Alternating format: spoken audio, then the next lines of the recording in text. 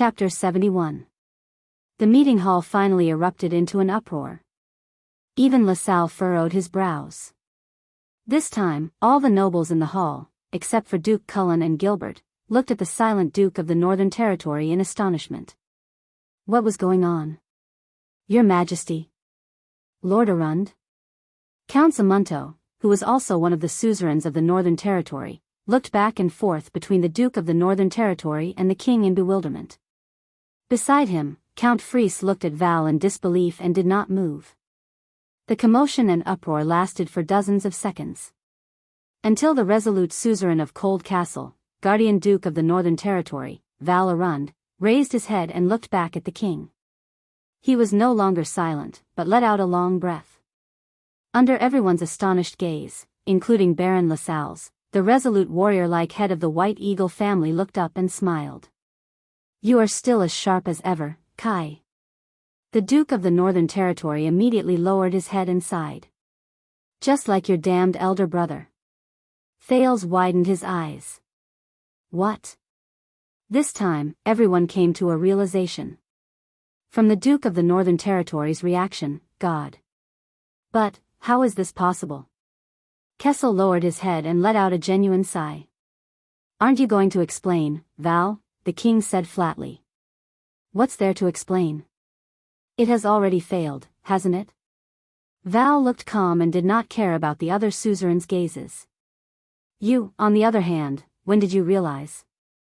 The ones who intercepted and killed the diplomat group were obviously the other suzerains, weren't they? I appeared to be so innocent. The Northern Territory and the royal family were obviously the targets of the scheme. Zayn looked at Val in disbelief. Yes, impossible. The assassination of the diplomat group was obviously done by the nobles in New Star. And the Duke of the Northern Territory was not even in our group. Kessel lowered his eyebrows and said gloomily, yesterday, during the national conference, during the higher parliament's vote, you voted against it too hastily. The king's voice was filled with complicated emotions. I had my suspicions at that time. You know, compared to Koster's help, would not sit idly by and do nothing about the Northern Territory. You have no reason to oppose my son becoming the heir just because of the One-Eyed Dragon's promise. Koster, the One-Eyed Dragon Duke, looked at the Duke of the Northern Territory in astonishment as he recalled the scene of the vote yesterday afternoon. Is that so? Val smiled sadly. How do you know I have no reason? You know I hate you, don't you? Because Licia, the person you hate is me. King Kessel was expressionless, but his fists under his sleeves, which no one could see, were trembling slightly. But you are a noble person. You will not vent your anger on my son. Many people immediately looked at Thales, especially Baron LaSalle, whose expression was unpleasant. Unless you have a special reason to stop my son from becoming the heir, the king said in a low voice. But this is just a suspicion. Under the complicated gazes of the hall, Val sighed and said, maybe it's just a coincidence. That is why I tested Ekstet's envoy today. The king raised his head. His voice was cold. Humph, Val sneered. As expected, after the bloody year, you've become more and more paranoid. The king ignored him and continued to speak. With just a few words from Lyanna, she managed to find out that he was Archduke Lampard's man from Black Sand region. Only Lampard's men would be so anxious to change the topic to avoid exposing Archduke Lampard's ambitions. The Duchess of Blade Edgehill stared coldly at the Duke of the Northern Territory without saying a word. When he first arrived, he put on a show with you. He appeared to be an envoy who did not know the depth of the Northern Territory and was testing the defensive capabilities of Constellation's Northern Territory. You retaliated without showing any sign of weakness. Now, it seems that he was following the plan and stirring up a tense atmosphere, Kessel V said solemnly. Kessel V said solemnly, however, when I deliberately refused to choose between war and compromise, he clearly threatened me that the Northern Territory did not even have the military strength to defend Broken Dragon Fortress. Don't you think that this is contradictory? Suspicion began to deepen at that time. LaSalle's face immediately turned pale. The king lowered his head and said, moreover, he was obviously more interested in attacking me, provoking me, and even changing the king of Constellation than negotiating properly and fighting for Extet's interests for King Nuvan. Is it not enough for Lampard to obtain the land in the Northern Territory? Why is he still so interested in me and changing the Jade Star royal family? Obviously, he is working with someone from within Constellation, and my crown is the will of the collaborator. The problem is, who is qualified to work with the powerful vassal of Extet, Archduke Lampard of Black Sand region? Who can benefit together with him and achieve a win-win situation? I thought about it for a long time and considered Nanchester, Covendere, Cullen, and even Fakenhas. The most unlikely person is you, Val. Because when war breaks out, the Northern Territory will be the first to bear the brunt. You are more like a pitiful person who has been schemed against, a sacrifice, just like me. Heh heh. Fakenhas' voice was sharp. Unless, this is his voluntary sacrifice. Kessel V's gaze was as sharp as a blade as he stared at Val Arund. But when I think about it from another perspective, what can Archduke Lampard gain? King Nuvan's only son died in the Northern Territory, and the Walton family is destined to withdraw from the next King Selection Congress. So, what Lampard can gain is the territory in the Northern Territory, and the death of his competitors in the Northern Territory. In Constellation, who can ensure that these two things happen at the same time to the greatest extent possible? Kessel silently raised his gaze. There was a sorrowful expression on his face. It is you, Val Arund, the Guardian Duke of the Northern Territory who controls the Northern Territory. But I still do not believe it.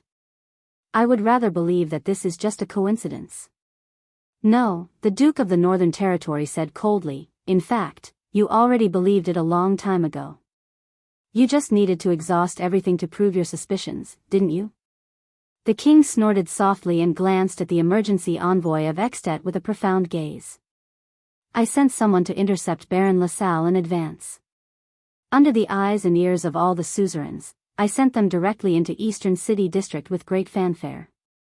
But until this morning, the hidden sentries of the Secret Intelligence Department ensured that they would not come into contact with any Constellations. They also did not know about yesterday's national conference, did not know about the change in the air, and did not know that their collaborator in Constellation was actually in a terrible state. Take a guess.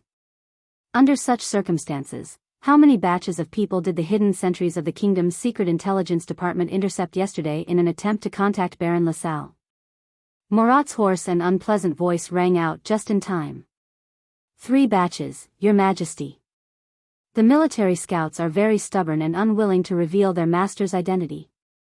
He chuckled and said, but what is the use of this? There are only a few places in the entire kingdom that have such tough soldiers. It is a piece of cake to track down the person behind them. Val lowered his head and sighed. They are my most elite scouts. The Supreme King said coldly, but I have not figured it out. But I haven't figured it out yet. What exactly is your agreement with Lampard, and how can it be fulfilled? Until this extension said that extensions prefer heroes on the battlefield. Yes, when war comes, the hero will always be the most dazzling person. Isn't that how Extet was built? And in this possible war, who has a better reason than the Duke of the Northern Territory to fight to protect his homeland? If the enemy is simply your collaborator, then it will be even easier for you to gain prestige and reputation on the battlefield. When war breaks out, you pledge your life to defend the Northern Territory and become the hero of the fight against Extet. You are also the only person who can deal with them. With no heir to the royal family, aren't you the most suitable to be the next king? Val laughed coldly. King Kessel looked at Val sadly. Did I say anything wrong? The one who betrayed the Northern Territory, the Guardian Duke of the Northern Territory. Is being king that important to you? So important that the originally noble and pure you will betray your territory, your people, and your country. The hall immediately fell silent. Even LaSalle looked troubled and did not say a word. Val Arund stared blankly at the floor for a long time. Until he shut his eyes tightly. Ha! Amidst the desolate laughter, he finally opened his eyes and said sadly, this should not have been like this. With a complicated expression, Val spoke slowly. Everything should have gone according to my script. The king narrowed his eyes. New Star, this group of suzerains of Constellation was originally formed after the Desert War 5 years ago to fight against your increasingly arrogant royal power. They, whether it was Cullen or Nanchester, all came to me, but I rejected them. But I realized that this was a once-in-a-lifetime opportunity. In the fight between them and you, I could achieve my goal. The goal that was so far away that even I did not believe it. Val walked forward to the center of the hall and looked into the non-existent distance. He sighed. I took the risk to go to Ekstedt and found Lampard. You should have seen the look on his face when I lowered my hood in front of him. That night, we formed an alliance. I was responsible for instigating Zamunto and Fries, inciting them to clash with Ekstedt from time to time at the border. For this, I did not hesitate to confer Pine Nut County to Zamunto. The faces of the two counts from the 13 distinguished families of the Northern Territory were pale and ashen. They looked at the Duke who had fought alongside them for many years. Lampard went to Ekstedt to operate. He made use of these conflicts to portray the diplomatic mission to Constellation and the revision of the Treaty of Peace as a great mission. This made King Nuvan decide to secretly send his only son to accumulate qualifications for his future king selection. He is old, and old people always want to arrange everything after their death. I leaked this news to New Star. There were many ambitious people like Nanchester and Covendier. They quickly realized that this would be a good opportunity to weaken the royal power. There was only one thing I did not tell them. That was, King Nuvan secretly sent his only son in the diplomat group. Now that I think about it, when they found out about this, they were probably quite frightened. Unfortunately, as the Far Eastern proverb goes, once you ride on the tiger's neck, you will never come down. Duke Cullen shook his head. Zayn snorted coldly. Only Koster stared at Val with gritted teeth. The suzerains thought that they were using Ekstedt's questioning and anger to weaken the king's prestige and royal power. Only Lampard and I knew that they were provoking a war between the two countries. Lampard was Ekstedt's source of information. He provided the diplomat group's itinerary and personnel. I, on the other hand, had the geographical advantage of the Northern Territory. I bribed the receptionists, monitored and guided them to the best assassination location. Then, those in the New Star, who did not know about this would deliver the final blow.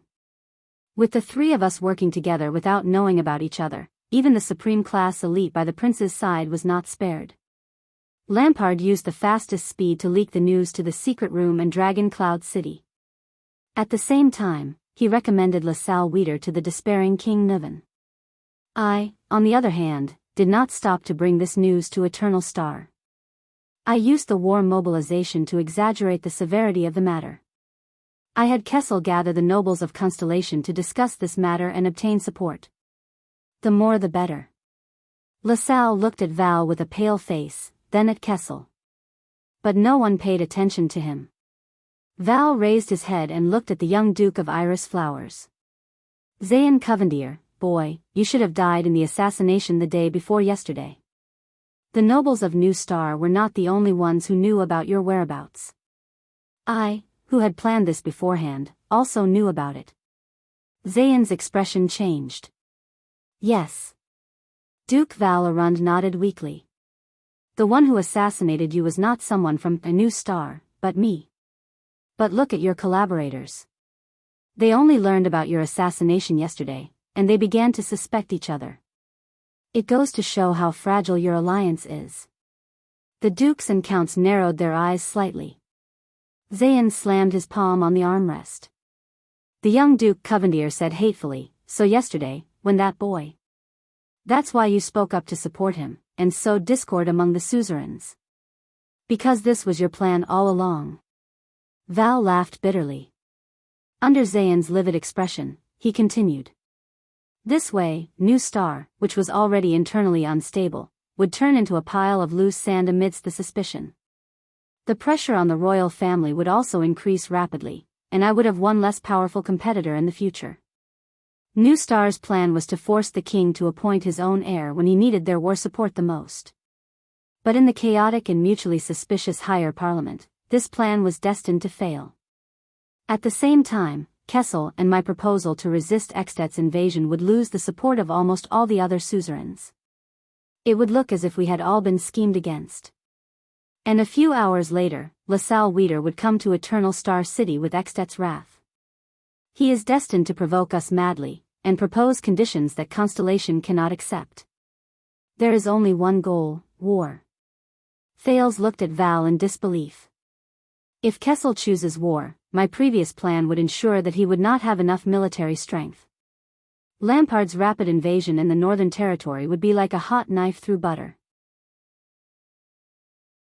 With the tacit understanding between Lampard and me on the battlefield, it would be enough to let Kessel die in glory and dignity, just like Prince Horace in the past. At the very least, he would suffer a few defeats, be disgraced, and lose all his prestige. If Kessel chooses to compromise and cede the Northern Territory, he would become a sinner of the kingdom. I would urge the suzerains and the people to force him to abdicate, but I would still join the war in the Northern Territory. When Eksted, especially when Lampard's army comes to take over the territory, the royal family and suzerains would shrink back and not come out. Only I would gather my troops and fight to the death. Only then would I appear more noble, like the only ray of light in the darkness. Hey! There's actually someone who calls me a hypocrite. Hearing this, the one-eyed dragon glared at Thales fiercely. Duke Arund crossed his arms and flashed a bitter smile. Yes, no matter which choice we make, we would suffer a catastrophic defeat in the Northern Territory. But I would reverse the situation and defeat Lampard in a few key battlefields during the darkest moment. After that, Lampard and I would appreciate each other's talents. After we formed an alliance, he would withdraw his troops in satisfaction with the territory that he had already occupied. I would become a well-deserved hero of the kingdom. Compared to Kessel, who was greatly condemned and had no suzerains to support him, I would become the most popular candidate to become the next king. Val Arund. Count Samunto could not suppress his anger. That is our Northern Territory.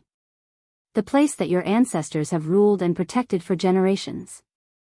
Stop talking nonsense. Count Fries looked at Val with a dark expression. Can't you see? He is no longer the Duke Iron Eagle we knew.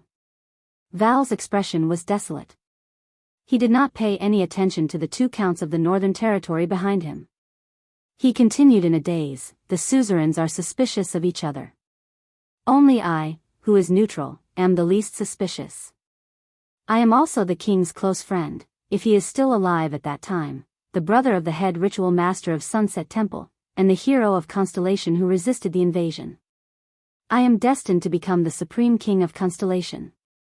As for Eksted, the Walton family has lost their last heir and is destined to withdraw from the next king's selection in dejection. At the same time, Lampard will obtain a large territory in the Northern Territory, as well as the glorious achievement of conquering Constellation's Northern Territory. His power will expand rapidly, and with the support of me and all of Constellation, he is also destined to become the next common elected king. Everything was going smoothly. Val Arund looked at Thales with a strange expression. There was regret in his eyes. Until this boy's sudden appearance messed up all the plans. Zayn did not die. Instead, he stood on your side. The effect of forcing the selection of an heir was not good. The suzerains of New Star did not fight to the death for the throne. Instead, they confronted the royal family over the appointment of a new prince. Eksted's envoy was trapped in your trap without knowing about the national conference and the new prince. But I could only continue walking on until, Val sighed and laughed mockingly. He shook his head indifferently. Just like that, I failed.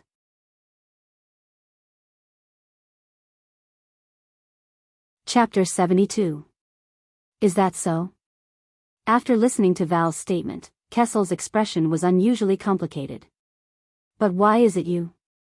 You are supposed to be a noble person, a pure warrior. You have your own creed. Haha. Val laughed inexplicably. Why can't it be me? Kessel paused and looked sadly at the scar on Val's chest that extended to his chin. You used to be my most trusted friend and brother. We grew up together in the capital. We were the best partners, the closest of brothers, even better than biological brothers like Midir. We even promised to marry each other's younger sisters. Enough. Val raised his head abruptly, his eyes filled with anger. You are not allowed to mention Lycia and Constance. You are not worthy. Thales had a thought. Lycia Arund and Constance Jadestar appeared in his mind, the lonely head ritual master and the small stone urn. The king's expression was gloomy. I know you hate me, but I thought it was all because of Lycia. As a suzerain, you are still loyal to me and to Constellation. Your creed is still noble and inviolable. Isn't that so? I do hate you, but, the Duke of the Northern Territory, who had betrayed the Northern Territory, said resentfully, everything I do is for Constellation. The king narrowed his eyes. What? Val Arund stepped out of the ranks of his vassals. His gaze was firm. If I can succeed, with a small price to pay, a short period of bloodshed, Constellation and the dragon, the shield and blade of the Western Peninsula will turn a new page. In the era of the ancient empire, Arund was the supreme family that ruled over the Northland province, while Lampard was the bloodline descendant of the king of rebellion, Quisso Lampard, who rebelled against the tyrant. Hatred and opposition have been passed down from 1,000 years ago until now, and have long been rooted in the blood. But if even archenemies like us can reconcile, what else is impossible? Thales sighed. No, you are not reconciling. This is an exchange of benefits. Val took a step forward and looked at the crowd with a fanatical expression. The conflict and hatred between the two countries will be overshadowed by the heroic friendship and loyal cooperation between me and Lampard. The descendants of the two countries, our children, will make a marriage contract. Their children will inherit both Constellation and Extet. Constellation and the Dragon, two great countries, will become one. Think about it, the heroic blood of the great dragon of the north will be poured into the descendants of the great empire. Val said excitedly, we may not be able to restore the glory of the empire, but we can definitely put an end to the flames of war in the north. The flames of war will never be reignited, and disasters like the Bloody Year will never happen again. The Northern Territory will enjoy peace forever. To hell with your peace, Count Zamunto spat on the ground. Eva did not care and clenched her right fist. We can even take it a step further. A new power will be established in the Western Peninsula. We will hold a shield in one hand and a blade in the other, pointing our swords at Camus Union and dividing the land of the merchants to benefit ourselves. After breaking the balance of power between the three strongest forces in the Western Peninsula, the rest will not be a problem. The Western Peninsula will soon be unified. So, the Duke of the Northern Territory gritted his teeth and looked around at the nobles and officials. This is all for Constellation, so that it will no longer have to suffer disasters, so that it will become stronger in the end, and so that Constellation and the dragon can have eternal peace. Thales frowned. Baron LaSalle coughed and said awkwardly, about this, I thought, bang. Kessel V punched the left arm guard. Shut up, Extension.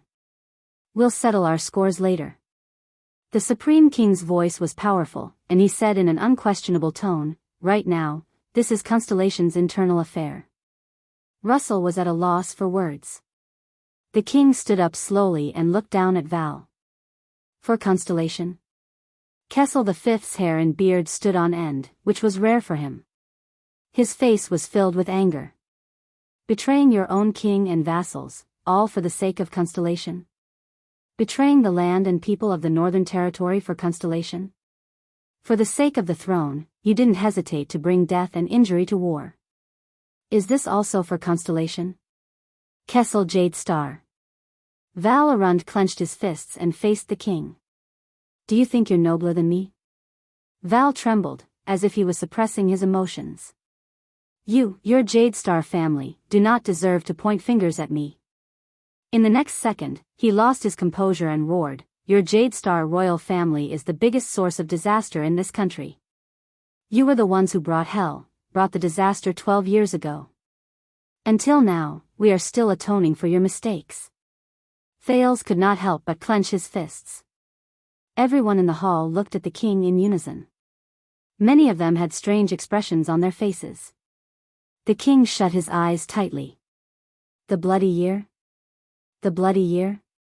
Ha! The bloody year. Val laughed bleakly. He raised his hands and clenched them into fists. The doubt in Thal's heart grew stronger. He looked at Gilbert. What secret is there about the bloody year that cannot be divulged, but is also of utmost importance? Val said angrily, after that disaster, everyone only remembers that the Jade Star royal family was slaughtered, and that the Tabark family was left with only an orphan girl. Who will remember the Northern Territory's contributions and sacrifices? The 15-year-old Duchess Lyanna took a deep breath and closed her eyes. Who will remember how much blood, how many corpses, how many widows and orphans were left behind when Extet's vanguard plowed our land? Who will remember that when the bloody year ended and the whole country celebrated the Fortress Treaty, almost 3/4 of the men and 1/2 of the women in the Northern Territory died? The remaining old and young had to go out to look for food in the cold winter, or else they would starve to death at home. Half of those who went out to look for food froze to death in the wild. When I was crowned with the title of the Guardian Duke of the Northern Territory, the first thing I did was not to help them find food, but to bury those who starved to death or froze to death. Otherwise, their corpses would be dug out and eaten by the starving people who could not even walk. Have you ever seen such a scene, young master of the capital city? Who will remember that my father refused to surrender after Cold Castle was breached? His head was hung in front of Cold Castle's city gate for an entire month. When I untied him. And every day when I went in and out of my own castle, I saw that damned city gate. The sword of reversing light, Prince Horus, penetrated deep into Extet's encirclement. He was courageous and unyielding. He fought to the death without retreating. He was wounded 11 times and died a heroic death. How glorious was that! But who would have known that my brothers, Arun's sons, protected him closely by his side until they died? Rohan, Kuer, and Nolanar. The Prince of Constellation's body was solemnly carried back to the capital city. Beside him, my brothers were chopped into meat paste by Extet's axemen. I could only scoop up that pile of sticky meat mixed with mud and flesh and bury it after the deed was done. Who remembers them? My sister and my wife's carriage disappeared in the chaotic wilderness. There was no news of them for 12 years. I had countless nightmares about them. God knows what they encountered. You still dare to say that I only have one daughter as my heir? Why do you think I sent my 7-year-old daughter to the Tower of Eradication? Was it to groom her to be my heir? Bullsh *T. I sent my daughter to the Tower of Eradication because I was afraid that when I was not around, Miranda would be eaten alive by starving people who climbed over the ruins of Cold Castle. Kessel V shut his eyes tightly. Many people in the hall recalled those days and could not help but lower their heads. Val trembled as he said, after experiencing that kind of hell, the desert war 5 years ago, how could you, Kessel Jadestar, still think that we have too few troops? Think that our army is not as strong as it was 5 years ago. Think that we do not even have enough cavaliers to form 5 vanguards. Do you think that the person I hate is you? Do you think that I hate you for not marrying my sister? Hate that you let her down and made her become a priestess who will never marry? No. I hate Jadestar. It's your damned family. All the disasters are because of your delusional, idiotic father, your uncle, who treats rudeness as humor, your gloomy eldest brother, your conceited, condescending, and good-for-nothing brothers, and you, the supreme king who was born with the blood of a tyrant of the empire. It's this Jadestar family, who is always associated with the calamities, who brought the bloody year to Constellation, who brought this kind of hell. Calamities? Associated with the calamities? He subconsciously looked at Gilbert, who was beside him. But the latter only pursed his lips tightly and did not say a word. Do you think that you are some kind of tragic king? A Jadestar royal family that only has one person left? No. Eva roared crazily, you've only ever cared about yourself, your will, and your world. Why do you think that you have come this far? Everything that happened to you in the bloody year was brought upon yourselves. Just like that damned father of yours, both of you knew what your choices would bring about, but you never cared. You never understood your own vassals, never cared about your subjects, never cared about the people around you, Iron Hand King. Don't you find it ironic when they call you that? You are not an Iron Hand, you are simply cold-blooded. Val, whose emotions had reached the peak, roared in misery and despair.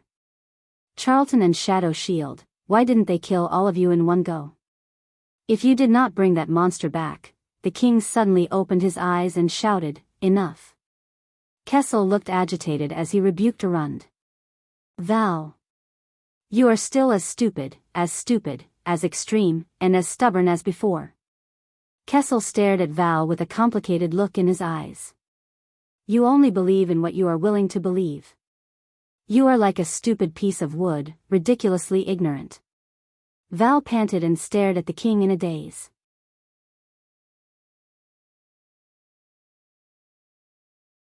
Chapter 73. Two members of the royal guards in eternally new silver armor walked to Val's side without a word. Duke Cullen shook his head helplessly. Friends are heartless, brothers turn against each other. Is there anything more tragic than this? No one answered him. After a while, Val Arund smiled faintly and raised his head. At least I did something. He looked at Baron LaSalle, who had a strange expression on his face. I brought war, didn't I? Even if Lampard and I planned everything, weren't the restless nobles of Constellation the ones who killed the prince? In a split second, Zayn, Koster, and some of the counts all had strange expressions on their faces. Only Duke Cullen was still shaking his head and sighing, as if he was still immersed in the earlier falling out between the brothers. Val said mournfully, Kell, Constellation has yet to recover from its injuries and is no match for Extet. What are you going to do? Then you shall watch from here, the king said coldly. Compared to a coward like you, watch me. Watch how the cold-blooded Iron Hand King faces the wrath of the great dragon.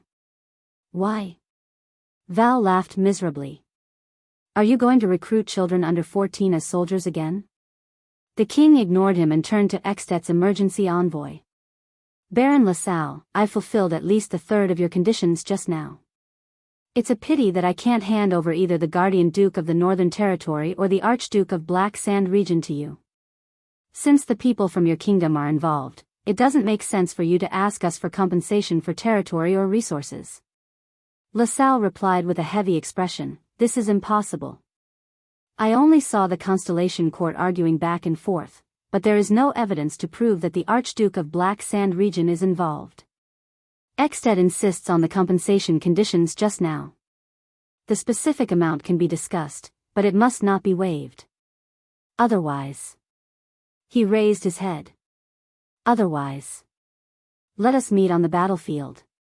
Let our swords do the talking. The nobles in the hall began to whisper. Val, who was guarded by the guards on both sides, even began to sneer. Moreover, King Nuvan's anger and despair after losing his only heir cannot be quenched by a mere murderer. LaSalle added with a gloomy expression. The king sighed. Yes, Kessel V said gloomily. I feel it. Russell raised an eyebrow. I can feel his anger and despair, the king said dejectedly. To King Nuvan, this is indeed unfair. The diplomat group was assassinated, the prince was unfortunate. No matter who did this, not only did they humiliate Extet, they also humiliated Constellation. Constellation's humiliation in this matter is 1,000 times, 100 times greater than the former. Many gazes swept towards Val. The king raised his head, his eyes cold. Constellation has never thought of running away from its responsibilities. Since it is unfair, we must pay the price for it. The two counts of the northern region immediately tensed up. Was the king really going to sacrifice the northern territory? Well, after all, Duke Arund, Zamunto stole a glance at Val, who was smiling nonchalantly. Your Majesty is indeed a responsible and courageous person. Baron LaSalle smiled. Whether it is Pine Cone County, Bear County, or the area around Cold Castle, the specific land and even the area can be discussed, as long as we are satisfied, you will definitely be satisfied. The king said coldly. Under the watchful eyes of the crowd, the Supreme King of Constellation grabbed the scepter beside his hand, stood up from his throne again, and slowly walked down the stairs. With heavy footsteps, Kessel V walked towards the puzzled LaSalle. Go and reply to King Nuven and your master in Black Sand region. Constellation is deeply sorry for the assassination of the diplomat group. They are deeply guilty. LaSalle smiled and nodded slightly. I will convey your message. As for compensation, we need a map to measure the territory, no. LaSalle was stunned. The Supreme King said coldly, Constellation does not have any territory to compensate Extet, and it cannot make up for King Nuven's grief and loss. LaSalle's expression changed. Thale's breathing tightened. Is this going to be a sign of this _ Sparta, ? But Constellation will not shirk its responsibility. The king said softly. The next moment, all the hair on the prince's body stood on end. Because the 39th Supreme King of Constellation, Kessel Jadestar, slowly raised the scepter that shone with strange starlight and pointed it at Thales. You haven't met him yet, right? Kessel V said slowly, this is Thales Jadestar, the second prince of Constellation, my son, and my only heir.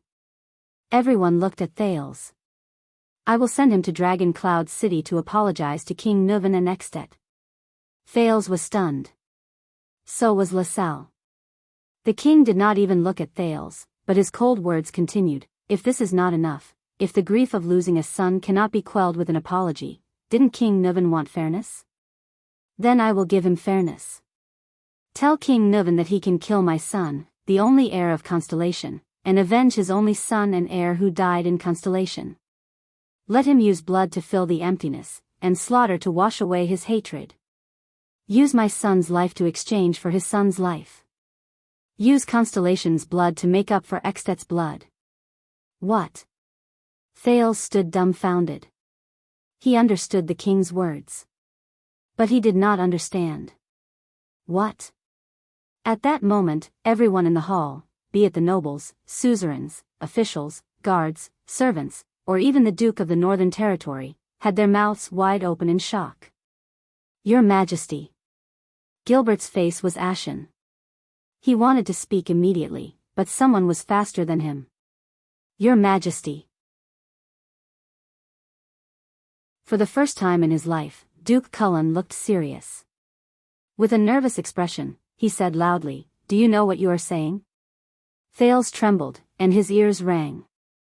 But he could not feel his own breathing. Shut up, Bob, Kessel replied coldly. Your king has already made his decision. Cullen stared at the Supreme King in a daze. He could not say a word. Even Fakenhaz could not laugh. Behind him, Zayn looked at Thales with a complicated expression. The one-eyed dragon lowered his head in deep thought. At that moment, the 9-pointed star crown on Kessel's head shone brightly. Like a heartless god, he said to the completely stunned LaSalle, on a personal level, one father's only son in exchange for another father's only son should be able to alleviate his anger and despair, right? On a personal level, the heir of Constellation's king in exchange for the heir of the Archduke of Dragon Cloud City, this is fair, isn't it? The king stepped on the ground. His deep and awe-inspiring voice boomed like thunder. Since we are both stained with the blood of each other's only heirs, Constellation no longer owes Extet anything. This is fair, isn't it? At that time, we will no longer be able to turn back. We will let go of all our worries and burdens, and with the determination to completely destroy each other, we will wage an all-out war. This is fair, isn't it? LaSalle's pupils shrank continuously. He was already dumbfounded by the king's sudden and shocking words. He raised the scroll in his right hand, and his chin trembled. He wanted to say something, but nothing came out. It was one thing to use a bad diplomatic incident to fight for Extet's, and perhaps Archduke Lampard's, interests. But, sacrificing their only heir, and Constellation was not like Extet's king selection system. If the prince who inherited the throne was killed, this would be a blood feud that would last for generations or even dozens of generations. It would make the two countries irreconcilable enemies that would fight to the death, and trigger a war to destroy the country. This was another matter. Under King Kessel's awe-inspiring and powerful gaze, LaSalle broke out in a cold sweat. His eyebrows kept changing, as if there was a fierce battle going on in his mind, to decide on his reaction and wording. This. With my level, I am unable to give an immediate answer to this matter. He stuttered. Kessel V roared angrily, then go and ask your king. LaSalle was so frightened that he took a step back. The Supreme King did not look at Thales. He continued to speak gloomily. Tell him that last night, I have already dispatched Baron Araka Murch with 2,000 regular soldiers of the royal family to Broken Dragon Fortress. Prince Thales will depart soon after and personally meet King Nuvan. He will be at his disposal. This is the price that Constellation can pay. The people in the hall did not even dare to breathe loudly. The king glanced at LaSalle, who was frowning and at a loss for what to do.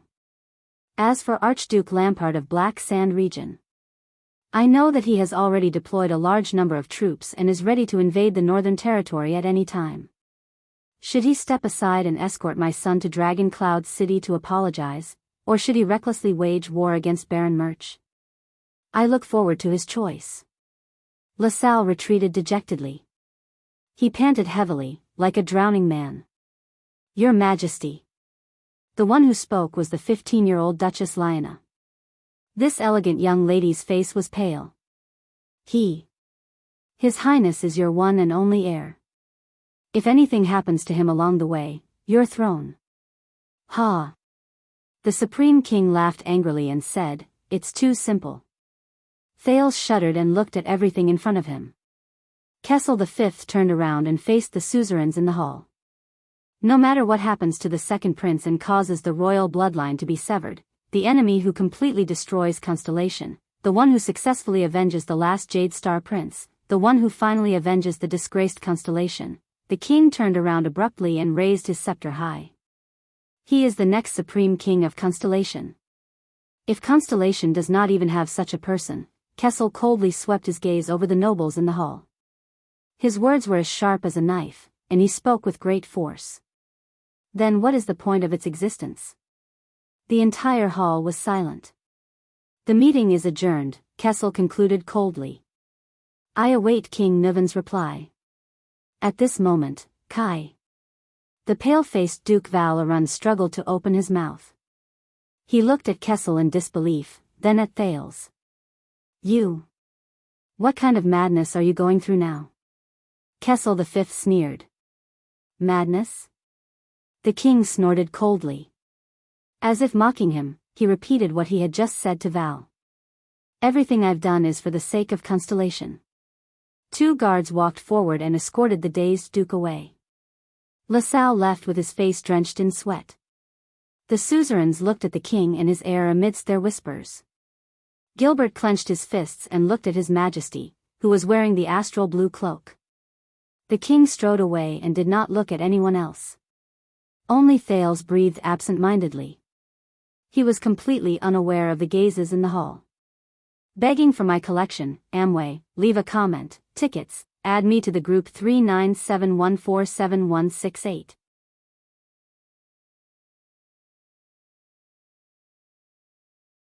Chapter 74.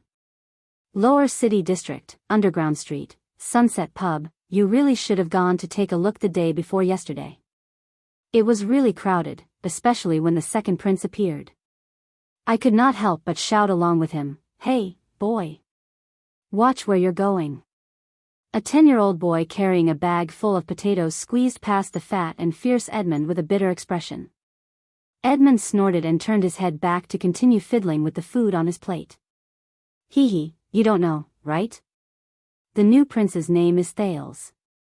It's exactly the same name as that black-haired rascal who always came here to freeload. Boy, why are you turning your head back? What does the prince have to do with you? Get back to work. I heard that the philandering Kessel wants to use his life to make peace with Ekstedt. Today, everyone in the market is talking about this. Everyone is filled with righteous indignation, saying that the suzerains of Constellation are all good-for-nothings who can't protect the country, and that the royal family has sacrificed too much for Constellation. Bah, that Jade Star royal family that only produces lunatics. You don't know, 12 years ago, I was in front of the palace gate. In front of Edmund was a young girl in tight trousers and a sleeveless coat. She was bored to death and was fiddling with her short brown hair. She leaned against the food delivery window between the front desk and the kitchen, looking as if she had nothing to live for. The face of this nimble and valiant brown-haired girl twitched. She gritted her teeth and said, "I say, before you tear it into pieces, are you going to give me that plate of steak or not?" Edmund raised his head with a furious expression. He glared at the female bartender of Sunset Pub, Jayla Charlton, and pushed the steak in his hand towards her. Jayla turned around and passed the steak to the timid little girl with a scar on her face outside the front desk. Behind her, Edmund snorted. "What kind of attitude is this? I just want to have a chat with you, to enlighten you so that you can forget about that golden-haired, green-skinned heartless man." Jayla rolled her eyes fiercely. Her delicate face was as long as the surface of a pen. She turned her head and replied angrily, "Damn fatty. If you bring this up again, I will give your dream lover." "Hey, hey, hey." The plump chef Edmund's expression changed drastically. He raised his chubby hand and slapped the delivery window twice. "You're going to fall out with me just because of a disagreement? I'm just concerned about my cute niece's relationship progress. You know, the most important thing for two people is to have a common language. If a gangster bartender and a police officer get together." Jayla could not take it anymore and punched the bar counter. "Everyone, listen up." Jayla shouted in a loud and gruff voice, attracting the gazes of all the customers. "My 41-year-old uncle, the chef of Sunset Pub, Edmund Scorch, loves the woman he loves the most in his life." At that moment, Edmund sucked in a breath of air like a pet cat with its fur standing on end. Before Jayla could reveal the name, the fat chef roared with all his might, "That's right. Stop." Jayla shut her mouth and looked at him with disdain. She said disdainfully, "Single dog, coward, unrequited love." Edmund glared at his niece dejectedly and said embarrassedly, "That's right. There are no more potatoes.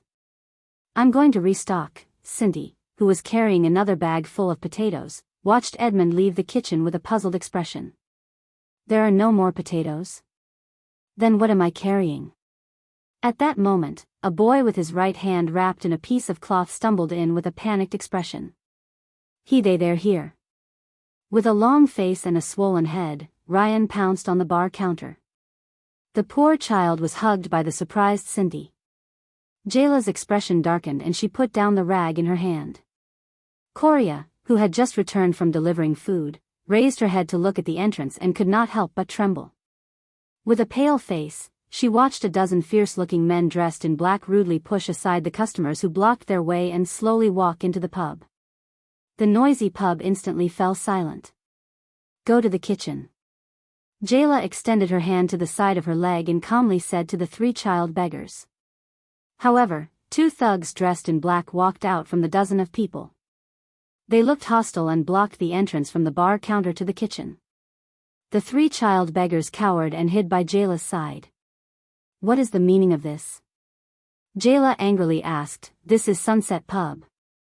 This is not Black Street. Even Morris would not dare to behave atrociously here." However, the thugs were unmoved. They only walked to every corner of the pub with indifferent expressions, as if they were standing guard. One of the thugs, who looked like a tough guy, took out a single-sided axe from behind his back. Under the angry and fearful gazes of a few customers, his expression was cold as he swung the axe with one hand. He chopped at a table. Bang. The huge force smashed the table in half and sent it flying. Many customers covered their heads in panic, trying to block the flying shards. The resolute axe man turned his head coldly and said loudly to the others in the pub, "The Brotherhood is doing business. The Brotherhood has business. Get lost." The customers in the pub recognized the identity of these people and whose subordinates they were. Thunder Axe Osku, one of the 13 generals of the Brotherhood. They were the tough guys who were in charge of smuggling arms across borders. Many people stood up without hesitation and left the pub as if they were fleeing. At that moment, a silver bolt of lightning flew towards Osku at an extremely fast speed. It was a flying knife with a strange arc. Sunset Pub's famous wolf limb knife. Osku's expression changed. He swung his axe and knocked away the flying knife just in time. Ding. But Osku's body trembled. He was shocked to find that the flying knife had a strange power that vibrated and transmitted to his hand. He could not help but freeze. Osku gritted his teeth to resist the tremor. What is this? An even faster slender figure had already grabbed another knife and was flying towards him from the bar counter at an extremely fast speed. Sniper knife. It went straight for his throat. Osku's pupils shrank while he was still frozen in place. He could not dodge it. But the expected splatter of blood and flesh did not come. Jayla gritted her teeth and watched in disbelief as the knife she was supposed to cut into Osku's throat was held tightly by a hand wearing an iron glove. The owner of the iron glove was a middle-aged man with a face full of scars. He stood beside Jayla, and at the critical moment, he pinched the Charlton family's instant kill knife. I still remember that as a Charlton who gave up on his family's profession, "You are just a useless ordinary class," the scarred middle-aged man said coldly. "If it were not for the reversed machete, you would not even have the chance to be a bartender here. The Brotherhood does not accept trash. But judging from the strange tremor on your knife, you have unknowingly become a supra-class elite." The middle-aged man let go of the knife in his hand and snorted. "It seems that the killings and battles in Red Street Market have improved you." As expected, the people of the Charlton family can only improve their skills by bathing in blood. Jayla took a step back with a face full of anger. She gritted her teeth and looked at the great enemy in front of her. Damn it. After Red Street Market, she had clearly improved so much. She had reached supra-class and mastered strange tremor. But why was this guy able to catch her instant kill knife? The remaining customers whispered among themselves and left dejectedly. One of them looked puzzled and wanted to argue, but he was immediately pulled away by another customer who knew the situation. They recognized the middle-aged man with a face full of scars. He was one of the 6 powerhouses of the Brotherhood. He was second only to the Crownless Fist, Senza in the arms smuggling business. Iron Heart Shanda Rhoda. He was also Quide Rhoda's father. Jayla secretly gritted her teeth. The customers did not hesitate and immediately ran away. You do not have to wonder why I could catch your knife. There is never a certainty in a battle. The so-called division between ordinary class and supra-class is just a saying. Rhoda, who looked ferocious because of the scar, snorted softly. He did not even look at Jayla. Osku looked at Jayla with a face full of indignation. He put the axe back on his back and pulled out a chair for Rhoda. Due to various reasons, it is very normal for people of the same class to be crushed by one side, or for people of different classes to be evenly matched. Rhoda, whose face was full of scars, casually sat down on the chair. He crossed his arms and looked at the female bartender, who looked as if she was facing a great enemy. When I was young, I even saw a supra-class swordsman. In a battle where the disparity in strength was so great that it was almost impossible for him to win. He killed 2 supreme-class elites. What? Jayla's pupils shrank. Rhoda looked at the shocked Jayla and said with a smile, "That was the battle where the person I admired the most became famous. Faced with that kind of encirclement and that kind of enemy, I thought I was going to die there, until he raised his sword. So, from then on, I no longer believed in any absolute division of strength. Even supreme-class elites could be killed like pigs." Rhoda leaned forward. There was a thoughtful and serious look on his scarred face. "Then why is it impossible for my useless son to be killed by a few child beggars?" Jayla furrowed her eyebrows and looked at Rhoda in surprise. He really came. The 3 children behind her shrunk even more. Jayla subconsciously took a step to the side and blocked the three children. She raised the knife in her hand. Now, are you sure you still want to use your knife in front of me, little girl? Rhoda exhaled and smiled in satisfaction. The female bartender glanced at Oskar and the dozen strong men around him from the corner of her eyes. She knew that this was the elite team in the Brotherhood who were in charge of smuggling firearms. She could not fight against them. Jayla gritted her teeth and stabbed the wolf-limb blade in her right hand into the table by the side. Damn it. What should I do? So, this is the original form of the reversed machete? The middle-aged man with the scar looked at the strange curve of the wolf-limb blade. He used the iron glove on his right hand to rub the 4 rings on his left hand and said slowly, "The legendary assassin of the Brotherhood changed his weapon because of the creativity of a little girl like you. In just a few years, he even changed his nickname. How rare." "I call it the wolf-limb blade," Jayla said coldly. She looked like she was trying to chase him away. "What does it matter? No matter how famous the name of the weapon is, it doesn't matter." Rhoda laughed softly. "The key lies in the person who uses it. In your hands, this knife can only cut meat, but in the hands of the reversed machete, it can break through layers of defense and kill the previous Duke of Iris Flowers of Constellation." Jayla furrowed her brows and looked at the middle-aged man with the scar in front of her. "Let's get down to business," Jayla said coldly. The old man doesn't like people interrupting his business. Shanda Rhoda, a terrifying existence among the 6 powerhouses of the Brotherhood, sneered. "Do you think you can scare me with the reversed machete?" Jayla did not answer. But she felt a chill in her heart.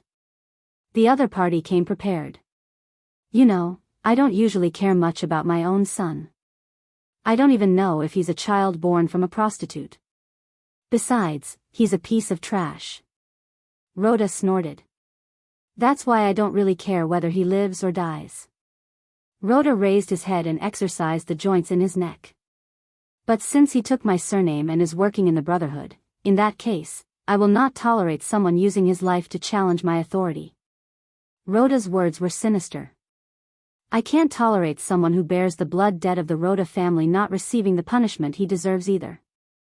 Jayla furrowed her brows. She looked around her again. "What should I do? When will Edmund return? What about the old man?" "It took me some time to track him down to this place," Rhoda said flatly. "I broke more than 10 child beggars, and only then did I find out that the most suspicious murderer might be hiding in Sunset Pub." Rhoda's gaze fell on the 3 children. Coria was so frightened that she immediately cried. Jayla gritted her teeth and thought of Thal's words. She took a step forward and said loudly, "They have nothing to do with your son's death. There's a missing boy, and he's the real murderer who killed Quide." Rhoda laughed out loud, and the scar on his face trembled. "I know. This brat with a broken arm also said the same thing. Thales, right? He has the same name as the new prince. Then the question is, where did he go?" Jayla took a deep breath and forced herself to forget about that night in Red Street Market. "You shouldn't have asked me." Rhoda narrowed his eyes. "Then why are you protecting these 3 child beggars so tightly? Does Sunset Pub really need 3 child beggars who can't even lift a plate to operate?" "That's my business," Jayla pursed her lips and said. Unexpectedly, Rhoda raised his eyebrows and nodded. "That's true." While Jayla was puzzled, Shanda Rhoda leaned back nonchalantly and waved at his subordinates. "So, I guess you won't mind, leave all these runaways to me?" Before Jayla could react, Rhoda's subordinates stepped forward without hesitation. Amidst the cries and kicks of the 3 children, the thugs coldly separated them and roughly carried them on their shoulders. "Sister Jayla!" Coria cried, but her mouth was covered by a thug. Cindy's arm was held behind his back, and he groaned in pain. Ryan only shivered and allowed the thugs to subdue him. Jayla glared angrily. "You!" The agitated female bartender suddenly pulled out the knife on the table. As her figure moved, the swift killing knife, which had forced the bald Sven to surrender and beg for mercy in Red Street Market, was resolutely unsheathed. Her target was Rhoda. But before she could move the knife a foot further, Rhoda's body did not move. He stretched out his arm. The gauntlet firmly gripped her knife again. As if a mamba snake had its weak spot seized, Jayla's swift figure instantly froze. Jayla looked at the indifferent Rhoda in shock. She felt as if there was a huge rock hanging on the knife in her hand. She had to hold it with all her might to prevent it from falling out of her hand. At that moment, the female bartender's expression was extremely unpleasant. Impossible. The swift killing knife, which is known for its speed, ingenuity, and dexterity, was actually. Don't force me, young lady, Rhoda said flatly. We are both supra classes, but when it comes to fighting, I have 100 ways to effortlessly defeat you. Jayla watched in disbelief as the wolf-limb blade in her hand was forcefully bent by Rhoda. The gauntlet loosened and let go of the deformed wolf-limb blade. But immediately after, the blade of an axe blocked Jayla's throat. This time, you won't have a chance. Aoschok's eyes burned with fighting spirit. Jayla bit her lip and looked at the enemies who seemed to have the intention to surround her. She said angrily, this is Sunset Pub. You are challenging the old man's authority. Rhoda stood up coldly. Listen up, young lady. Anger and hatred appeared in his eyes. I respect your family name and the owner of this pub. This is why I have not touched a single hair on you. I have already shown my greatest friendship and goodwill, as well as my respect for the reversed machete. Jayla raised her head indignantly. But you can't, but Rhoda roared and interrupted her. Enough with the nonsense. Jayla was stunned for a second. With a ferocious expression, Rhoda walked in front of her and stared down at her. Do you think I don't know that you are related to my son's death? Hundreds of people saw him come to your pub, and you crippled one of his hands. He knows. Under great pressure, Jayla's breathing quickened. I don't care how he was schemed against. Rhoda exhaled and laughed savagely. I only plan to get rid of all the people related to his death. The 3 children continued to struggle and kick, but they gradually lost their strength. Rhoda's scarred face twitched, and he said in a terrifying manner, that's why I have been very lenient toward you. Young lady, you should go and see that Nair Rick. Lance said all sorts of good things for him. Jayla's heart trembled. Rick?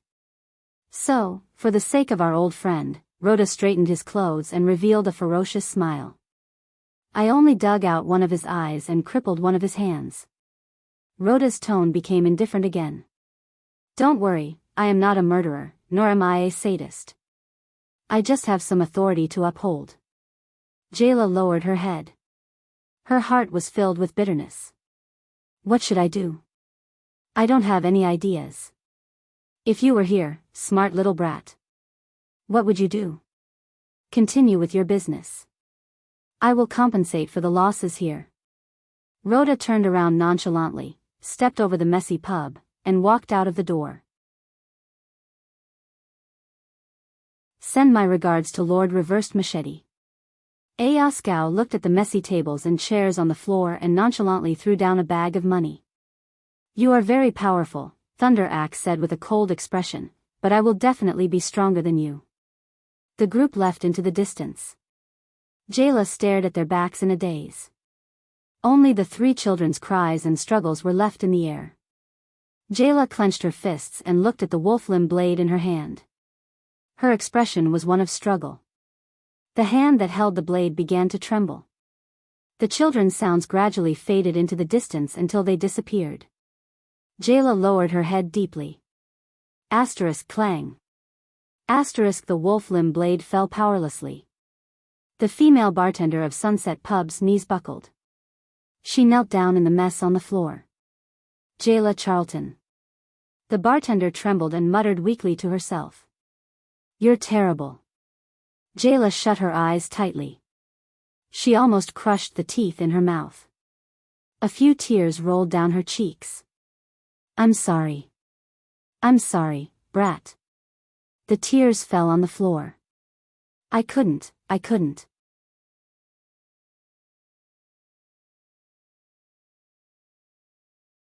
Chapter 75. Mindy's Hall. On the training field where snow was falling, a small figure held a heavy and thick wooden sword and shield. As his footsteps intersected with the sword and shield, he deflected the wooden sword of a guard in front of him. Thales panted as he supported himself with the wooden sword. He straightened his body again and shouted, again. His training target, the leader of Mindy's Hall's Jade Star Private Army, Cora, was looking at Thales with a troubled expression. How long has His Highness been like this? On one side of the training field, Count Gilbert Casso asked a Jade Star Private Army soldier beside him with a worried expression. Since this morning, training has been going on for 3 hours, sir. The guard was equally worried. And last night, the light in His Highness' study room was lit for the whole night.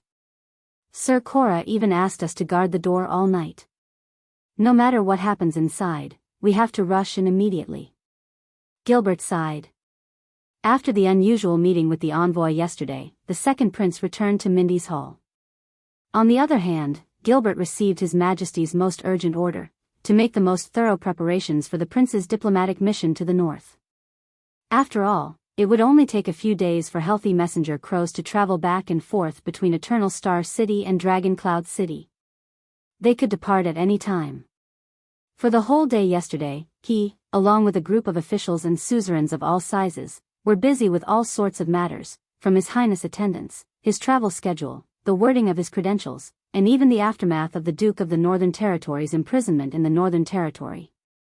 He only had the time to visit Mindy's Hall now.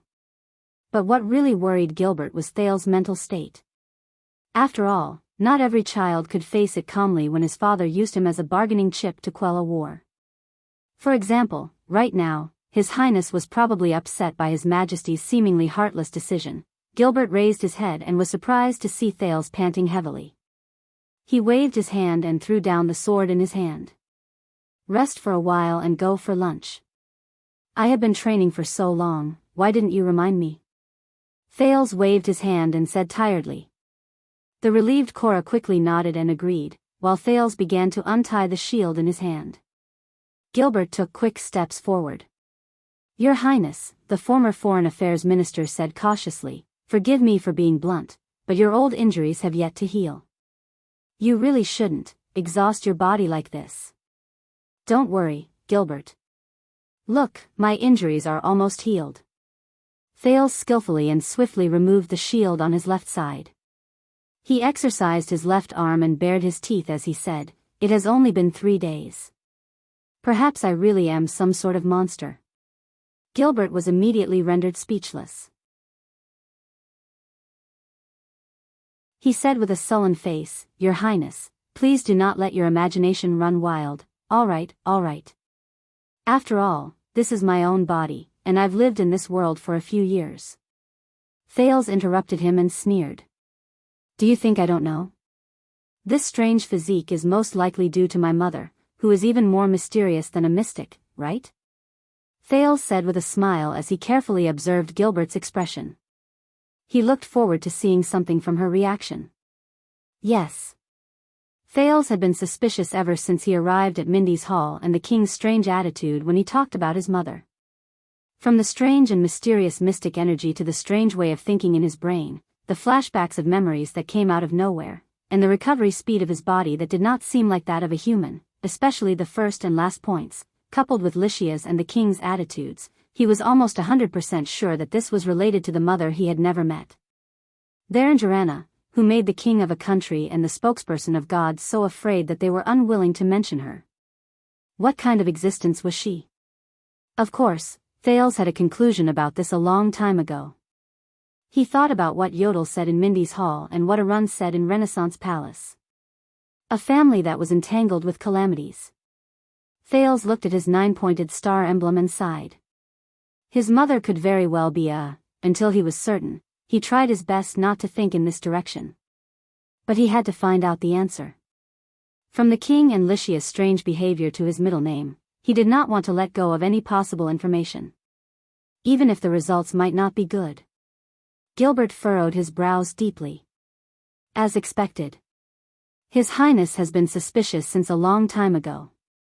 Your Highness, Gilbert exhaled, shook his head and said, "It is not convenient for me to comment on your background, but you must know that you inherited His Majesty's Jade Star bloodline. It also originated from the ancient empire and extended to the final empire. It is the noblest bloodline in human history, the bloodline of the imperial family, the Carluz family. Perhaps this ancient and great bloodline still hides some unknown secrets." Thales sighed.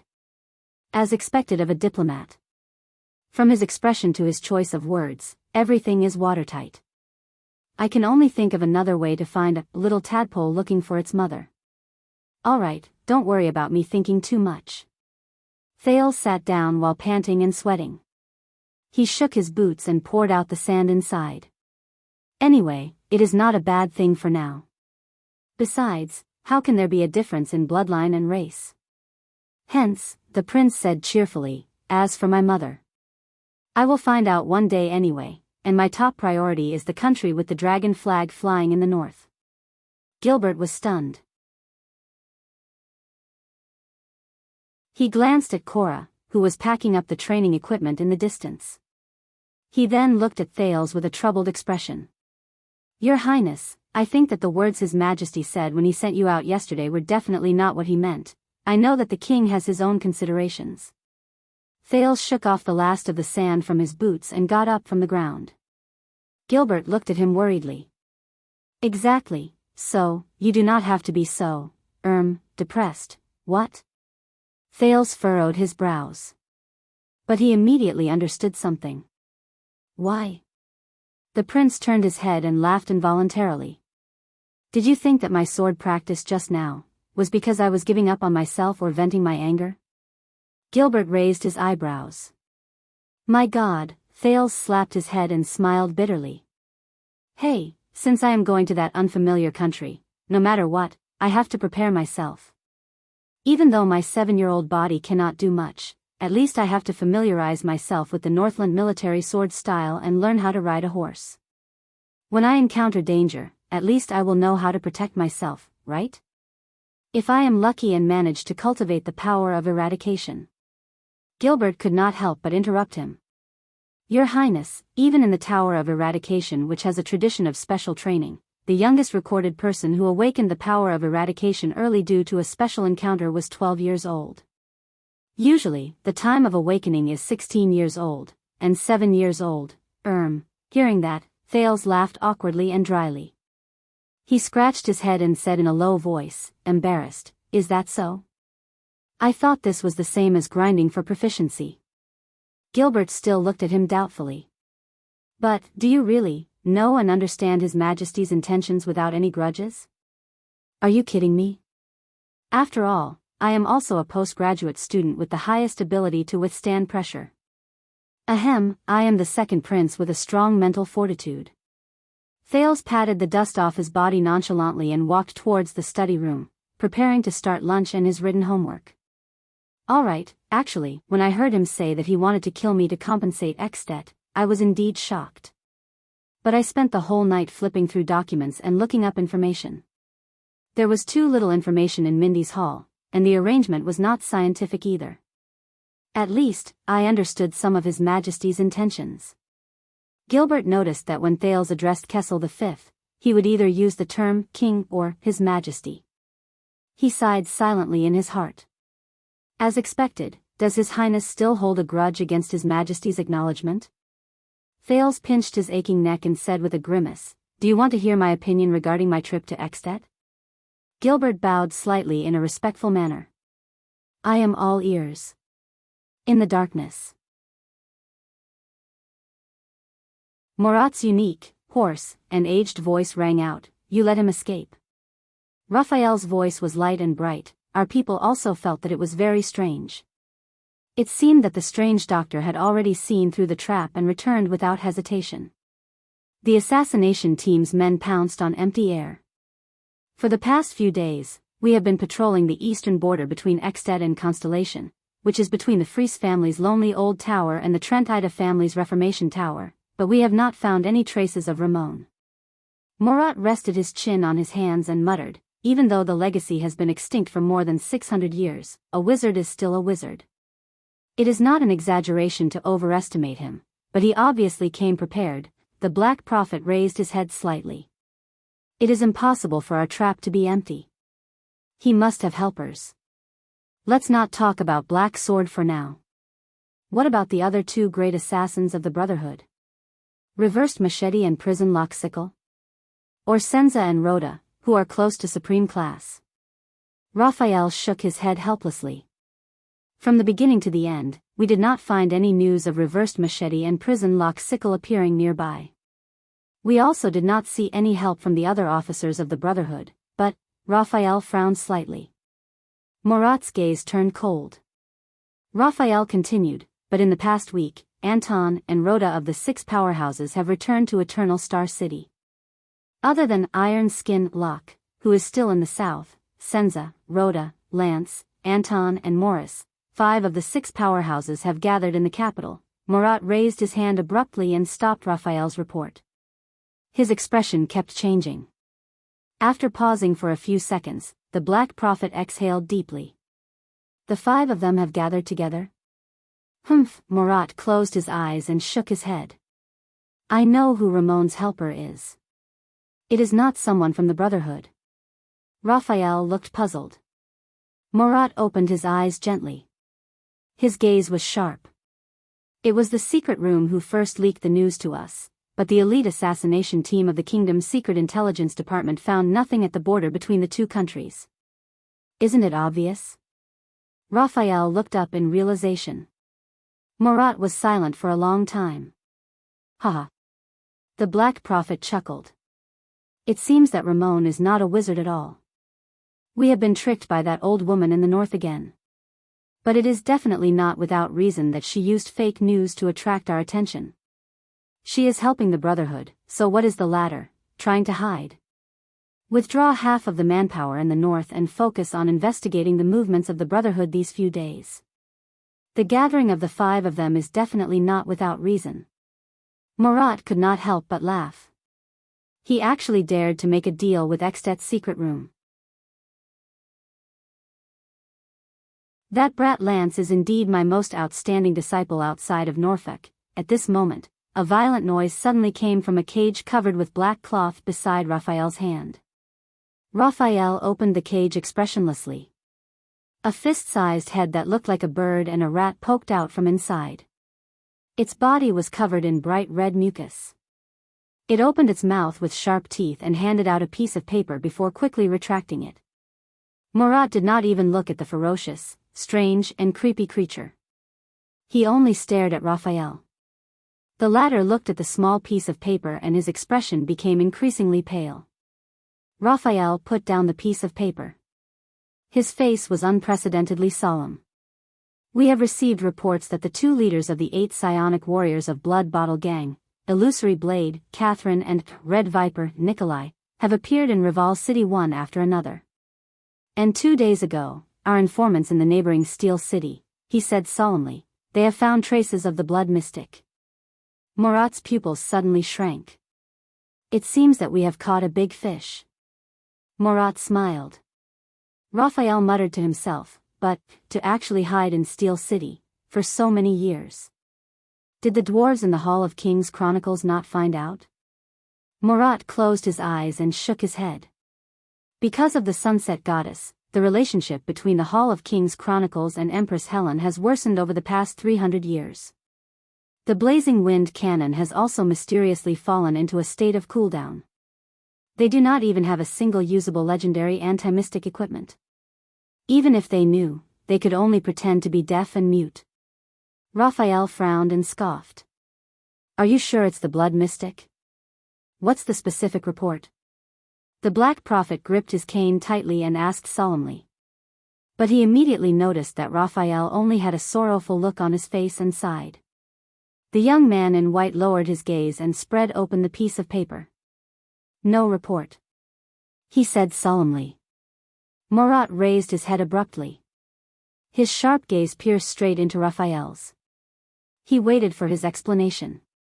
The young man in white exhaled and said faintly, the reason why we discovered the blood mystic is because, from the city of Steel to Rival City, we have a total of 34 spies, all of them died.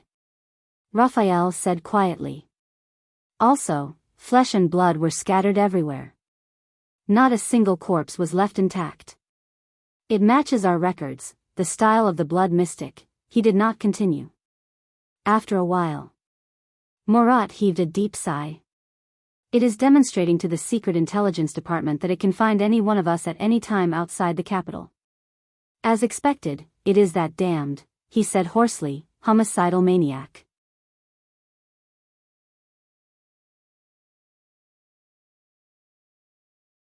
Chapter 76. Renaissance Palace. Den, a hurried sound came from outside the door. It was the sound of high-heeled leather boots tapping on the stone floor. Bang. The heavy door to the bedroom was pushed open. What's wrong with you? A clear female voice filled with anger rang loudly. The maid who was sweeping by the side was so frightened that she quickly lowered her head and rushed to the door. From the corner of her eye, she saw Gines Bajkovic, His Majesty's lover, the first-grade female official, the once famous lady in the capital, the legendary police officer, and the exciting and undulating life story that could be written into a bard's poetry collection. The valiant and heroic female official stepped into the room angrily and shouted at Kessel V, who was standing in front of the window sill, "Do you know what you're doing? Do you want to murder your own son so badly?" In front of the window, Kessel V's Jade Star slowly turned around as he looked at the king who was surrounded by the people in Renaissance Palace. "As a king, I have to do this. That's all." The dignified voice answered. Slap. A resounding slap rang out behind him. The maid did not dare to dawdle anymore. She retreated from the room, drenched in cold sweat. "He is not only a prince, but also your bloodline. He is not the mastermind who destroyed the Jade Star royal family and harmed Constellation." Gines was furious. She did not seem to be aware that she had just given the Supreme King of Constellation a hard slap. Kessel V touched his face that was slapped. He was in a daze. The valiant and imposing limited-time police officer from the past appeared before his eyes. And their first meeting. That was also a slap, was it not? But the Supreme King still came back to his senses and said nonchalantly, "What a coincidence. Yodel said something similar to that boy." "That boy?" Gines looked at the king in disbelief. "That is your only son." "Yes, my only son." Kessel's eyes shone with a complicated look. He took a deep breath and slowly exhaled. "So, I have chosen the best path for him, the training that an heir of the kingdom must endure." "Training?" Gines struggled between her brows as she looked at the strong man before her. Kessel V took a deep breath and a cold glint appeared in his eyes. Without experiencing true hell, how can one be qualified to be a true king? Gines' heart trembled. Hell? Hell. Gines heaved a deep sigh. There are some things we have to learn to get used to, and even forget. The king sneered expressionlessly. "Is that so?" He took a step forward and looked straight at Gines. "I heard from Gilbert that you encountered assassins on your way to Renaissance Palace. Can you really get used to or even forget those things?" Gines shuddered violently and looked at Kessel with a complicated expression. Gines lifted her trembling hand and placed it on Kessel's shoulder. She stroked his swollen face and said in pain and desolation, "You can't live in the past forever." She gritted her teeth and said, "Please." Kessel V's entire body trembled. As he looked at Gines' watery gaze and pleading gaze, a sour feeling rose in his heart. "The past is history," he answered quietly. "All I see is the future." "The past. The future. Really?" Gines gritted her teeth lightly. A young and adorable boy appeared before her eyes. She felt a sour feeling in her eyes and almost cried. The king looked at Gines and unknowingly clenched his fists. "As for that man. Fails." The king gritted his teeth and closed his eyes. "You do not have to worry about him. I will prepare everything for him.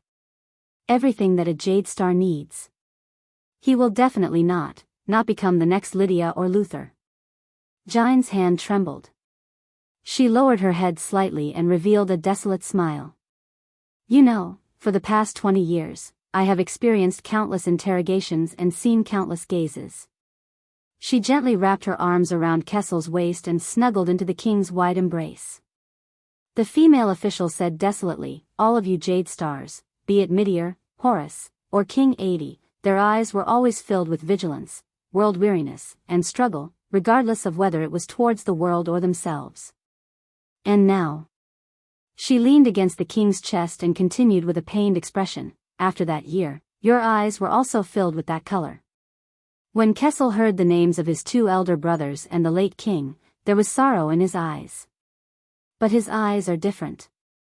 I can feel that he is different from all of you, even if this is so unusual in a 7-year-old boy. The king sighed. The king sighed. That's because that boy hasn't experienced what I've experienced, Gines quietly said, even if his mother was that kind of existence. At that moment, Gines could feel the strong body that she was leaning on suddenly stiffen. Don't worry, Gines. The king suddenly hugged Gines tightly. He gritted his teeth and said with a pained expression, he will be fine, he will be very safe. He will live. He is not only a Jade Star, but also a descendant of the imperial family. He is also that woman's son. Forget about Emir Extet, even if he is in hell, he can still grit his teeth and live. Kill me and avenge Prince Moriah to eliminate King Nuven's hatred. That is what His Majesty said, right?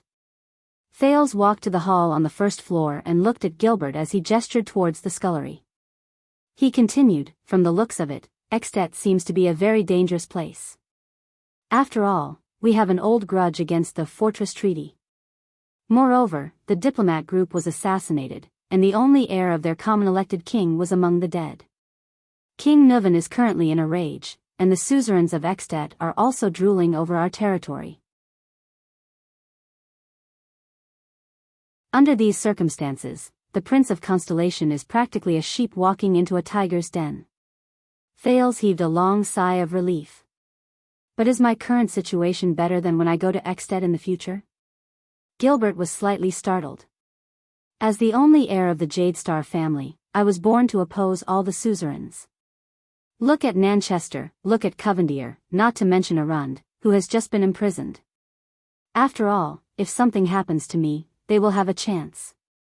Thales walked up the stairs and passed by the portraits of the 3 kings of Constellation.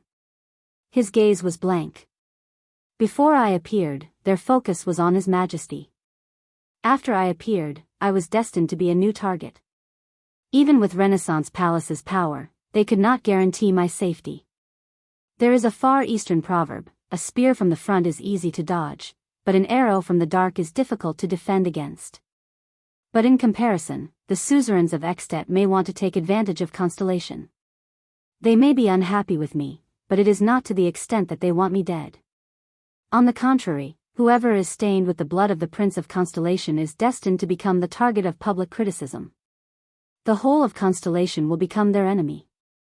The loyal want to avenge the royal family, and the ambitious want to obtain a righteous title. Extet adopts a king selection system. The 10 archdukes will choose the next common-elected king during the King Selection Congress after the death of each common-elected king. The next common-elected king will rule for life. Every archduke will have a chance, and every archduke will compete with each other. In terms of the degree of division, Extet is even greater than Constellation. Constellation may not have recovered its power and is not strong enough to go against Extet, but under the temptation of the crown, it is more than enough for them to work together to crush one of the suzerains of Extet. Besides, the other suzerains of Extet will probably be happy to stand by and watch their competitors in the King Selection Congress fall. In the words of the Far Easterners, I am like a hot potato. No matter which suzerain of Extet it is, once I am in their territory, not only can they not harm me, for the sake of their own interests, the suzerains have to do their best to protect me. Gilbert raised his eyebrows. It seemed that he was indeed overthinking things. After all, after spending so many days together, he could tell that His Highness was mature and steady. He was not a person who would make others worry. In that case, the only person I have to worry about in Ekstedt is King Nuven.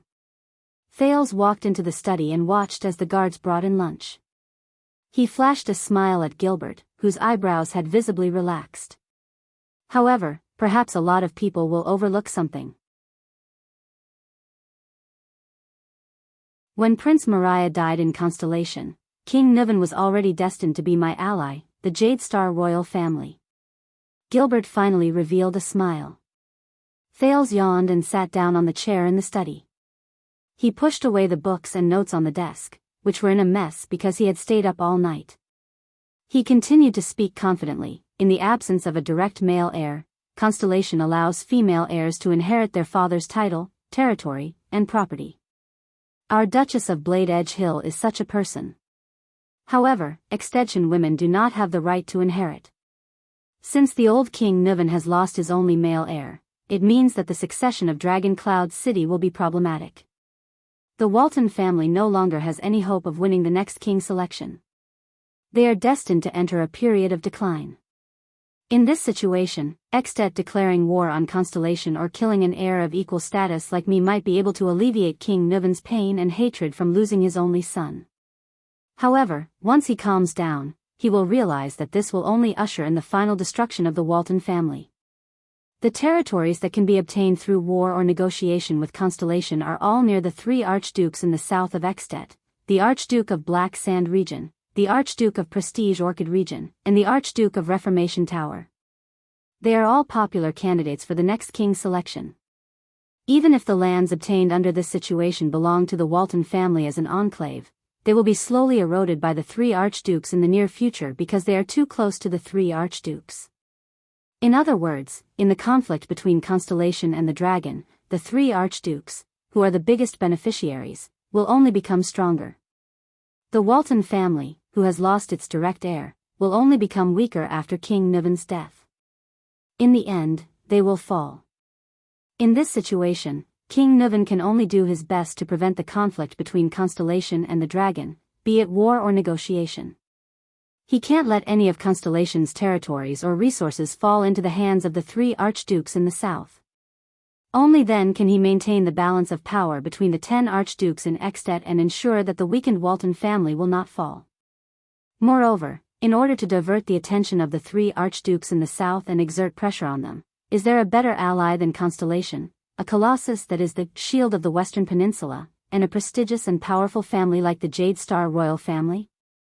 Only by treating Constellation or the Jade Star family as natural allies and ensuring that we recover our strength and become even stronger can the Walton family survive and have another chance at the next king selection. In this situation, the interests of the Walton family and the Jade Star royal family will be aligned like never before. The Walton family and the Jade Star royal family are already natural allies. Presumably, having King Nuven kill me is just the king's way of making the other party calm down. After King Nuven's rage subsides, tacit understanding will sprout in both King Nuven and King Kessel's hearts at the same time. There is no need for agreements, no need for oaths, no need for negotiations. This is a natural alliance. The alliance of two kings that belongs to the Walton family of the Cloud Dragon Spear flag and the Jade Star family of the Nine-Pointed Star flag. Thales heaved a deep sigh. The descendants of the two human heroes of the Battle of Eradication, Rikaru and Tormund, can only cooperate with unprecedented sincerity when the two countries are unprecedentedly hostile toward each other. How ironic. Hence. From this, it could be seen how immature the two feudal countries of Constellation and the Dragon were in this world that was clearly a feudal society but had a lot of unreasonable black technology. On the surface, the highest ruler controlled the country's foreign affairs and military power, but in reality, they were treading on thin ice in a life-and-death battle with the local suzerains, advancing step by step. What a pitiful and unbearably weak state autonomy. The prince put away the memories of the past, raised his head, and continued to speak.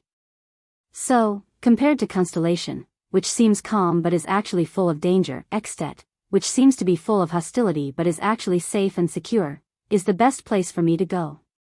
This is His Majesty's intention, right? Let's hope so. Thales added in his heart. After all, the expressionless king appeared in front of him. "I can't see any kinship in that king's eyes." He snapped out of his daze and said with a smile, "So, as the representative of the Jade Star royal family, I might be tested by King Nuvan in Dragon Cloud City. I might be troubled by vile people, ridiculed by suzerains, and used as a bargaining chip against Constellation. I might even encounter conspiracies from various forces with different motives. However, I will definitely be safer than being in the country." In the next second, Thales's eyes shone with strong confidence and certainty. "So, I will definitely live on." Gilbert chuckled softly. But then, he raised his head and solemnly said, "Since you think so, Your Highness, I have nothing to worry about. I came here today to discuss with you about the candidates for the diplomatic mission, as well as the candidates for your attendant." Thales nodded. "However, before that..." Gilbert bowed slightly. "Your Highness, there is someone who wishes to see you." "Meet me?" Thales had just picked up his knife and fork when he heard that and raised his eyebrows. "He wants to meet me at this time?"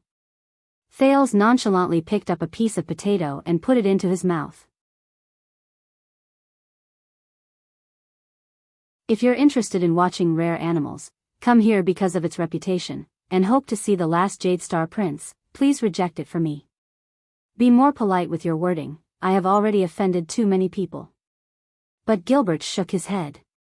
"No, I think this person might be one of the few who did not visit you because of your status as a prince. In fact, he has been recuperating in the barracks at the back for more than a month." "You mean?" Thales seemed to have remembered something. He raised his head in surprise. Thud, thud, thud came from outside the room. Gilbert nodded and said with a sigh, "He suffered such a serious injury that he could only eat through a tube. Even the doctors thought that he would not be able to survive, but his will to live was truly astonishing, and we never ran out of medicinal herbs." Gilbert gave way to the person at the door of the study room and sighed slightly. "Come in, this is the person you insisted on meeting. The second Prince of Constellation, Prince Thales Jadestar." Thales put down his knife and fork and furrowed his eyebrows. The person's left hand was wrapped in thick bandages and wooden planks. He was also leaning on a pair of crutches. It was obvious that he was not very skilled. With great difficulty, he walked into Thales's room. His throat was a mass of twisted flesh with terrifying scars. His legs only reached his knees. Even though his face was full of stubble, he was extremely thin, his hair was cut short, and the tattoos on his face were much fainter. Thales still recognized this man at first glance. He was the man who once wept in despair, but was now recovering from his serious injuries. The Phantom Wind Follower.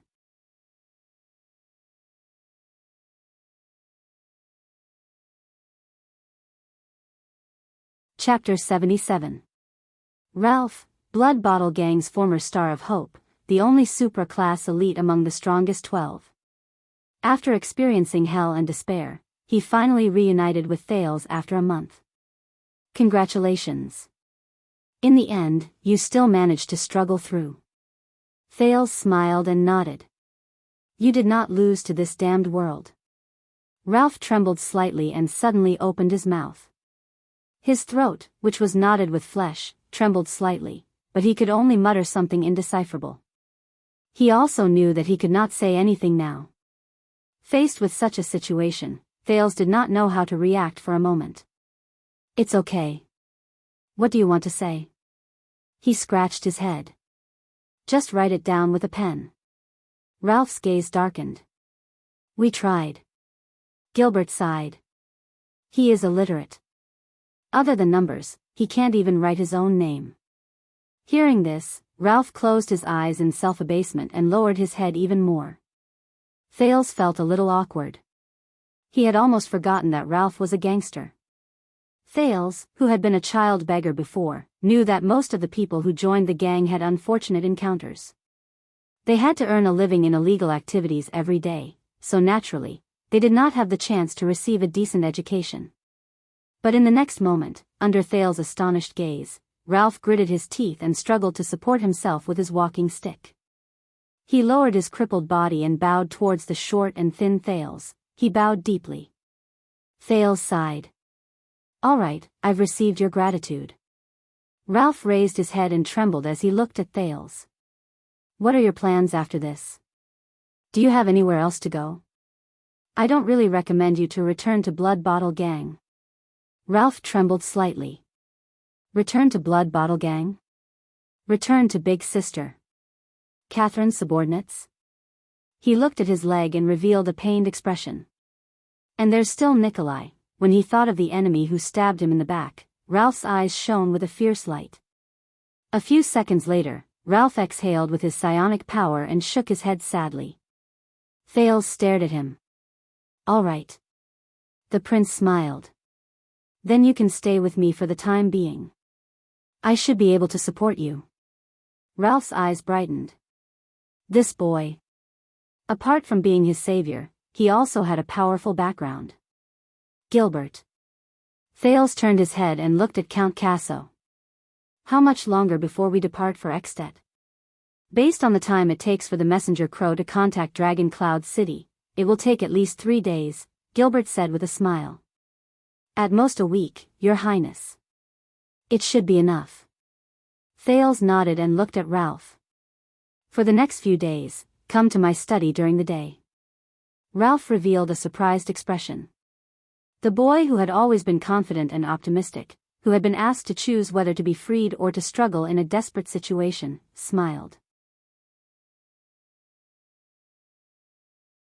"I'll teach you how to read, and at the same time, teach you how to speak with gestures." 31-year-old Jened, the captain of the city defense team of the Eastern City District Police Station, collapsed in the dungeon of Vine Manor and panted harshly. He was covered in cuts and bruises, bound by heavy chains, unable to move. But there was a voice in his heart telling him that he absolutely could not open his mouth. No matter how much the subordinates of these great nobles tortured and beat him, no matter how much they threatened and tempted him, no matter how much they wanted to know the background of the cavaliers who appeared outside Vine Manor in Eastern City District that night, he had to grit his teeth. After the national conference ended, Jened was relieved of the task of maintaining order in Star Plaza. The next morning, his superior brought a group of police officers to Eastern City District, where he was supposed to be on duty. In front of him and all the soldiers under his command, his superior read out Jened's crimes. Someone reported him for accepting bribes while he was on duty in Eastern City District. Jened immediately sighed. It was not because this was a false accusation. Instead, it was because in Eastern City District, it was a widely acknowledged custom to collect tips from the subordinates of the nobles. Every soldier in the city defense team and even the police officers would collect such tips, and the police station knew this very well. They would always take a cut of the commission and take some extra money.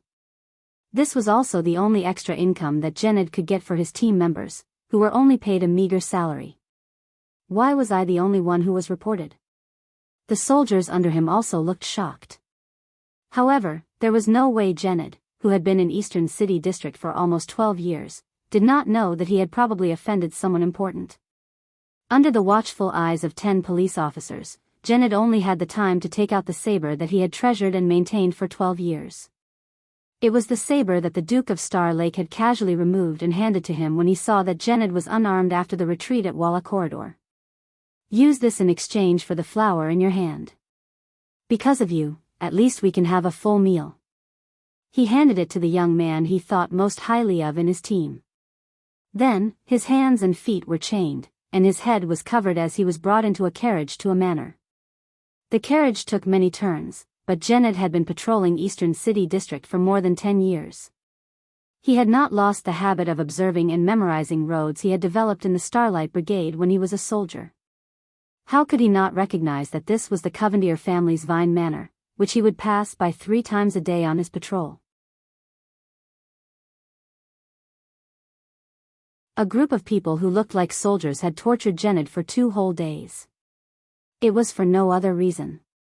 It was for the sake of asking about the cavaliers who broke into Eastern City District at night.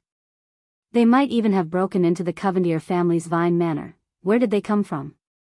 But Jened could not say. He could not say. It was for no other reason. It was for that group of cavaliers. They came from the Jade Star royal family under the nine-pointed star. It was John's nine-pointed star, the Duke of Star Lake's nine-pointed star, the Starlight Brigade's nine-pointed star, and the nine-pointed star under which the ignorant Jennett had once fought and fought tirelessly with passion. How many of his comrades were among them? 12 years ago, he had wandered numbly on the war-torn land. Amid the cold, hunger, pain, and torture, he had witnessed murder, arson, rape, and plunder in a daze every day. That was until Jennett entered the city stupidly. When he was so hungry that his vision was blurry, he walked towards the recruitment office in a daze. That was until he met the Duke, the humorous, confident, optimistic, and approachable Duke of Star Lake, and his Starlight Brigade. A 19-year-old peasant boy who was often bullied, foolish, and could not survive, learned how to work together for the first time. He learned how to sacrifice selflessly for the first time. He was recognized and praised for the first time. He was taught how to read and write for the first time. He raised his sword and shouted for victory. He was the first time he sang happily around a bonfire. He was the first time he made up his mind to cover the retreat of his comrades. Also, he understood for the first time that there were things in the world that were more important than having a full meal and being able to survive. Over there, he felt like he was more like a human than a wild beast who only cared about finding food to fill its stomach. The Duke's Starlight Brigade, the Duke's personal guards, was his home, his everything. It was the place where he thought he would fight for the rest of his life. Until the tragedy of Zodra, until that shameful and hateful betrayal, until that despicable ambush, until that cowardly and despicable stab in the back. Until the Duke lay calmly among all his personal guards and told them to take good care of themselves, while the entire brigade cried in regret and anger. Then, he smiled with tears in his eyes, closed them, and passed away. It's all their fault. It's their personal guard's fault. It's their personal guard's sin. If we had discovered it earlier. If I had reacted a little faster. Then the Duke wouldn't have. Our family wouldn't have, so, when the group of soldiers from the noble families insulted, interrogated, beat, and threatened him in disdain, and forced him to tell them the identities of the cavaliers who also belonged to the nine-pointed star, Jennett felt that his stubbornness, clenching his teeth, enduring through it, and responding with silence, even when he was covered in wounds and on the verge of death, was a form of atonement. At least, by doing so, he could make his heart, which had been filled with guilt, regret, and self-blame for the past 12 years, feel a little better. He could more or less repay some of the guilt and regret he felt during the 12 years he spent in a dull and apathetic manner.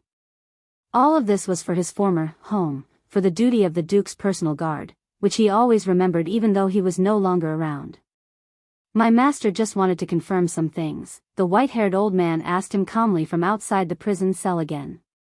It's about the identities of those cavaliers. That's all. I swear on my master's honor that he did not intend to harm those cavaliers. Jennett clenched his teeth. Who will see your persistence? Similarly, no one will see your weakness. As long as you give us some information, even just a little, no one will know. Jennett continued to clench his teeth. We know that you definitely know something. Your soldiers said that they did not have flags or emblems. So, are they people you know? Are they former comrades? Friends who have gone through life and death together? Jennett continued to clench his teeth. The white-haired old man sighed and left the dungeon. Jennett loosened his grip on his teeth, panted, and fell limply to the ground. He made it through again. However, in a place he did not know, the Covendier family's old butler, Ashford, had arrived at the upper level of Vine Manor. He bowed respectfully to his young master, the guardian Duke of South Coast Hill, Zayn Covendier, and said, I've asked them. Those cavaliers are from the Jade Star family. Zayn turned around from the window that reeked of blood. His expression was contemplative. I thought that he refused to speak until the end. Some things can be asked without the other party opening his mouth, Ashford said expressionlessly. Jennett was born in the Starlight Brigade. He was even the personal guard of the Duke of Star Lake, John Jade Star, the Starlight God of War himself. After Sonia Sasir disbanded the original Starlight Brigade, he retired from the army and came to the police station as one of the people who did not want to go north to Broken Dragon Fortress. Zayn's gaze shifted, and he seemed to be deep in thought. Ashford nodded slightly. I can tell that he is an outstanding and tough soldier. If there's something on those cavaliers that made him refuse to speak, it must be related to his military service experience. I'm guessing that, with his rich experience in the army and campaigns, he saw through the origins of those cavaliers without flags. He insisted on keeping the secret for those people because he was also from the Jade Star family when he was in the Starlight Brigade.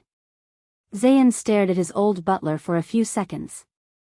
In the end, he sighed. So, the only ones who fit the description should be the Jade Star private army in Mindy's Hall. And that new prince openly returned to Mindy's Hall after yesterday. The secret treasure of Mindy's Hall is missing? Zayn shook his head and chuckled. I'm afraid that the so-called secret treasure that went missing in Mindy's Hall is that new prince. Nikolai caught that brat and brought him to Vine Manor. So, they simply broke in and secretly snatched him away. Do you know, Ashford, we've held the fate of the kingdom in our hands twice.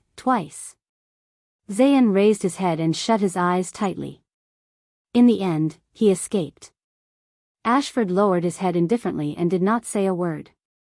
After a while. Treat that soldier from the Starlight Brigade, Zayn said coldly. Ashford raised his gaze with a puzzled look. You know, that brat, I owe him one, no matter what. Zayn clenched his fists and said with burning eyes, and I don't want to hesitate when I attack him. Zayn turned around and left the manor that reeked of blood without hesitation. Do you know, my lord? Behind him, Ashford smiled mysteriously. You're becoming more and more like the boss. Zayn replied disdainfully without turning his head, then, you will be as stupid as him, plotted against by your relatives, and your throat slit in your own bedroom without anyone knowing? Ashford shook his head slightly and sighed deeply. He bowed his head and reported something else. Sir, there's news from Jadeite City. Miss Hillary, Ashford looked at his master's expression and wanted to say something. Zayn stopped in his tracks. The young prince took a deep breath, as if preparing for something. Speak. His tone was icy cold. What inexplicable things has my adorable and foolish 12-year-old sister done this time? When he heard this, Ashford bowed deeply and said carefully, 5 days ago, Lady Hilly went to Sarah Principality under Lord Cassin's protection. None of her men dared to stop her. Zayn turned his head and looked at Ashford. Sarah? The Sarah Principality that fell apart after the Archduke was assassinated? He revealed a puzzled expression and frowned.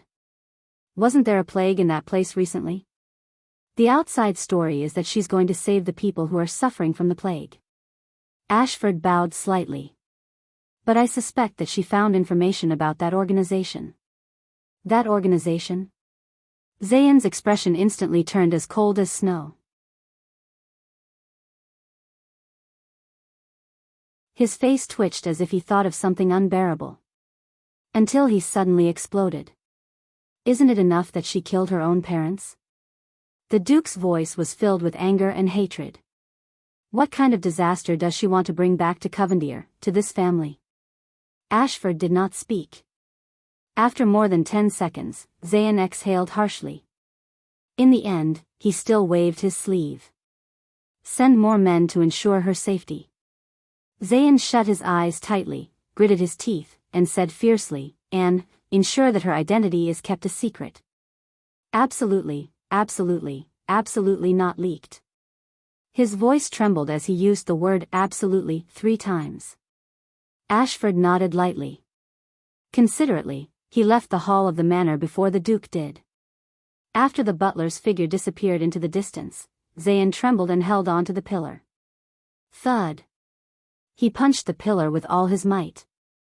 Then, the Duke of Iris Flowers leaned his head deeply against the pillar. He exhaled a mouthful of air in pain. The previous negligence and failure. I won't allow it to happen a second time. I can't fall. I must become king. I must. Only by becoming the Supreme King, only by controlling the entire constellation, otherwise. Hilly, who else in this world can protect you? Protect someone like you?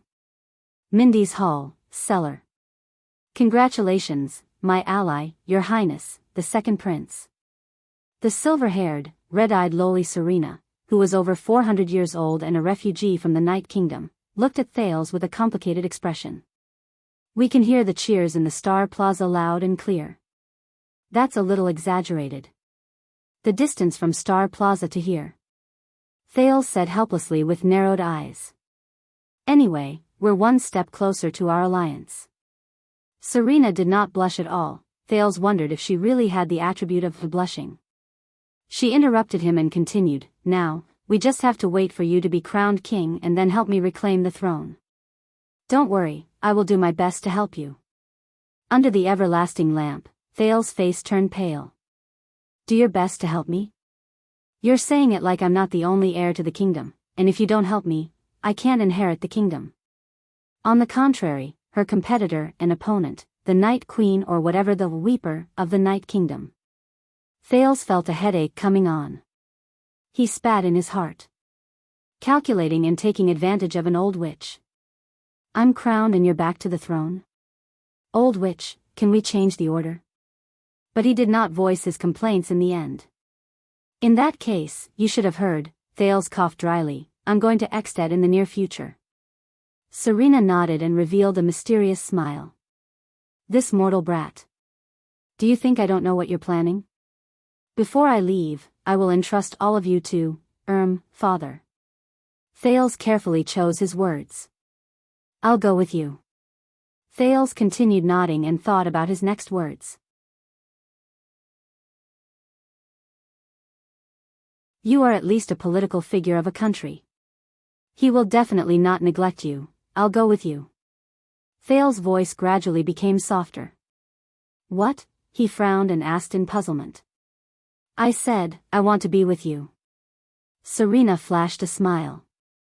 The girl who looked like she was 6 or 7 years old, wasn't she only 5 or 6 the last time I saw her? Did she grow up a little? The red-eyed girl opened her cracked mouth and said, we still have a monthly blood supply clause, don't we? Thales sighed in his heart. Besides, allies cannot be too far away from each other. I still have to ensure your safety. The prince rolled his eyes again. Being with me is to ensure your own safety, right? The thing he was most worried about had happened. However, at this moment, Gilbert's voice came from outside the door. Good day to the three of you. Sir Corleone, and Lady Corleone. You are really responsible. Cora, relax. Then, someone knocked on the door outside the cellar. Apologies for interrupting your discussion, Your Highness Thales, Your Highness Corleone. Count Casso's voice came through the door.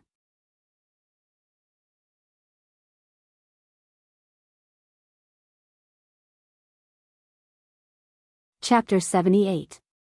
In short, these are all everyday words that start with P. I explained them just now.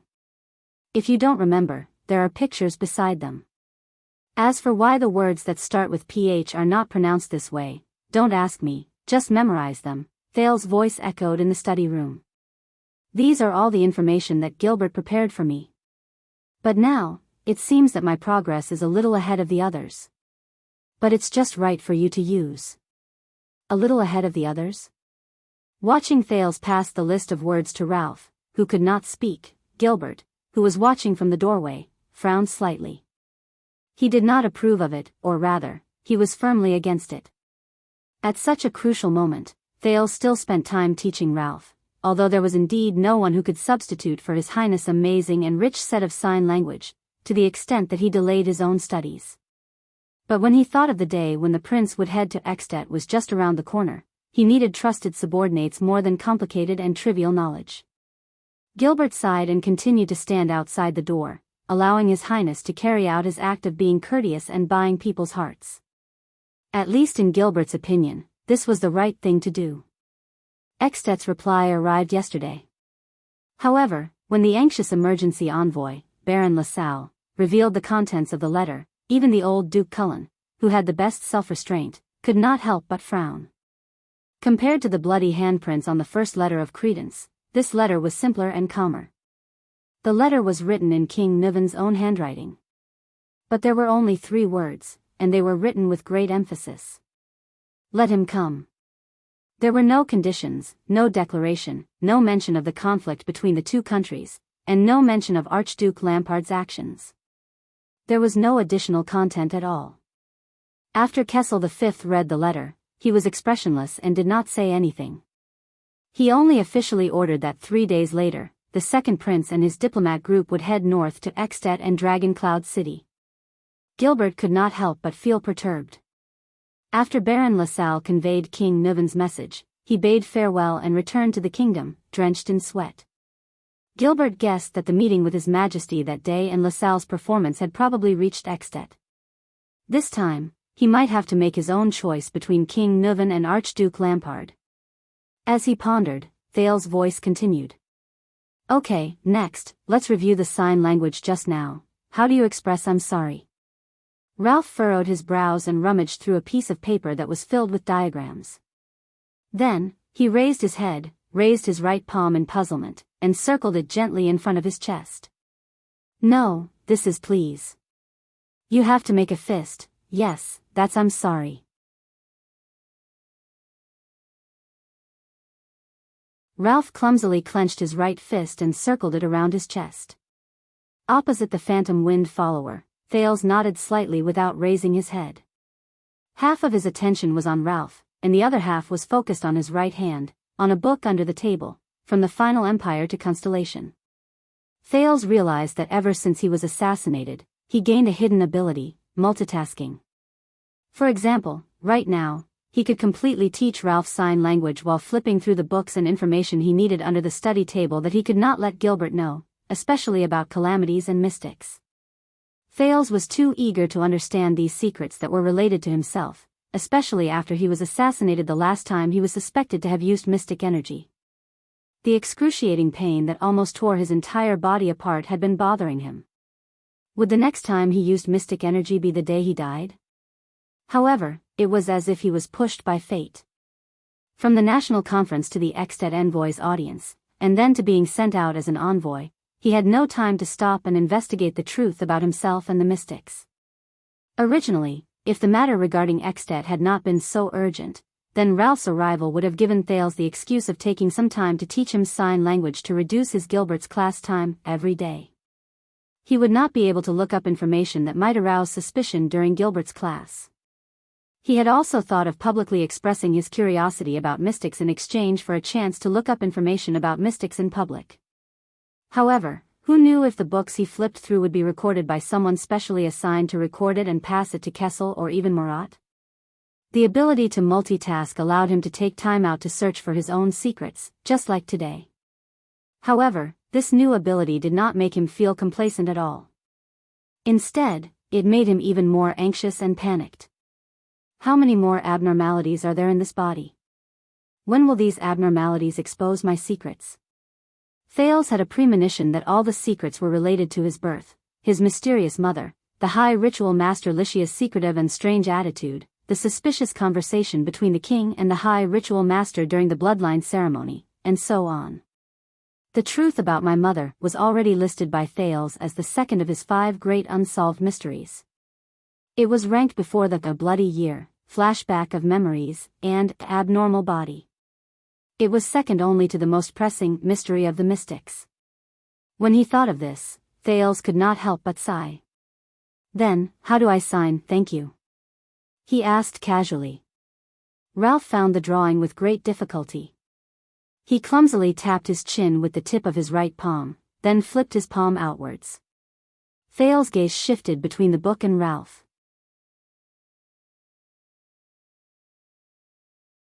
However, at this moment, his vision began to blur again. Wu Qiren's voice was the first to ring. Young mistress, are you going to the special school again to volunteer for the disabled? Yes. Sigh, don't use such a derogatory term. They are not handicapped, nor are they sick.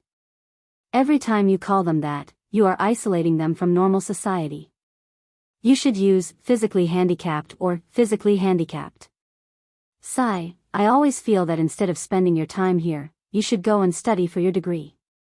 In the future, you can influence and improve special education from the perspective of the social structure. After all, it doesn't matter if you have one more person. The inconveniences in their lives will not become better because of your occasional actions. That is not how society changes. Wu Qiren. It is not their fault that their lives are inconvenienced. It is precisely because we, as people in society, did not fulfill our responsibility to allow all people to live in society without any obstacles regardless of their conditions. We can be considerate enough to design individual washrooms for children who are less than 1.2 meters tall so that they can live in society without any obstacles. Then, why can't we allow a deaf and mute person to communicate with others without any obstacles and live in society without any obstacles? Huh? Why do you have such a sense of social science morality now? This is not morality, it is basic values. It is your way of thinking that promoting social progress from a macroscopic structure is the right way, that is problematic. I do not believe that a person who does not even bother to give sympathy and help to those around him will bring real help to society.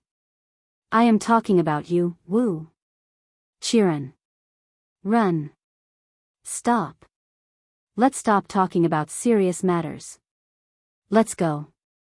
Huh? Where are we going? I am sending you to a special school. Aren't you going to be a volunteer? Ah, Qiren. Are you going too? You must have been influenced by my full sense of morality, right? Let me say this first. You have to learn sign language with me. Sigh. I am just sending you there. I don't care. You must come with me. Otherwise, you are not allowed to enter my room tonight. Thales shook his head hard and chased away the memories that left a deep impression on him but could no longer be touched. He hid them in his mind again. His attention returned to the present. Not bad. Then let us increase the difficulty. One more time. No, I mean, how are you going to sign one more time? While Ralph was sweating profusely as he searched for the blueprint, Thales flipped through 2 pages of From the Final Empire to Constellation. The value of this book was not as high as the previous one. It was basically a compilation of imaginary legends and a chronological account of major events. It did not clearly describe the calamities in the Battle of Eradication. Huh? Thales furrowed his eyebrows. A piece of paper fell out from between the pages of this thick book. Thales picked it up gently.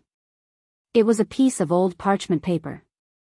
It looked even older than this From the Final Empire to Constellation, which was already quite old but could still be flipped due to excellent maintenance.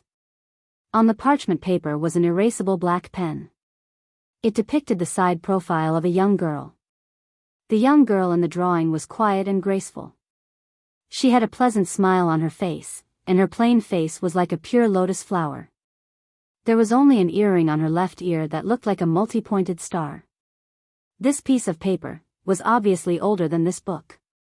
Could it be that some senior casually used it as a bookmark?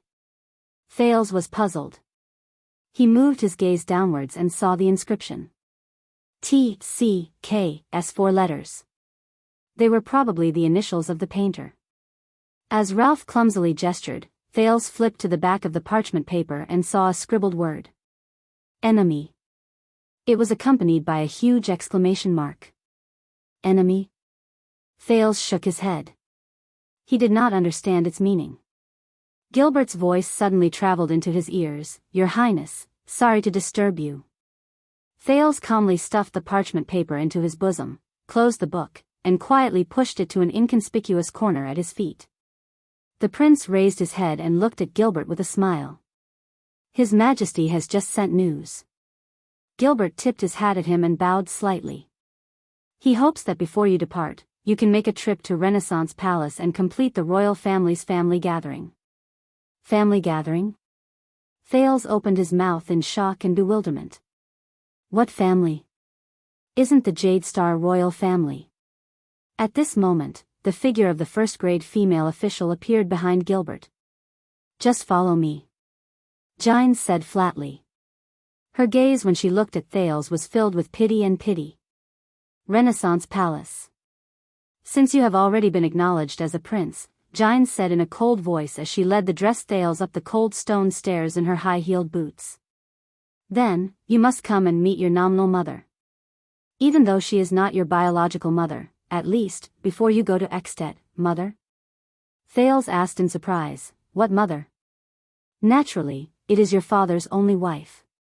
Gines' face showed that she could not bear to look at him. Queen Kia. Thales was stunned for a few seconds. They stopped outside a palace. Gines looked at the tightly shut door and said softly, His Majesty is too busy and did not come today. A wordless disappointment crept into Thales' heart. But Gines' mind was obviously not on the father and son. The next moment, the female official said to the puzzled Thales in a serious and stern manner, later, no matter what happens, do not be surprised, and do not be afraid. Before Thales could react, Gines pushed open the door and walked in.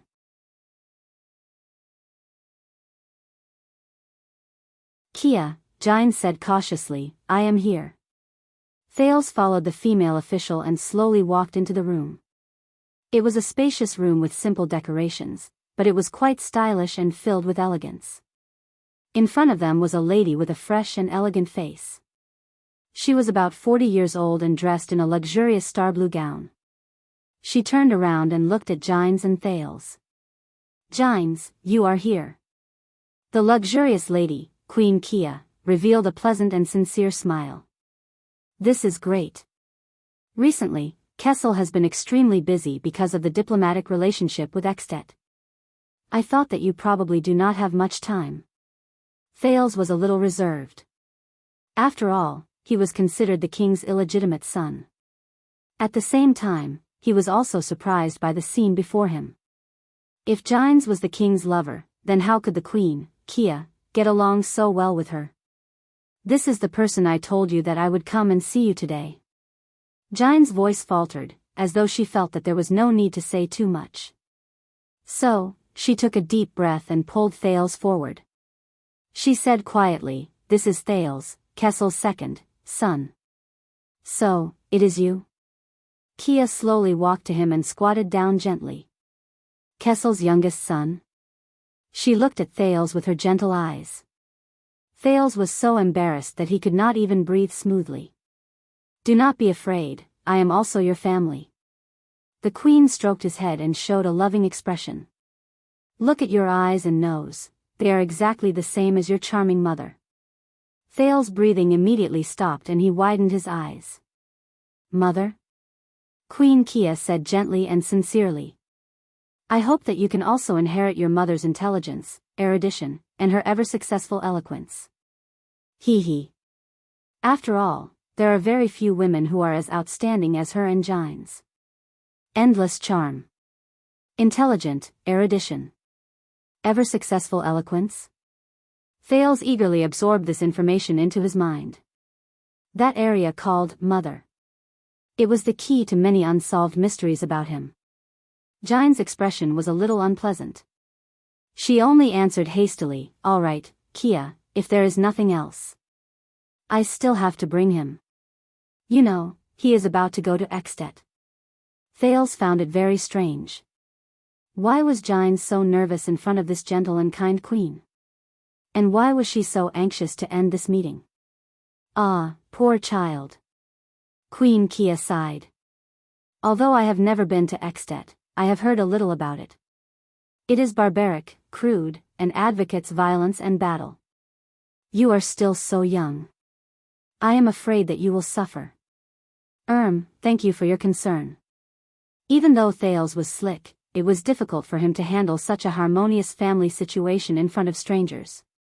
He answered stiffly, No, this is His Majesty's order, and also Jadestar's mission. Queen Kia chuckled. Jadestar's mission, they always say that. Gines' voice suddenly rang stiffly again.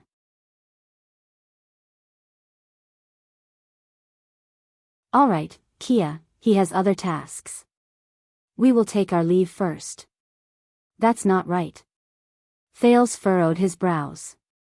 Something must be wrong. But what exactly is wrong? Let me tell you a secret. I will have 2 night shifts today. The second night shift will be around 6 in the evening. Since I have 2 night shifts for the first time, should I count the tickets and collect them?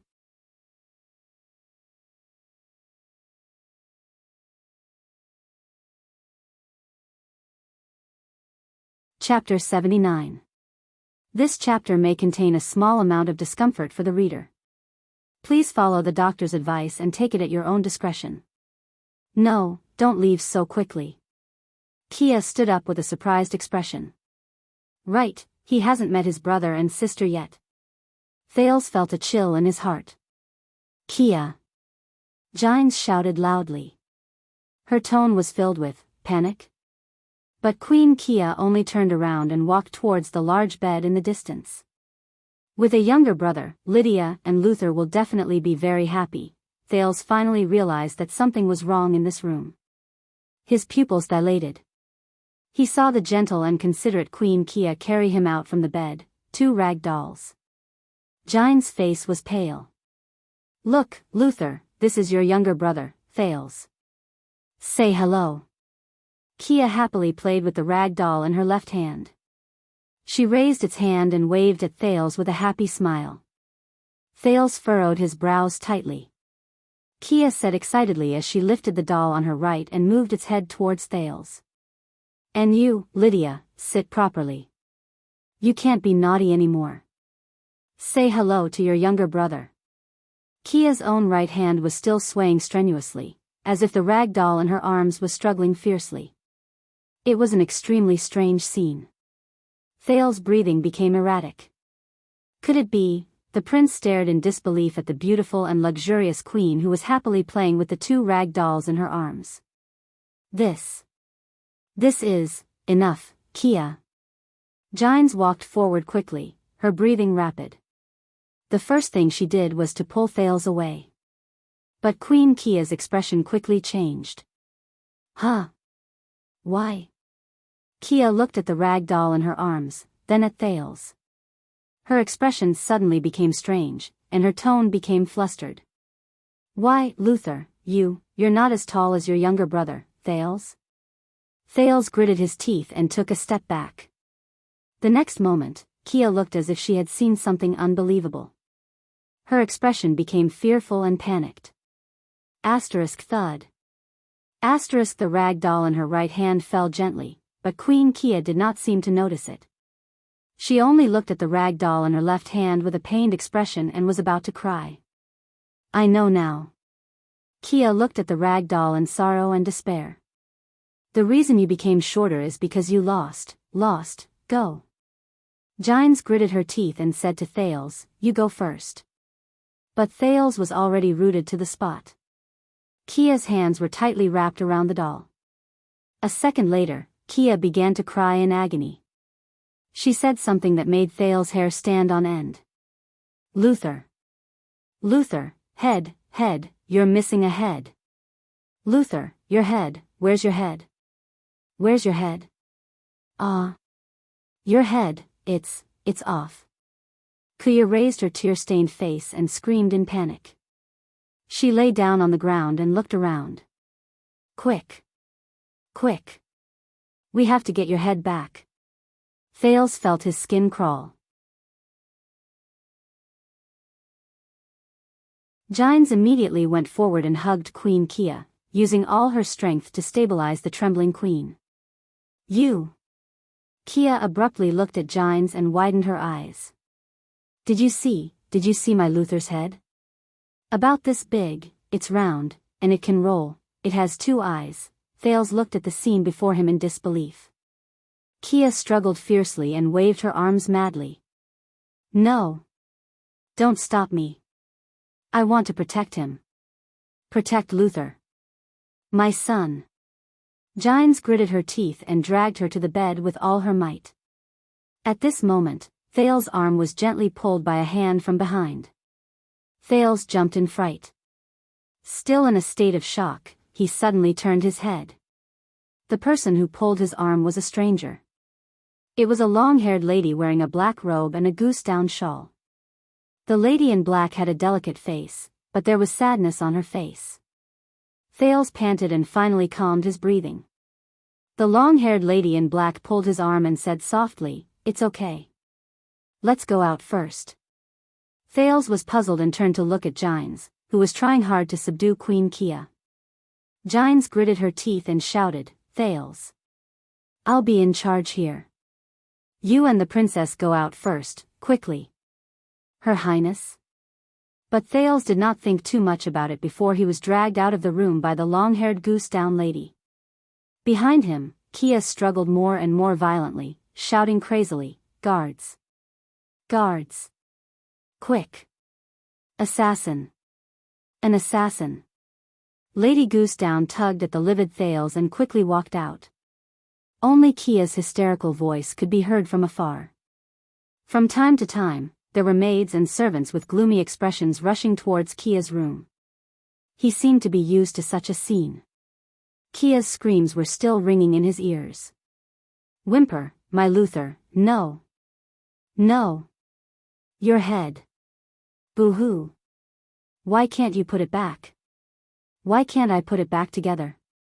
Why does it keep falling? Why? Stick it together. It'll be fine once it's glued. Luther? Am I right?" Thales only walked forward with a pale face. He felt that what happened behind him was too cruel. He did not dare to face it. It was not until Kia's voice disappeared far behind them that the two of them stood still in a corridor. Thales looked behind him with lingering fear. "I'm sorry." Lady Goosedown, who was dressed in black and had long hair, said softly, "Usually, Kia does not act up so quickly." Thales looked behind him in a daze. Doubts began to slowly rise in his heart. Thales raised his head and looked at the lady. Back then, when Luther and Lydia, my elder brother and sister, were assassinated, the Queen and Madame Gines were at the scene. Did they witness it with their own eyes? Thales said with great difficulty. After a few seconds of silence, sorrow appeared in the eyes of the lady dressed in black and goose-down. "Yes," she said slowly, "that day, Prince Luther was." Lady Goosedown shut her eyes tightly. As she reminisced, she spoke with difficulty. "Gines and I rushed over when we heard the noise, but we were too late. It was said that his head rolled under the bed. Princess Lydia was kidnapped. Gines snatched a horse and chased after her. I ran to inform the guards and left the terrified Kia alone in the room." Thales exhaled deeply. He suddenly had an answer in his mind. "I see. That day, I was assassinated on the way to Renaissance Palace." Gines' abnormal reaction. She even alerted the assassin who was not coming for me in advance. Is this the reason? They experienced that kind of scene. So, but you do not need to be afraid, Thales. Lady Goosedown, who was dressed in black and had long hair, smiled gently at him and said, "Queen Kia has been like this for many years. When she's awake, she's always hysterical and full of resentment," the Velvet Lady said with a sigh. "When she's acting up, she's quiet and peaceful.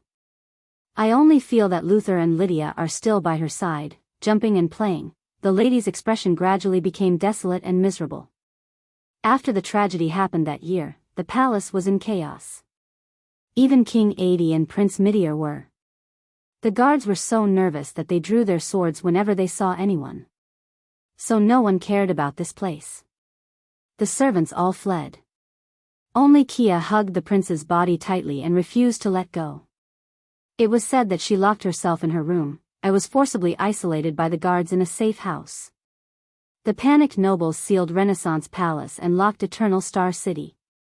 By the time King Kessel took control of the kingdom and stabilized the situation, it was already 2 weeks later. The lady sighed and lowered her head. Thales sighed softly. During those 2 weeks, Kia guarded the room tightly. She hugged the dead Prince Luther and cried. She relied on the water in the vase to survive. You know, after 2 weeks, the prince's body had become, following the lady's description. Thales tried to imagine the scene at that time, and he immediately shuddered. 2 weeks later, when they broke open the door, we saw Kia, who was on the verge of fainting, and in her arms, the lady heaved a long sigh. Her face was full of fear. That scene was like a nightmare. Thales gulped. He did not dare to imagine it anymore. To the Jade Star royal family, the bloody year, is this what it was like? Is this the price of living for Constellation? Silence. Then, Thales suddenly reacted. He raised his head and looked at the velvet lady in front of him, puzzled. That's right. Just now, Gines called her, Your Highness. Judging by her age, she shouldn't be Kessel's daughter. So, the princess means, but, the late king's youngest daughter, Kessel V's youngest sister, the eldest Princess Constance Jade Star. I didn't see her in the Jade Star family tomb. Questions rose in Thales' mind. So, may I ask who you are? Thales asked carefully. Oh, the title of princess must have confused you. The velvet lady considerately resolved Thales' awkwardness.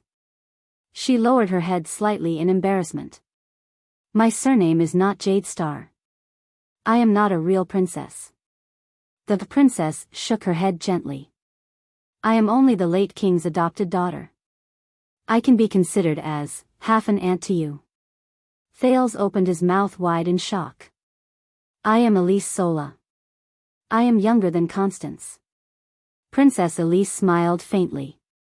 A charming dimple appeared on the side of her face.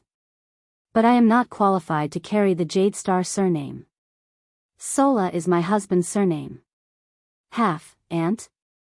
Why didn't anyone mention it before? Excuse me, your husband is. Thales said mechanically.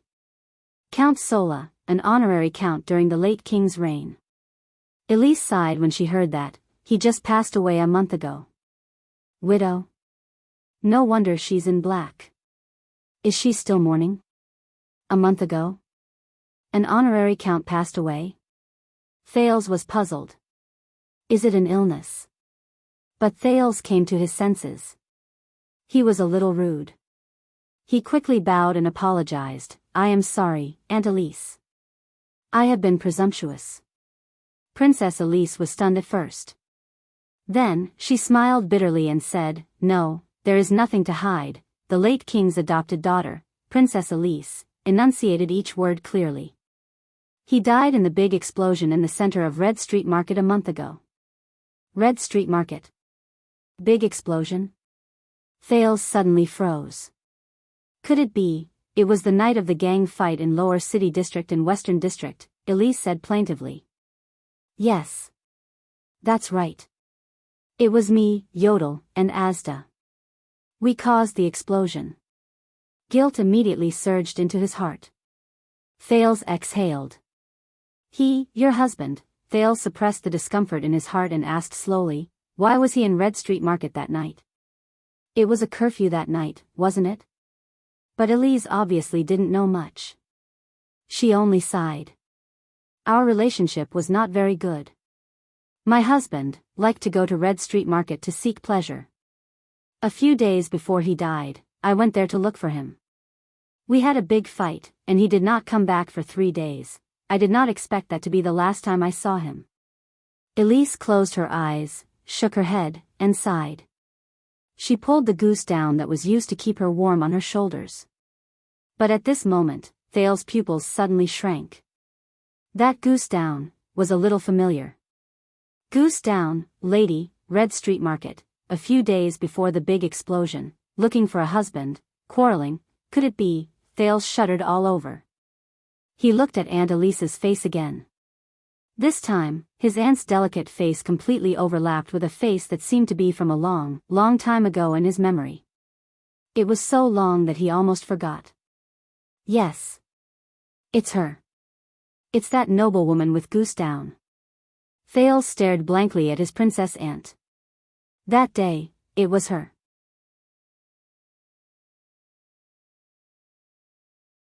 It was her, draped in goose down, and with 20 swordsmen of eradication, they met Thales, who risked his life to beg in Blood Bottle Gang's territory in Red Street Market. It was her who gave the unkempt Thales 12 coppers and a silver coin on the street. However, Thales had changed so much that even she could not recognize that the second prince in front of her and the child beggar Thales from a month ago were actually the same person. Thales touched his chest. There was the scar that was burned by Quide with the silver coin. Because of that charity, Coria, who was seriously ill, was able to survive typhoid. Because of that charity, Ned told Quide about it. Because of that charity, himself, the child beggars. Quide. Jayla. Red Street Market, it was precisely because of that charity, that everything that happened after that, Thales heaved a deep sigh. What's wrong? Princess Elise looked at Thales, who had a complicated expression on his face. No, it's nothing. Thales raised his head and revealed a respectful smile. In his eyes, this aunt suddenly became much more amiable. I'm just a little emotional after seeing my family. Asda Sakurn's smile reappeared in front of his eyes. Is this what you meant by coincidence? Or is it the lonely figure of the robust Kessel in the royal graveyard that appeared in front of Thales' eyes? Fate? Lower City District, Underground Street, Sunset Pub, chop it down. Just treat it as a piece of wood. Abandon useless feelings and principles, and become a real Charlton. Chop it down. No. No. Jayla Charlton suddenly woke up from a nightmare. She rolled up from the bed and gasped for breath. She remembered that after the 3 child beggars were kidnapped, she knelt in Sunset Pub and did not get up for a long time. Until she lost consciousness. And now, how ugly. On the other side of the bed, in the corner of the room, came a voice that Jayla was extremely familiar with. Do you have that nightmare every time you are agitated? Jayla exhaled fiercely. Old man. When did you come back? She closed her eyes and lay back on the bed. But the voice did not seem to want to answer her. Jayla Charlton, if you cannot turn back and face the fear you had in the past, then you will forever be a weakling. Jayla opened her eyes and pursed her lips. She turned around and faced the wall, turning a deaf ear to the old man's words. Even Rhoda could suppress you to the point that you could not fight back. What a waste of those 2 good killing knives. Jayla remembered the 3 child beggars who were kidnapped, and Coria's heart-wrenching pleas. Sister Jayla, she shut her eyes tightly and fought back the tears in her eyes. But the old man's words still traveled into her ears. A single fear locked you up like this. You are no different from that Quide. That year, nightmarish memories assaulted her. Jayla could not take it anymore. She rolled over and got up from the bed.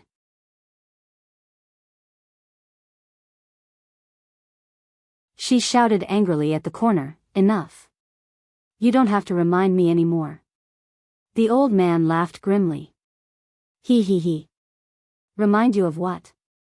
The old man continued to mock her. Humph, look, you are so afraid that you do not even dare to mention it, ding. Jayla jumped in fright. She knew that it was the sound of the old man flicking the blade with his fingers. Even though she was a little weak, Jayla still stood up indignantly. Humph, you speak as if I will immediately become a supreme class elite if I mention it. Who knows? The old man continued to speak mysteriously, but if you keep running away, you will definitely not reach supreme class. What happened yesterday will happen again. The surname of Charlton will continue to imprison you like a curse for all eternity. Do you really want to let that man's nightmare rule over the rest of your life? Or do you want to experience your own powerlessness and weakness again? Jayla opened her mouth and took 2 deep breaths. What's so difficult about it? She gritted her teeth. It's just that. Oh. The old man's voice fluctuated a little. What is it? Jayla's face contorted. The stone room appeared before her eyes. No, she began to tremble. No, darkness and blood spread before her eyes like a tide. No, her teeth began to chatter. No, she could barely breathe. No, can't remember. but in the next moment, a small back appeared before her eyes.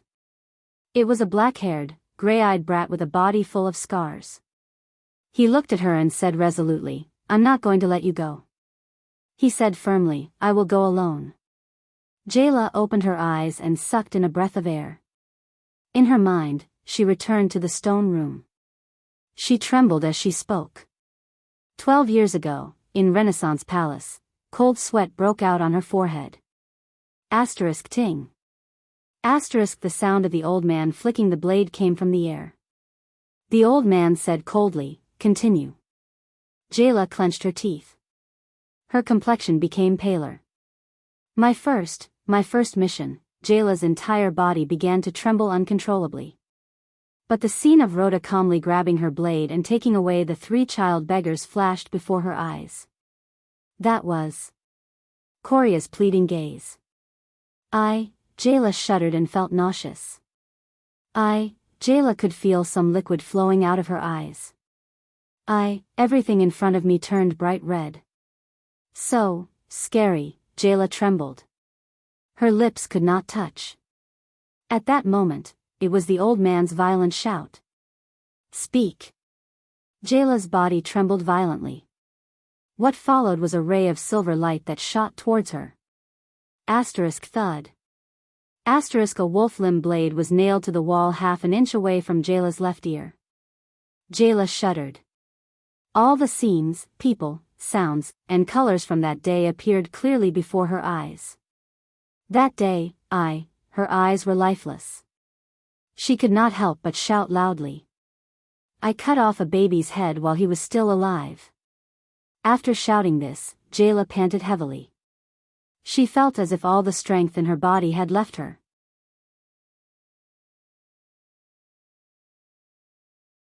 12 years. She shouted.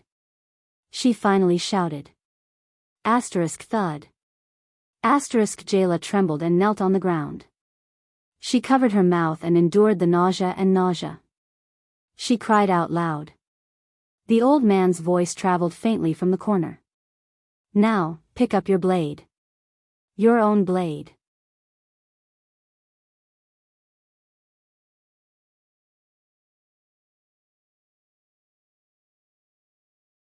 Chapter 80. 3 days later. It had just snowed in Eternal Star City this morning, and the roads were muddy and dirty. However, the road in front of Mindy's hall was swept clean. A few carriages arrived one after another. Time is a little tight. It is said that Archduke Lampard did not withdraw his army, but continued to deploy his troops at the border. I wonder if King Nuvan did not restrain him, or if he can no longer be restrained. Gilbert and the neatly dressed Thales stood in the study room on the 3rd floor and looked at the carriages that entered Mindy's hall through the window. Gilbert spoke with a solemn expression. It seems that a tentative conflict cannot be avoided.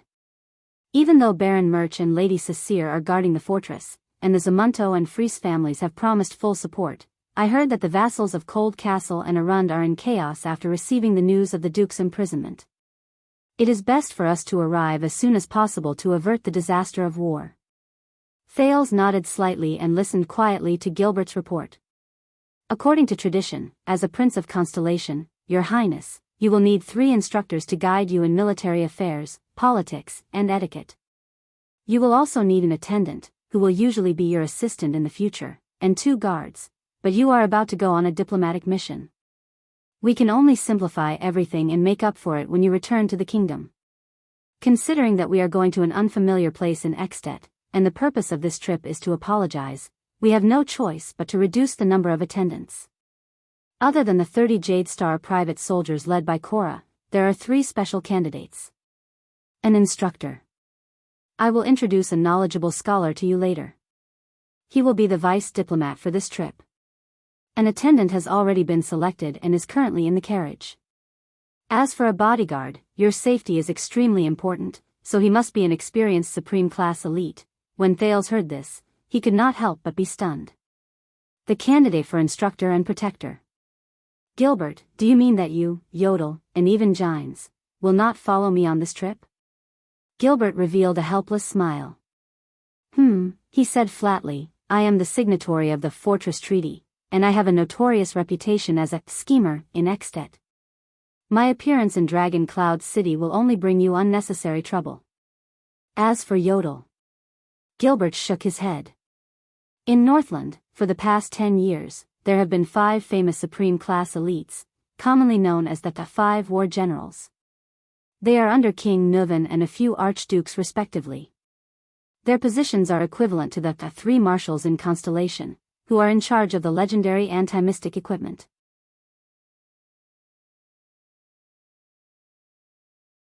Your Highness, if you meet any of them, please do not mention the elite with the dark purple mask, and the fact that he is now the secret protector of the Supreme King of Constellation.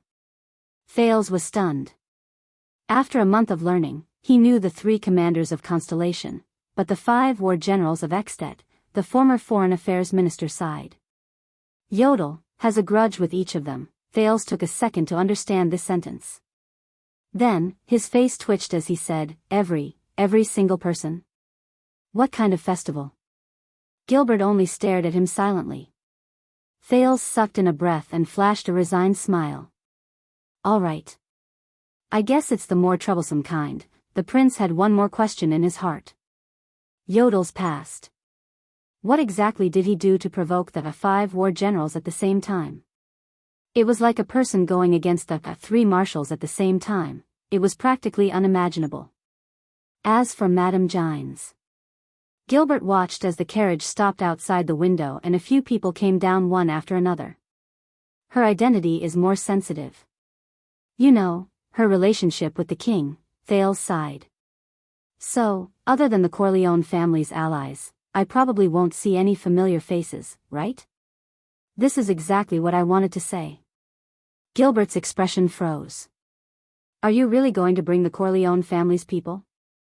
Thales said with a solemn expression, after all, I have made a promise to them. I don't like to go back on my word. Also, even though that old witch Serena is annoying, she did use the Blood Clan's voice transmission to help me at a critical moment. It would not be an exaggeration to say that she saved my life. Thales furrowed his brows. After all, they have a Supreme Class elite and 2 Super Class elites. Serena also hopes to rely on my identity to restore her position. This is a bargaining chip that can be used.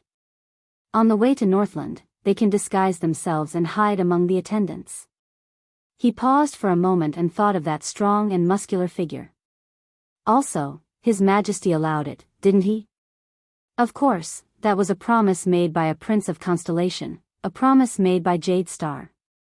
Gilbert exhaled softly. However, in Constellation, with the king and our forces of power by our side, they would not dare to be too impudent. As for Extet, which is a foreign place to us, I hope that they will not bring us any trouble. After all, Yodel and I are not by your side. Gilbert furrowed his brows. You have to be careful of that old butler, Chris. I feel like I have heard his name somewhere before. Thales rolled his eyes at Gilbert. Hey, don't forget who was the one who made this alliance happen. Gilbert flashed a perfect smile and tipped his hat. Also, Gilbert, about what I told you yesterday. Thales put on a worried expression. Yes, Your Highness. Since there is no longer a need to keep your identity a secret, and Mindy's Hall has been reopened, I will send someone to Lower City District in the afternoon. It is not easy to sneak into that place. The people from the Secret Intelligence Department are more suitable than us. They will investigate the matter of those child beggars and that female bartender. If possible, I will try my best to take care of them, even though we do not have any manpower in Lower City District. Thank you. Thales looked at the former Foreign Affairs Minister gratefully. This way, I do not have to look for Murat. But you must understand that the Black Prophet's words are not without reason, Your Highness. Gilbert was slightly hesitant, but he still raised his head and said, You are different from them, after all. Also, being too close to you might not be a good thing for them. Your help might not be of any use to them, and it might even bring about disaster. Thales was silent for a while. I know. He nodded and exhaled. He turned around and adjusted his collar. Madeira. Are you ready? It is time to go. A strange and faint sound of metal rubbing against each other came from outside the room. Madeira Ralph staggered into their field of vision while stepping on a pair of strange metal prosthetics. He gave Thales a slight bow that was not quite up to standard. Gilbert's eyebrows twitched slightly. Ralph's neck and half of his face were covered by a strange silver mask. It blocked his bloody throat and the tattoo on his face. However, what was even stranger was the pair of prosthetics under his knees. Constellation and the dwarves of Steel City had a good relationship, and even the craftsmen in the country had benefited greatly from it. The skillful royal craftsman only spent 2 days to create a pair of simple prosthetics for Ralph. 2 pieces of high-quality steel that were elastic and could withstand wear and tear were bent into the shape of an L, then hammered into the shape of a J with outstanding elasticity. The bending point was reinforced with crystal drops, and a fixed plate was made to connect the prosthetics to his knees and buckle onto his belt, allowing Ralph to walk on foot without the help of crutches. Of course, he would have to rely on his own wind manipulation psionic ability to move and dodge in battle. Thales raised his eyebrows. Not bad. It's just that the part below the knee is too eye-catching. Next time, you should cover it with pants. Madeira Ralph lowered his head and pulled out a stack of papers that were stapled together. Gilbert suddenly realized that Ralph was not hesitating, but was flipping through the sign language drawing in his hand. The clumsy Ralph found the drawing he wanted. He looked at Thales, raised his right fist, bent his wrist, and tapped it twice. Yes. Thales smiled softly. Very good. You only lack proficiency in sign language and prosthetics. Just nice, you can continue your lessons on the way. Ralph flashed a smile. He found another piece of paper and made a hand gesture. Thank you. Gilbert sighed. Since you have decided to follow His Highness to Northland, to Ekstedt, I hope you can understand the difficulty of this trip and do your best to protect His Highness. Ralph lowered his head slightly. This time, he did not need to flip through the cheat sheet. Instead, he recalled the necessary hand gestures and gestured. Gilbert, who did not understand, frowned. In the end, he could only look at Thales helplessly. Thales smiled as he answered, he said to do his best. Gilbert exhaled and shook his head helplessly. All right, at least it is a good way to send secret messages, this psionic from a gang whom they rescued from Vine Manor. No, he was a supra-class. Even though he was still very inexperienced in battle, strictly speaking, he was already considered a psionic warrior. What was it that made him so convinced by His Highness? Thales waved his hand gently and snapped his fingers. Very well, let's go. At the main entrance of Mindy's Hall. How have you been recently, old friend? In front of a few carriages, Gilbert extended his hand and shook hands with the skinny man who was leading the group. Very bad. The skinny man's expression was unpleasant. The administrative efficiency of Eternal Star City is far inferior to that of the frontline camp in Western Desert. I came to the capital for the documents in the Great Library, but I lost my high-grade pass a month ago, so I could only wait in the capital until now. In the end, they told me that it would take half a year to replace it. I guess you probably ran out of money for your journey, that's why you came to me. Gilbert answered with a smile. And you gave me such a troublesome task. The skinny man sighed and looked at Thales with a measuring gaze. You don't want me to give you money directly, do you? Gilbert turned his body sideways and revealed Thales' figure. This is Lord Putray Nemain from Western Desert Hills Crowing Raven City. We used to study under the same tutor. Gilbert introduced the 40-year-old man in front of Thales, who spoke in a straightforward manner. Putray was once a bard and traveled half the world. He has a deep understanding of the geography of the continent and the customs of the various countries. He has also stayed in Northland for a long time. Your Highness, you have complained to me before that you do not understand the basic situation of the world. I think Putray will be a good candidate. He will be your vice diplomat and your instructor as you head north. Putray, this is the second prince, Prince Thales. His intelligence will shock you. Putre, the skinny man, looked displeased, but he still raised his right fist to his chest and saluted Thales. I am very happy to have the opportunity to ask for your help. Putre, can I call you that? Thales smiled and returned the salute.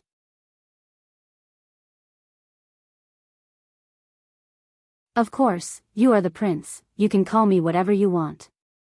Putre shrugged indifferently. He did not show the slightest bit of excitement and respect when he saw the only prince of Constellation. I am sorry, his temper is a little strange, but I think you will admire his knowledge and his rich experience, Gilbert said to Thales with a smile. He was not worried that his old friend's disrespectful attitude would cause the second prince to feel bad about him. Thales looked at the skinny Putre before him, then at the Highland boots on his feet. His expression did not change, but he sighed deeply in his heart. Oh, fate. It's him. On the day Clyde went crazy, the people from the 6th house met a skinny man wearing Highland boots at the western city gate. He had an unpleasant expression on his face, but he refused to give them any money. Hence, Ryan and Kellett gave him a lesson and took away the only card he had. It was the pass to enter the Jade Star Grand Library. At that time, Thales thought he was a scholar who had fallen from grace. Thales rolled his eyes where no one else could see. I am sorry, Mr. Putre. Your library pass is in an abandoned house in the lower city district. Gilbert brought him to the next person. It was a young man in his 20s. He had a sword at his waist, a determined expression, and a tall and straight figure. His face was ordinary, but his gaze was sharp. This is the person His Majesty and I have unanimously chosen. He will be your attendant, regardless of whether you are in Ekstead in Northland or in Constellation after you return. He has just returned from the Tower of Eradication a few months ago. Gilbert looked at the young man before him. His gaze was filled with complicated and indecipherable emotions. Why a Casso? Thales immediately reacted and looked at Gilbert in puzzlement. Casso?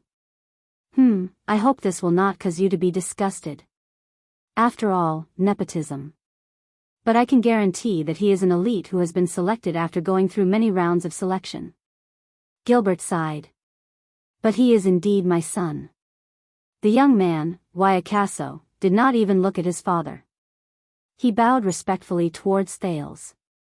Nice to meet you, Your Highness. My sword and wisdom are yours to use. For the rest of my life, I will serve you wholeheartedly. Thales felt a little awkward. Is it really okay to use, for the rest of my life, and, for the rest of my life, the moment we meet? But he still nodded and returned the greeting with a cheerful expression. I will rely on you for the rest of my life, Waya. Waya lowered his head respectfully. This life and this body are at your disposal. Thales rolled his eyes in his heart again. Gilbert is obviously very good at socializing, but why is his son? Is he a little, serious or dumb? But he could also feel that Waya and Gilbert did not seem to get along. Is the relationship between father and son cold? Gilbert sighed and continued forward with Thales.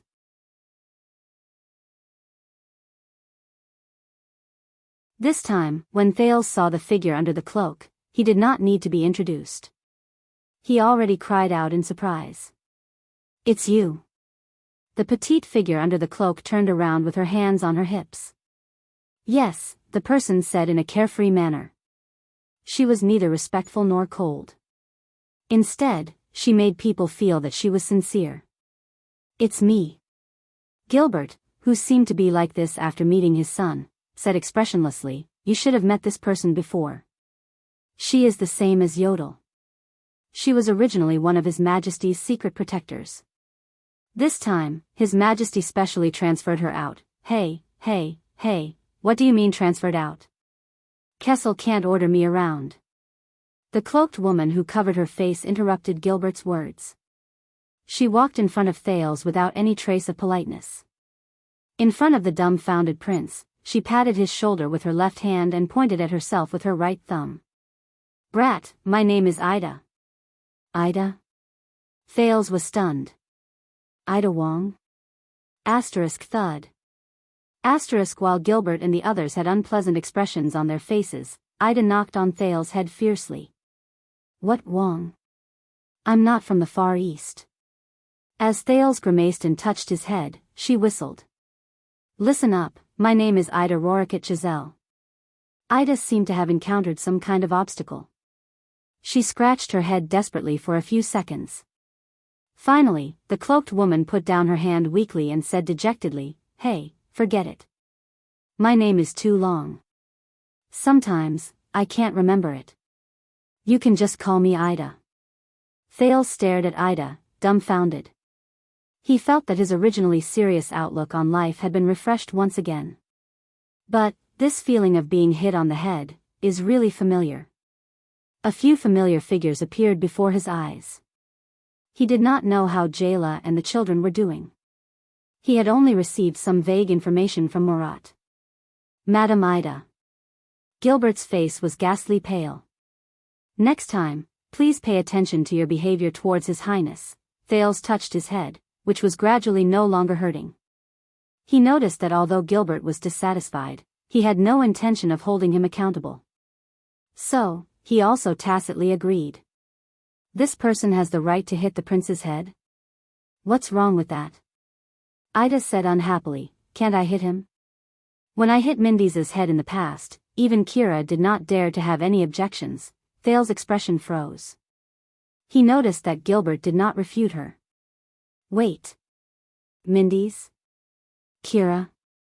Which Mindy's of the royal family? Kira, could it be the supreme class elite of the royal family? Enemy of the wolves Kira Jadestar from 200 years ago? Her voice sounds very young, but, Thales raised his eyes and looked at Ida. Just how old is she? Thales forced a smile on his face. Madam Ida. Hee, you are really, very lively. Yes. Ida seemed very happy under the cloak. She punched her palm. My whole family said the same thing.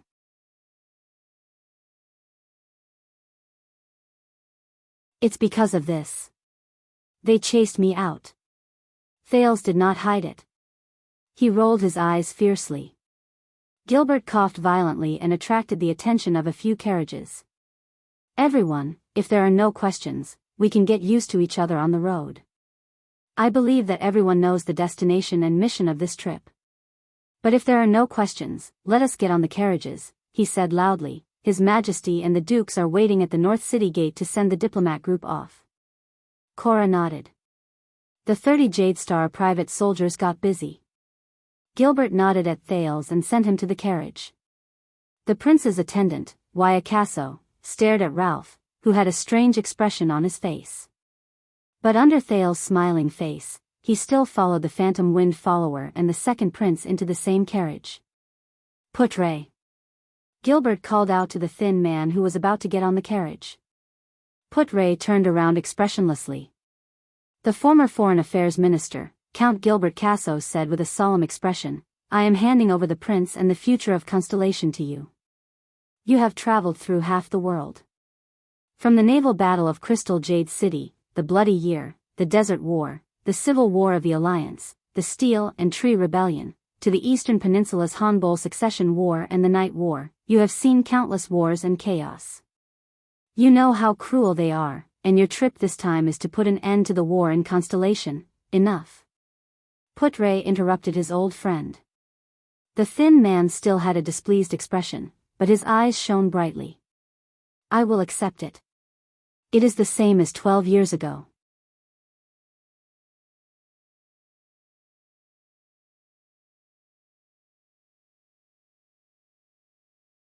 Chapter 81. Early in the morning, on the road to the northern city gate in Eternal Star City, a team of soldiers from the city defense team tactfully avoided the people in the empty space in front of them and consciously prevented others from approaching. Don't worry, I'm not stupid enough to openly kill the prince in the capital. The Guardian Duke of Land of Cliffs region, Koster Nanchester, stood tall and straight in the middle of the road. He flicked the snow on his cloak, which was covered with the symbol of the great deer antler. He said coldly, I just want to see him. He stood in front of the continuous line of carriages and looked at the vigilant Jadestar private soldiers, waiting for their master's reply. Gilbert got off the carriage and looked at the great deer antler carriage and a few guards from the Nanchester family, as well as another carriage with the symbol of the tricolor iris flower in the distance. He frowned. Duke Nanchester, if you want to send the diplomat group off, you can wait at the northern city gate. Intercepting them halfway is not how a suzerain of a land should behave. Koshter's expression was unpleasant as he pointed at the carriage in the distance. It's not just me. There's also the boy with the tricolor iris flower. Gilbert quickly thought about the situation at hand. We all know that even though he's only 7 or 8 years old, he's not an ordinary child. Koshter shook his cloak impatiently. Send the news to the second prince and let him make the decision. A tender child's voice came from the third carriage. It's okay, Gilbert. Let me handle it. Thales pushed open the car door. Accompanied by the nervous Wyakaso and the vigilant Madeira Ralph, Thales walked to Koshter with a calm expression. Koshter looked at the child with a complicated gaze and gestured to the side of the road. Thales took a deep breath and nodded. He waved at the attendant and the phantom wind follower before following Koshter to the side of the road. What kind of drama is this? The vice diplomat of the diplomat group and the prince's instructor, the thin Lord Putre, got off the carriage impatiently, as if he had been disturbed from a beautiful morning. Gilbert shook his head. A fight within the kingdom. So peaceful. Putre narrowed his eyes and looked at the Duke of Land of Cliffs and the second prince in the distance. Peace. Gilbert frowned and glanced at his old friend. It's so peaceful that I'm about to cry. Putre curled his lips and said sarcastically, you should go to the eastern continent, to the Kirin holy capital, and see the infighting between the Qin royal family, the eunuchs, and the nobles in the Mei Ni dynasty. Of course, you haven't been there before, so it's normal for you to have shallow knowledge. Gilbert exhaled discontentedly through his nose. He could not find any effective words to refute him. Damn bards. Thales looked at the hostile Duke of Great Deer Antler in front of him and pondered over the other's intentions. He must have come with a purpose. But we are destined to be enemies. Be vigilant. I didn't expect that the first person to come would be you, Thales said quietly.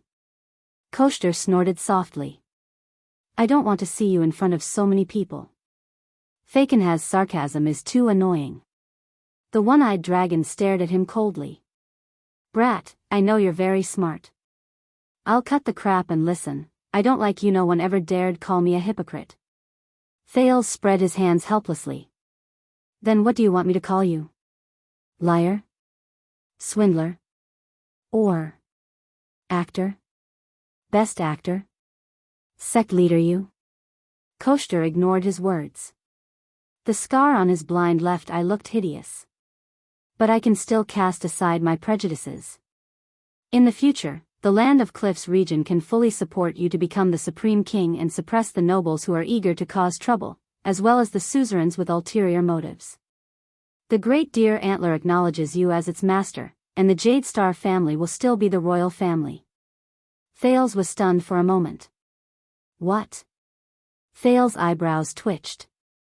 I thought that the Great Deer Antler and I were already sworn enemies. But Koshter ignored him. There is only one condition, the one-eyed dragon said with certainty. Thales, who was shocked by the one-eyed dragon's abnormality, breathed a sigh of relief. As expected, you won't be friendly to me for no reason. There is a price to every battle, and a reward to every victory. Koshter narrowed his only eye. This is the Nanchester family's language. The prince raised his head and met the one-eyed dragon's gaze. So, what price do I have to pay to receive your reward? Thales, who was extremely vigilant, asked cautiously. It's very simple, Koshter said with a stern expression. King Kessel will abdicate, and you will be crowned king in advance. Abdicate. Crown, what? Thales took 3 seconds to comprehend this sentence. Then, his expression changed abruptly. Koshter did not seem to be joking at all. He kept looking at him seriously.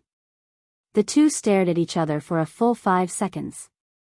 Ha, you actually tried to sow discord between the only Jade Star father and son. Thales grinned. Don't you know that everything I have now is because of His Majesty? Father? This is not sowing discord, but a sincere proposal and invitation. The one-eyed dragon's expression did not change, and his tone was serious. What we fear and loathe is not Jade Star, nor you. Our grudges are nothing compared to the kingdom, but your father, the Iron Hand King. Thales stared at the one-eyed dragon with a burning gaze. What do you think that a new star was formed for? Do you think that Arun's actions are really just because of personal hatred and dissatisfaction? Koshter said with unprecedented seriousness. Koshter said in an unprecedentedly serious tone, this is all the suzerain's self-preservation. To continue the family that has existed since the founding of the kingdom. Enough. Thales interrupted him without hesitation.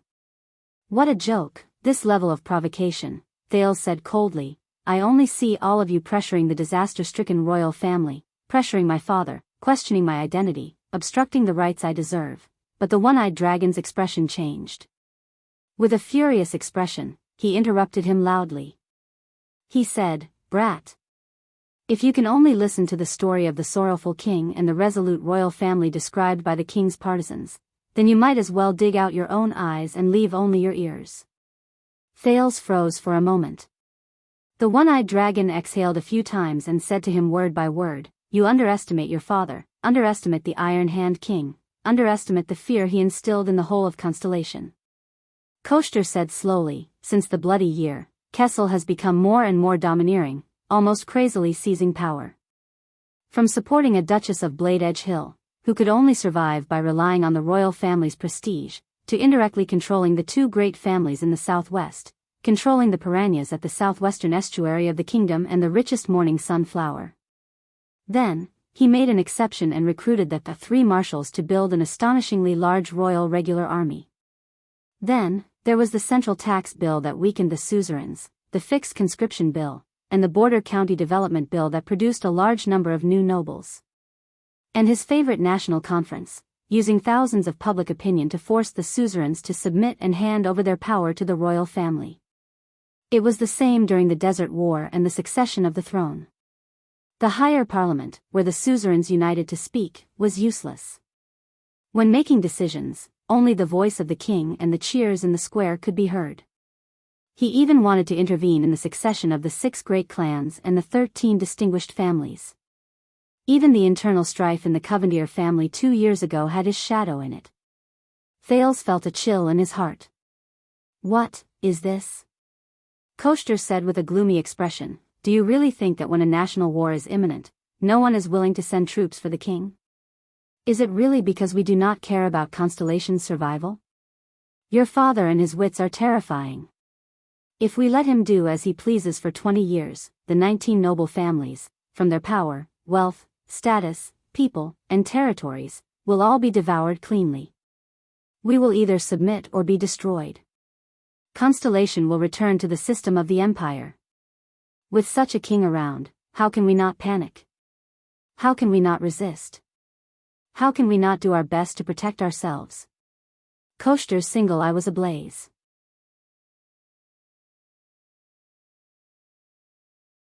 He took an oppressive step forward. You saw it. The Northern Territory was forced to rebel, Blade Edge Hill almost became a royal territory, South Coast Hill suffered a great blow due to family strife, Eastern Sea Hill was so scared that it became a coward, Western Desert barely protected itself with the importance of the Western battlefront.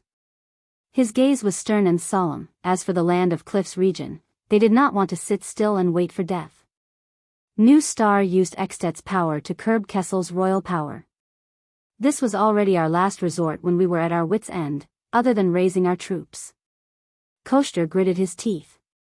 It is a small matter that we did not succeed, but if Kessel continues to act willfully, Thales stared at the Duke of the Land of Cliffs in shock. This was another version of the current situation in Constellation that he had heard. It was far different from the version that Gilbert had instilled in him. The Bloody Year changed him. Kessel is now like a real emperor. Koshter's voice was mournful. He wants to dominate everything in this country. He treats every suzerain as an enemy. He is merciless in suppressing and plotting against them. He treats Constellation as his personal carriage, and he has no control over his horsewhip and spurs. Those who can be used will be used as bargaining chips, and those who cannot be used will be suppressed and eliminated. Those who go along with him will prosper, and those who go against him will die. Thales frowned tightly as he recalled how a few counts questioned the king's authority at the beginning of the national conference.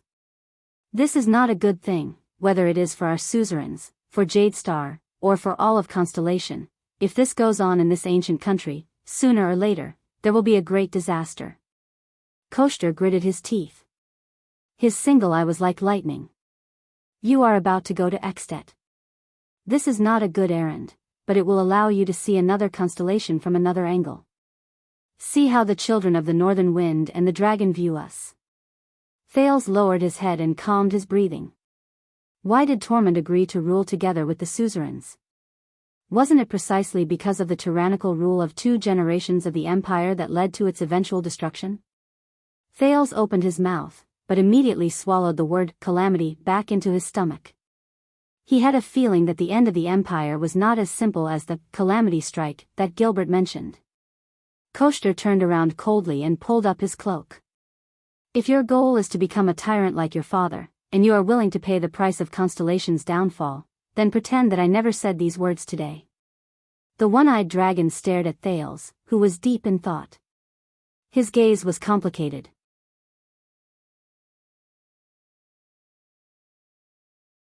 But you said that day, if you care about Constellation's stability, peace, and prosperity, if this is your wish, and not to become the only supreme king, then my suggestion will be valid forever. Duke Nanchester left his final words and turned to leave. Have a safe journey. Don't embarrass Constellation. Thales stared at the departing one-eyed dragon in a daze.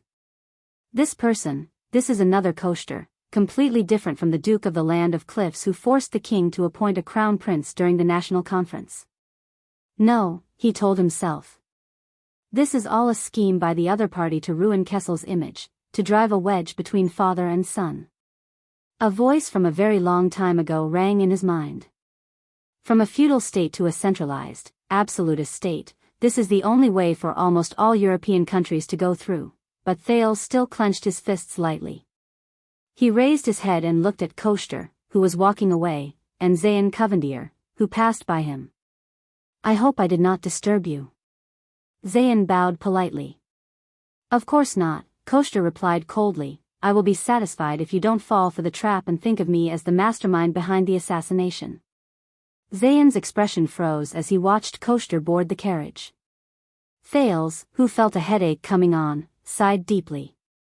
He looked at Zayn and asked impatiently.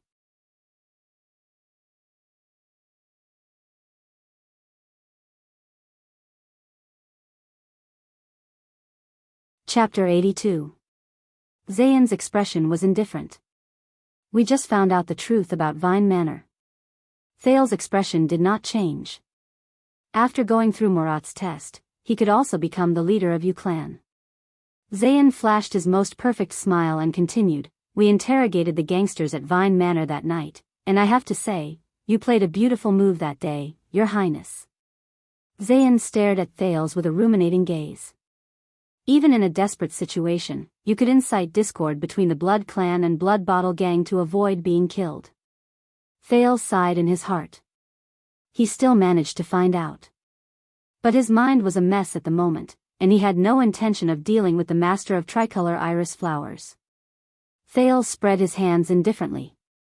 I don't know what you're talking about. But you're about to go on a long journey. You have to be careful, the immortals are not easy to deal with. Zayn placed his hands behind his back, his smiling eyes occasionally sparkled. Before the enemy of the wolves and his immortal hunters group killed their way to the peak of the wild vast mountain and forced them to sign the convention between the human kingdoms and the immortals, they have been feeding on humans for countless nights. They must miss the taste of human blood to this day. In the human kingdoms, they will always bring trouble. If you are in the same boat as jackals and wolves, you will run the risk of capsizing. You're so righteous. But why did you say that? Thales scratched his head. Returning the same words, Thales sighed and said, "The original employer of the blood clan." Zayn stopped smiling. The two stared at each other in silence. Thales felt increasingly uneasy. Zayn's gaze shifted, and he suddenly broke into a smile. "But I do owe you a favor." Thales frowned slightly. Zayn smiled and said, "Thank you for the day of the assassination, even though I know you had no intention of shielding me." Is he trying to be friendly? What day is it today? Why is everyone trying to be friendly to me? Is it Children's Day?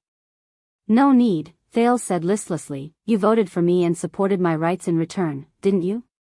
But Koshter's words immediately flashed through his mind. "This is all for self-preservation by the suzerains." Thales suddenly raised his head and looked at Zayn in confusion. "What are you thinking? Why did you vote for me? You don't seem like the kind of person who would betray you just because of anger. Even in that situation, letting Jadestar become the heir is not in line with your interests as a suzerain, right?" Zayn stared at him for a full 3 seconds, then he raised his eyebrows slightly. "Who knows? In that case, I wouldn't have a chance anyway." Zayn chuckled. "Maybe I'm just thinking that compared to those old and cunning people, you, who are inexperienced, can be the heir to the kingdom, more like a soft persimmon, easy to deal with." Thales furrowed his brows slightly. "These dukes, can you speak like a human being?" "Just kidding." Zayn laughed. Thales rolled his eyes. "But before you leave, Your Highness, I have a gift for you. Please kindly accept it." Zayn waved his hand lightly. That day at Vine Manor, this veteran from the Starlight Brigade recognized all of you, but it was precisely because he gritted his teeth that he allowed all of you to leave safely. Otherwise, what awaited all of you? That means 2 Lemiter nights. Thales felt a chill in his heart. He looked into the distance and saw an exhausted man being violently pushed towards the Jadestar Private Army's fleet. That was, who? "Don't worry, he's my spy. Jenned was once the Duke of Star Lake's personal guard." Zayn patted him on the shoulder and revealed a mysterious smile. "He should be of use." Thales' face was filled with suspicion. But he suddenly remembered Koshter's words. South Coast Hills suffered greatly due to family strife. "Duke Zayn," Thales muttered, "I heard that you've only been a duke for 2 years, right?" Zayn frowned and nodded. "My father unfortunately passed away 2 years ago. I returned from my travels in the Eastern Peninsula and inherited the title." Thales chose his words carefully.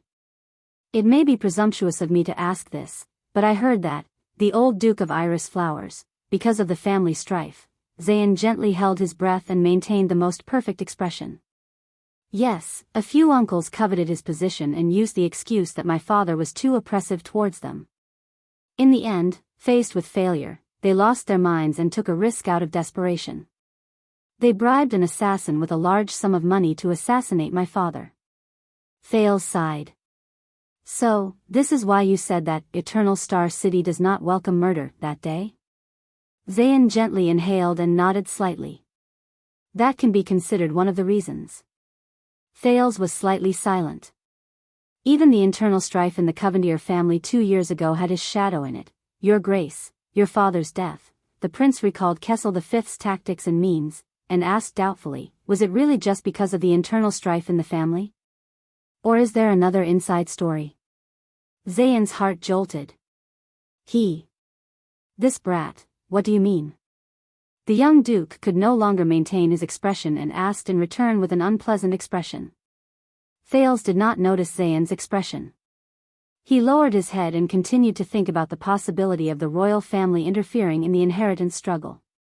"The 19 noble families will all be devoured," the prince muttered. "Is there a deeper, more essential truth behind the duke's death, for the continuation of our family since the founding of the nation? For example, the Duke unfortunately died in order to protect the continuation of the family, the future of the next generation, and not be harmed by the outside world."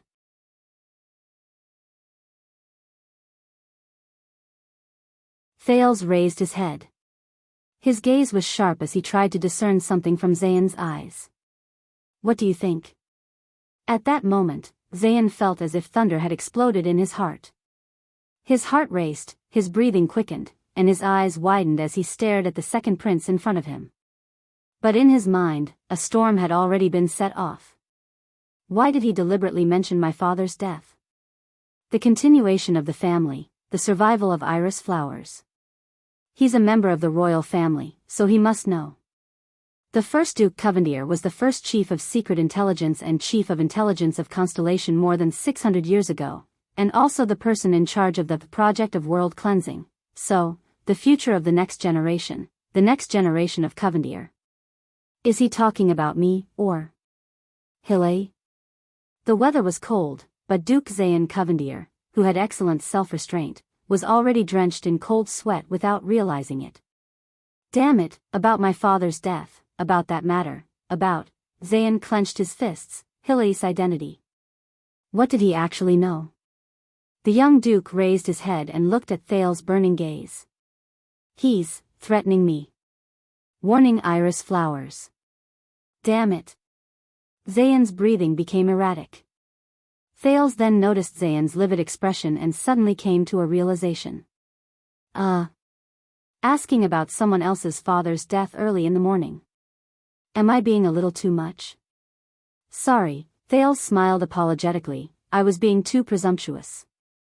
In his eyes, Zayn took a deep breath and forced himself to squeeze out a submissive and ingratiating smile, which was a rare occurrence for him. Usually, this was a piece of cake for him. No. Zayn felt bitter in his heart, but he immediately closed his eyes, bowed deeply, and said with difficulty, Your Highness Thales, tricolor iris flowers understands what you mean. From this moment onwards, South Coast Hill is willing to be at your beck and call without complaint. Why did he suddenly bow? Thales was shocked and took a step back. I didn't even say anything, why did he bow? And, he understood what I meant just like that? His reaction is so fast. Thales narrowed his eyes in confusion. Sir Zayn, you really understand what I mean? Zayn clenched his teeth tightly.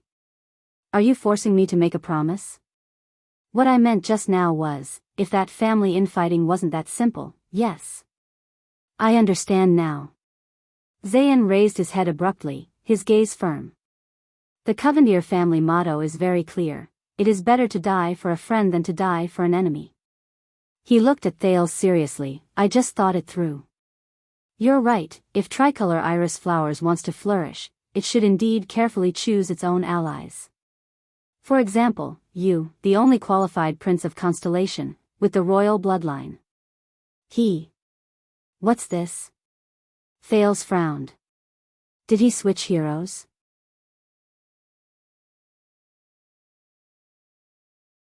But in the distance, Gilbert's voice came, they should leave. The second prince's convoy had gone far away. But Zayn was still standing in the same spot, unmoving. Butler Ashford, who walked up from behind, was about to say something, but Zayn raised his hand abruptly and stopped the butler from speaking. Until the convoy went far away. Zayn, who was breathing unevenly, nodded, all right, at this distance, even a vampire's hearing can't reach us. Ashford frowned slightly. Something's not quite right with my master. Did you manage to sound him out? Ashford asked carefully. Zayn frowned and nodded habitually. When I asked about the Blood Clan, he subconsciously agreed. The vampires are indeed traveling with them. Zayn heaved a long sigh and murmured, how bold and fearless. Ashford said respectfully, then according to the original plan, inform Blood Bottle Gang, and start by ruining his reputation, no. Zayn raised his head, his gaze determined. And with a hint of determination. Watching Thales leave, Zayn narrowed his eyes and made up his mind. No one could hurt Hill. No one. Even the royal bloodline. The young Jade City Master, Guardian Duke of South Coast Hill, Master of Tricolor Iris Flowers, one of the 6 great clans of Constellation, Zayn Covendier, whispered to the butler beside him. Pass the message. Send _the_ words. Ashford raised his eyebrows. That side? Ashford asked softly. Zayn closed his eyes, took a deep breath, and slowly exhaled. That side, Zayn said quietly. Ashford did not speak. He was waiting for his master's final confirmation. Zayn's voice came with difficulty. You know which part to pass. Although Ashford was puzzled, he was good at reading people's expressions and immediately understood his master's meaning. The old butler nodded, bowed, and left. After a while, Zayn opened his eyes. He muttered to himself, the Prince of Constellation who I voted for, carries the war and peace of 2 countries on his back. At least, within the country, there should not be any suzerains of Constellation who would dare to endanger your life, right? Everyone should be thinking the same thing. Then so be it. The second prince's carriage drove to the North City gate. From afar, Thales saw an empty space separated by the guards through the surging crowd that came to watch the show. The Supreme King of Constellation, Kessel Jadestar, stood among the 3 dukes and looked over silently. I will send you off here, Your Highness. Gilbert stood where he was and said sadly, be careful on your journey. I await your return. Thales turned his head and looked at Gilbert. If you can only listen to the story of the tragic king and the resolute royal family described by the king's partisans, then you might as well dig out your own eyes and leave only your ears. Thales exhaled. Thank you, Gilbert. Then, Thales took a step back and bowed deeply. Thank you, teacher.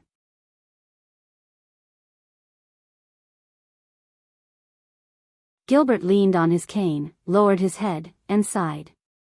In the end, he did not say anything. Thales exhaled. Accompanied by Putray and Waya, with Ralph's appearance, it was better for him to stay in the carriage, while for some reason, the lively Ida did not get off the carriage at all. He got off the carriage and walked towards his father, who was suspected of being a tyrant.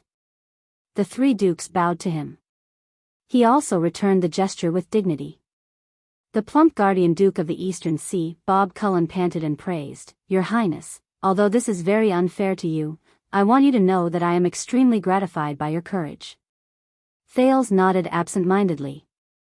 As the Prince of Constellation, it is only natural. The Eastern Sea Hill is so scared that it has become a coward. Koster's other explanation of Constellation's current situation surfaced in his mind. He, I once hoped that my son would be as outstanding as you, Your Highness, the Guardian Duke of Western Desert, the terrifying Fakenhaz, continued to mock him, but looking at it now, forget it, it is too dangerous. Thales rolled his eyes in front of him. Thank you for your kind words, he said weakly. Western Desert is trying its best to protect itself with the importance of the Western battlefront. He walked in front of the young lady. Lyanna Tabark, the delicate and pretty young Duchess of Blade Edge Hill, looked at him with a cold expression. I think, we all know what kind of heavy burden it is to be the last person in the family, she said softly. But it is precisely because of this, the young lady said bluntly, but her words were sharp, that we become stronger.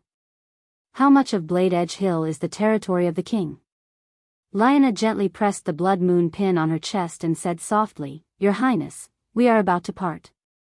I will give you the Tabark family's language. Thales was stunned.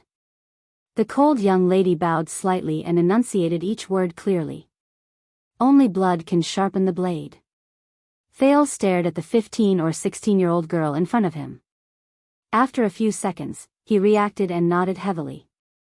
I will remember it, and dare not forget it, he said. Thud. The king's scepter was propped on the ground. The 3 dukes, Cullen, Fakenhaz, and Lyanna, all retreated tactfully. Thales took a few steps forward and bowed gently. You underestimate your father, underestimate the Iron Hand King, underestimate the fear he instilled in the entire constellation. You have met Kia, Kessel V said quietly. Thales nodded. Very good. Then you will know what kind of path we, you and I, are walking on. Kessel looked at him coldly. The bloody year changed him, our enemies are everywhere in this world. Kessel sighed and said quietly, one careless move, and we will be doomed.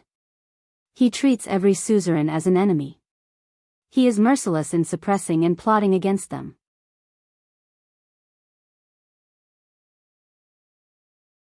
He treats Constellation as his personal carriage, and he has no control over his horsewhip and spurs, Thales inhaled. In Kessel's eyes, there was such determination in his gaze. Go on your way, young Jade Star, Kessel said slowly. Bring glory to your country, bring glory to your family. Live for Constellation. Thales raised his head and nodded lightly again. Behind him, Gines Bajkovic could not help but take a step forward. Boy. The female official seemed a little awkward. But Gines still took a deep breath and said with complicated emotions, remember to practice your sword. Remember to practice your sword. Thales flashed a smile. Yes, Madame Gines. After Putre and Waya bowed to the king, the latter gave them a few words of encouragement. Thales knew that the time to depart had finally arrived. However, at this moment, an unexpected person walked to his side with a cane. Your Highness, Murat Hansen said with a hoarse voice and an unpleasant smile on his face to the vigilant Thales, when you reach Ekstedt, please help this old man pass a message to an old woman. With a bad impression of the Black Prophet, Thales asked in bewilderment, which old woman? Murat grinned. You will know when you see her. Thales furrowed his brows deeply. On the city gate, which Thales did not notice, a masked figure slowly disappeared into the air. Hence, the fleet of carriages with the double cross-shaped stars flag and the 9-pointed star flag slowly set off. All the way north.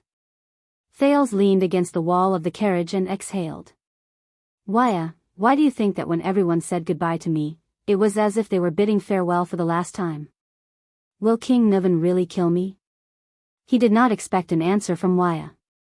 But the second prince's attendant, Waya Casso, who had been looking outside the carriage, actually raised his head slightly with a complicated expression. Your Highness. In the Tower of Eradication, my teacher once taught me a sentence.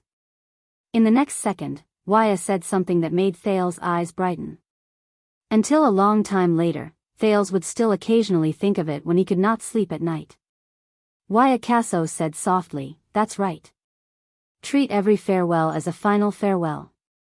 Treat every second of your life as a chance to survive, this way, we will not miss out on our lives. Recently, some readers in the book comments section suggested that the protagonist is too much of a Virgin Mary. I think I need to respond. The following is my response, oh. That is my response.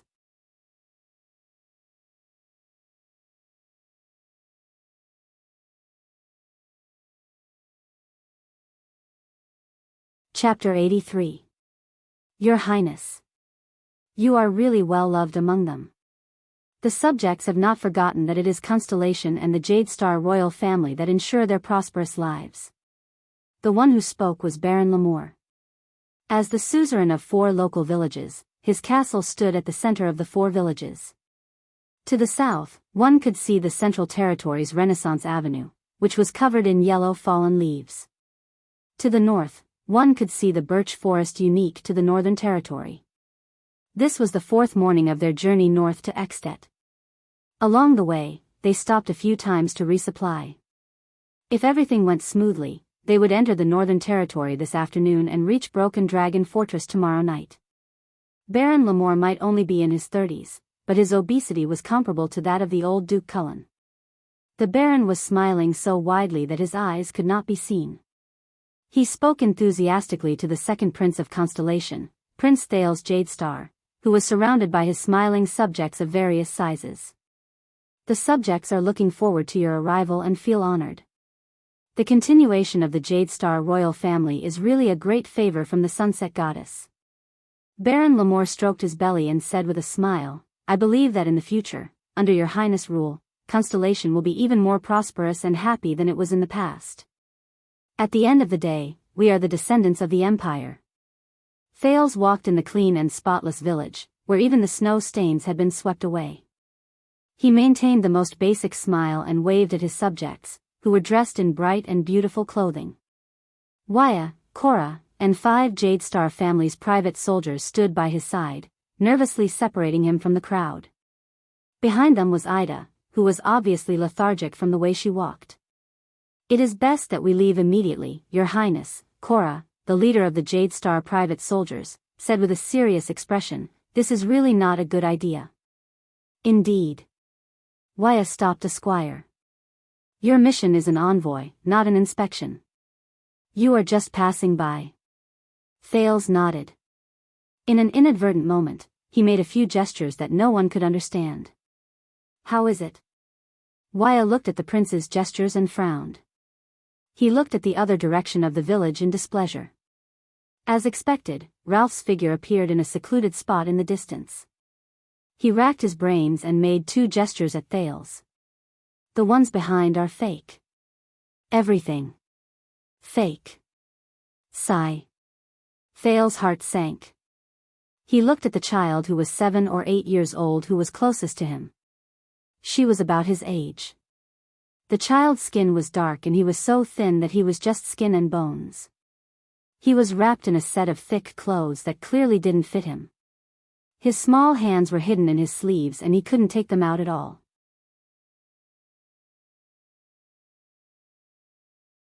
His eyes were filled with fear and cowering, but he still forced himself to reveal a fake smile.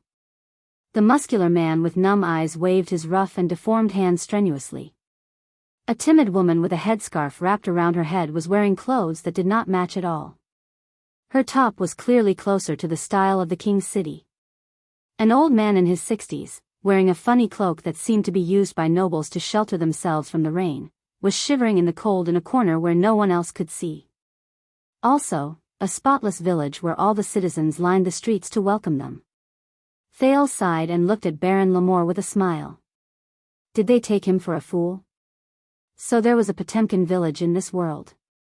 The supplies should be complete. Thales then made a gesture that no one else could understand towards Ralph in the distance. He shook his head and said softly to Waya and Cora, "Let's go." Waya even glared fiercely at Ralph in the distance, who had a dark expression on his face. He then followed Thales with Cora.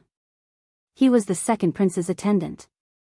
Under Baron Lamore's reluctance to leave and endless thanks, the fleet of Constellation's diplomat group headed north to Extet was ready to set off. "I thought you enjoyed the feeling of being supported by thousands of people." The vice diplomat of the diplomat group, Lord Putray, took out a pipe out of nowhere and lit a thick cloud of smoke that did not look pleasant. He inhaled and exhaled and looked at the second prince in a mocking manner. "No. I would prefer to enjoy that kind of sincere, unpretentious, but sincere support." Thales smiled as he took the water handed to him by the guard.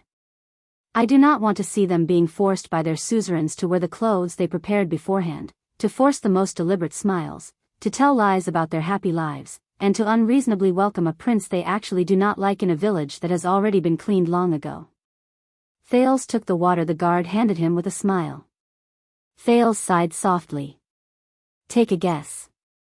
How many of them have smiles on their faces, but are actually filled with hatred towards me, the prince who suddenly arrived?" "None." Unexpectedly, Putray denied his words. "If I have to pick one, it's probably only that fat baron." Thales raised his eyebrows. "Don't think too highly of yourself, future king." Putray exhaled a mouthful of smoke in disdain. In the eyes of many people, the weight of the 9-pointed star is not even as heavy as an ear of wheat. If an ear of wheat can feed them, what can the 9-pointed star do? Oh, there are still benefits. Putray chuckled. For example, the suzerains can feed them a full meal and distribute some unwanted clothes to welcome a certain heir of the 9-pointed star who passes by in a dignified manner. Thales' expression was solemn.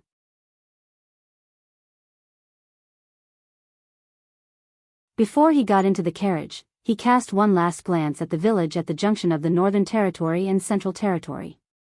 He could not help but say, "This is the intersection point of Renaissance Avenue and the Birch Tree Forest." The specialties of the Northern Territory and the goods of Central Territory all pass through here. There is no shortage of land and hunting forests, but the people here are still so poor. Is it because of excessive deductions, land problems, or heavy taxes? Let's change the words. Baron Lamore is one of Count Talon's vassals. He delivers taxes to the latter and responds to conscription. The Talon family is a distant relative and supporter of the Jade Star royal family. To put it more accurately, the rulers of the territory are too loyal and patriotic. Putre snorted through his nose and said sarcastically, the reason why the villagers here are so poor is because the rulers of the territory are too loyal and patriotic. Thales was silent for 10 seconds until Waya interrupted his thoughts. Your Highness, that veteran refuses to leave. He is still following us. Waya pointed at a staggering figure behind them and sighed. We have already passed the Talon family's Ice River City. I think the dry rations and supplies he has on him are not enough to support him on his journey back to Eternal Star. Besides, he does not have any clothes to keep him warm. The further north we go, if you ask me, we can hand him over to the Baron.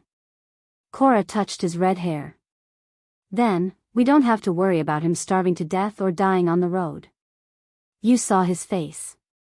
I guess that veteran is not very good at dealing with nobles, and the Baron will probably throw him straight into the dungeon. Thales shook his head and looked at Gened's stubborn figure in the distance. And he is, after all, the late Duke John's personal guard. He can be considered to be of the same lineage as the Jade Star family. Thales' eyes sparkled. He thought of the late king's youngest brother in the tomb.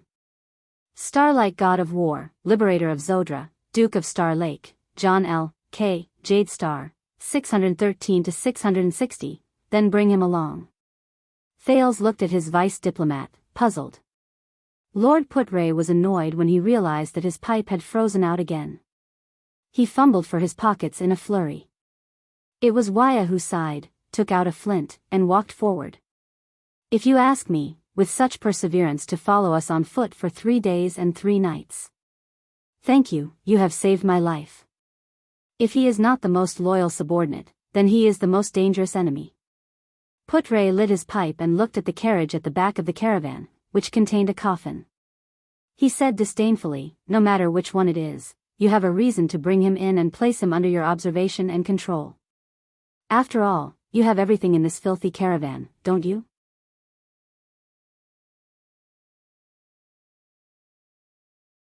Thales frowned and pretended that he did not hear Putre complaining to him about the Blood Clansman's traveling companions.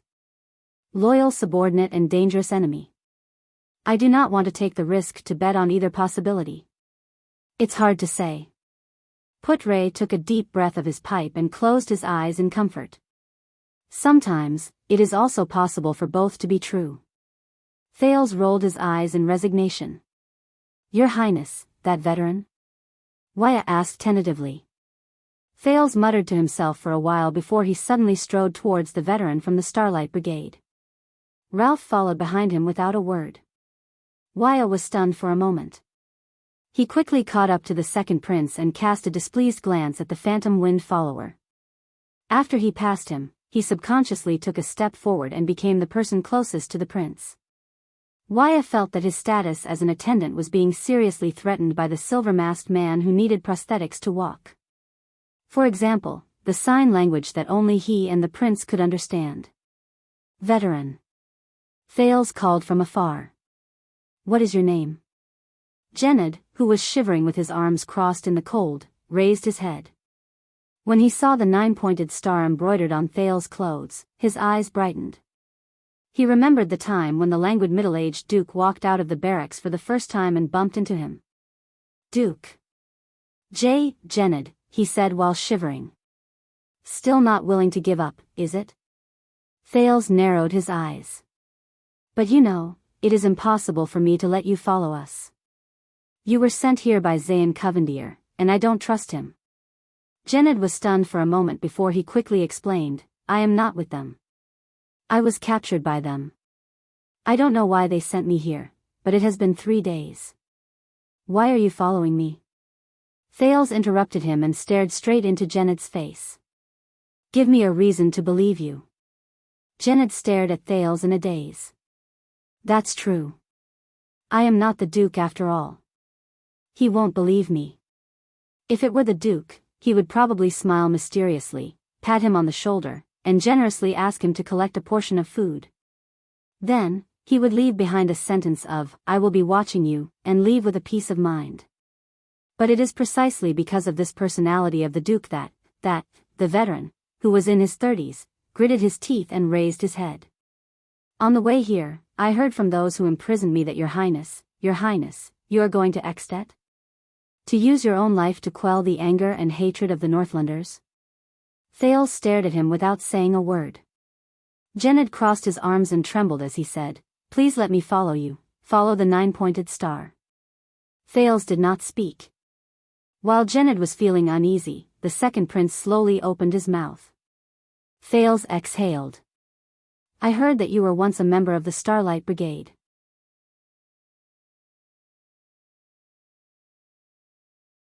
"You were Duke John's personal guard, my father's uncle?" Gened's gaze darkened. "Yes. And I have failed him." Thales said coldly, "If it is for the loyalty of your comrades in the Starlight Brigade, you can always return to the capital and serve my father and King Kessel. I have already served him for 12 years in the capital." The travel-worn Gened panted laboriously and looked at Thales. "And now, I have nowhere else to go." "Yes." When the Starlight Brigade was disbanded, most of them followed their captain to Broken Dragon Fortress and fought 3 bloody battles against the Extetians. After the peace treaty was signed, they continued to guard the borders of Constellation in the bitter cold. But he did not go. He wanted to stay and continue serving the Nine-Pointed Star and the Jade Star family in the capital. To atone for his sins. But, that Kessel, Gened recalled his 12 years in the city defense team where he was apathetic, and he smiled forlornly. Thales looked at him and sighed deeply. "Go look for Cora, the red-haired one." Under Gened's surprised gaze, Thales pursed his lips. "Since you are a veteran, ask him to arrange a post for you. The diplomat group cannot keep useless people." Gened shuddered and looked at Thales. He shuddered, and 2 streams of hot tears flowed uncontrollably. Thales was shocked. He could not stand such a scene the most. He quickly turned around and left. This time, Waya followed him closely and did not forget to glance at Ralph. But Ralph was looking at the veteran whose eyes were brimming with tears. Another one who has lost his way. Just like me. Thales walked further and further away. If he was John's personal guard, if he participated in those wars, Thales thought, then he must have experienced the truth behind the bloody year with his own eyes. The truth that I want to know. The second prince boarded the carriage without saying a word. The convoy continued its journey out of Renaissance Avenue and entered the birch forest unique to the Northern Territory. On the evening of the second day, when the convoy with the double cross-shaped star flag finally reached the edge of the birch forest, snow began to fall continuously. Everything around them began to turn silvery white. When they stopped to rest, Waya lit a torch in the bonfire set up by the guards and approached Thales, who was so cold that he was rubbing his hands. "Please pay attention to the temperature, Your Highness. From now on, unlike the capital, unmelted snow will become the norm." "You've been here before?" Thales gratefully accepted the warm torch and exhaled a breath of hot air. "Not only have I been here before." Waya chuckled. "The Tower of Eradication is in the southwest of the border between Ekstedt and Camus Union, in the mountain range to the north of the Great Desert. At that time, the Desert War was fierce, and the road to Western Desert was blocked.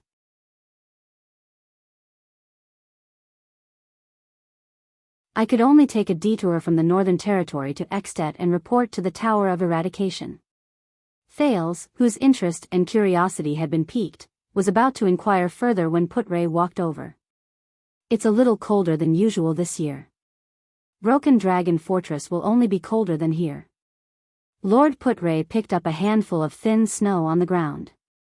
His expression became solemn. "This is both good and bad news." "What do you mean?" Thales, who did not know much about the Northern Territory and Ekstedt, humbly asked the vice diplomat, who was obviously knowledgeable but had never pretended to speak to him. "The good news is that the day before the bitter cold, which is unique to the north, will come earlier than usual. No matter how good the Extensions are at fighting in winter, it is impossible for them to mobilize a large number of troops to deploy into battle formations or besiege the fortress when the water is frozen. Their supply lines will collapse due to the bitter cold." Putre muttered, "The bad news is that if Lampard wants to take down Broken Dragon Fortress, these 2 days will be his last chance." Thales felt a chill in his heart. Yes, Your Highness. Broken Dragon Fortress is not far away. If you still want to put an end to the flames of war and not just go sightseeing, you better hurry up. Under Waya and Ralph's unpleasant expressions, Put-Ray unceremoniously snatched Thales' torch from him and extinguished it in the snow. You better hurry up and hurry up. At this moment, the cloaked woman and the secret protector, Ida, who had been dispirited and listless, suddenly shuddered and sat up. That, someone. Ida stammered as she patted the snow off her body. But she was immediately interrupted. Enemy attack. In the distance, a loud and angry voice shouted. It was the veteran, Janet's voice. Thales stood up abruptly. Waya and Ralph, who were beside him, were faster than him. One of them unsheathed his sharp blade, while the other shielded him behind himself. Cora. Put-Ray shouted calmly. Formation. Cora roared. The 30 Jade Star private soldiers shouted, unsheathed their swords, and formed a wall with their shields. They surrounded Thales and formed Constellation's famous astral formation. But Thales, who was firmly protected between two people, the attendant and the phantom wind follower, looked around in confusion at the birch tree forest in the evening. Where are the enemies? In the next moment, he no longer had to be confused. Shadowy figures strangely appeared behind almost every tree in the surroundings in an instant. There were at least 20 of them. Thales felt a chill in his heart. He had seen this kind of body movement that suddenly appeared. It was like a frame skip in an animation. The Jade Star guards lit their torches as if they were facing a great enemy. They were teleported to a few key points in the circle formation to provide illumination.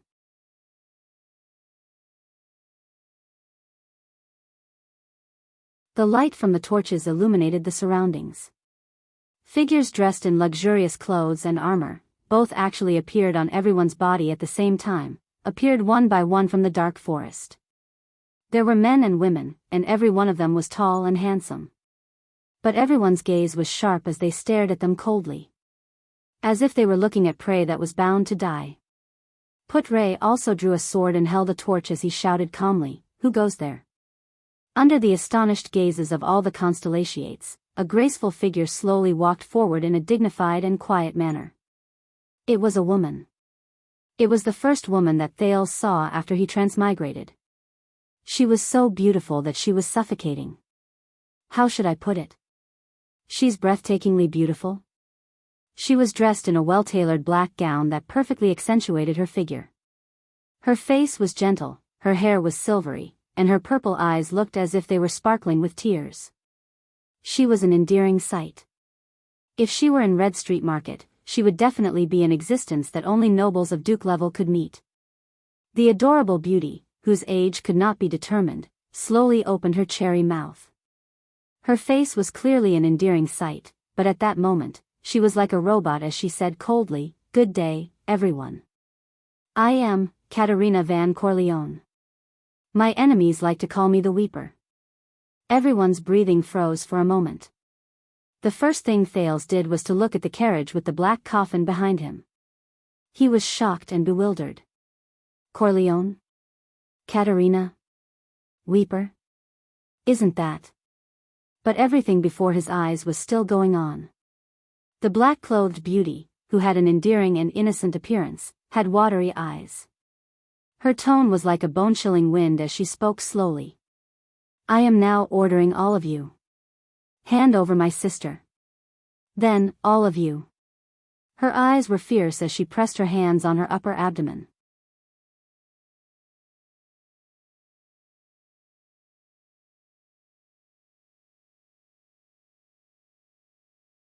Chapter 84.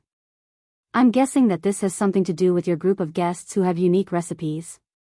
Put-Ray sighed and asked Thales sarcastically as he stared at the setting sun that was almost hidden by the forest in the distance. But Thales did not answer him. The prince forced himself to calm down amidst the panic caused by the sudden attack. He stared at the black-clothed, dignified, silver-haired, purple-eyed blood clan beauty before him. Katerina Van Corleone. If I remember correctly. Thales gritted his teeth, The current master of the Corleone family and even the Night Kingdom. The Night Queen. Serena Corleone's younger sister. But Thales immediately realized something. Why would the Queen of the Eastern Peninsula, who has such a noble status, lower her status and personally cross the sea to chase after 4 political refugees who are weak and powerless? Even if they are her elder sisters. Coveters of the Blood Sea throne. Something is not right. How to fight against the Blood Clan? The attendant, Waya, held a single-edged straight blade in his hand and looked around with a grave expression. I have only heard about it from my teacher, but I have never practiced it. The young attendant tried his best to remain calm, but judging from the sudden increase in his speaking speed, he probably did not expect to encounter the situation before him after only being by the prince's side for a few days. Congratulations, then. Not everyone has such a good opportunity to practice it. Putre was rather calm. He carefully observed the blood clansmen around him who were staring at him with burning gazes. Beheading or piercing the heart, these are the few effective methods. Although some powerful blood clansmen can even recover from having their hearts destroyed. Silver or sunlight can also weaken or even harm them. In battle, you must first rely on steady footsteps, and second on your ability to predict your position, because you will never be faster than them. At the same time, you must maintain sufficient vigilance. Just like the power of eradication, every blood clansman above supra class has their own unique ability that varies from person to person. When used in battle, it can often bring about unexpected results. Waya nodded with a pale face. Mortals of the Western Peninsula. Beside Katerina, a middle-aged male blood clansman who looked like a commander took a step forward. His appearance was firm and his expression was cold. Her Majesty the Noble Queen is waiting for your obedience. Hand over the traitors of the Night Kingdom. We will be more merciful when we act. 21, all supra class and above, and at least 3 of them are supreme class. Ida walked up from behind Thales. Her voice was no longer as lazy as it usually was. Instead, it was solemn and serious. The uncle who spoke, the young man on his left, and the queen dressed like a ball star.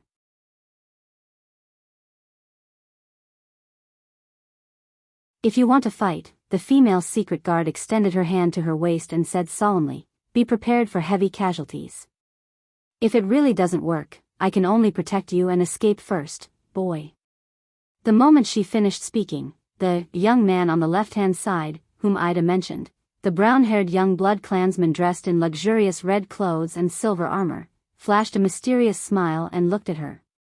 She the width of and the of, comma, with of were.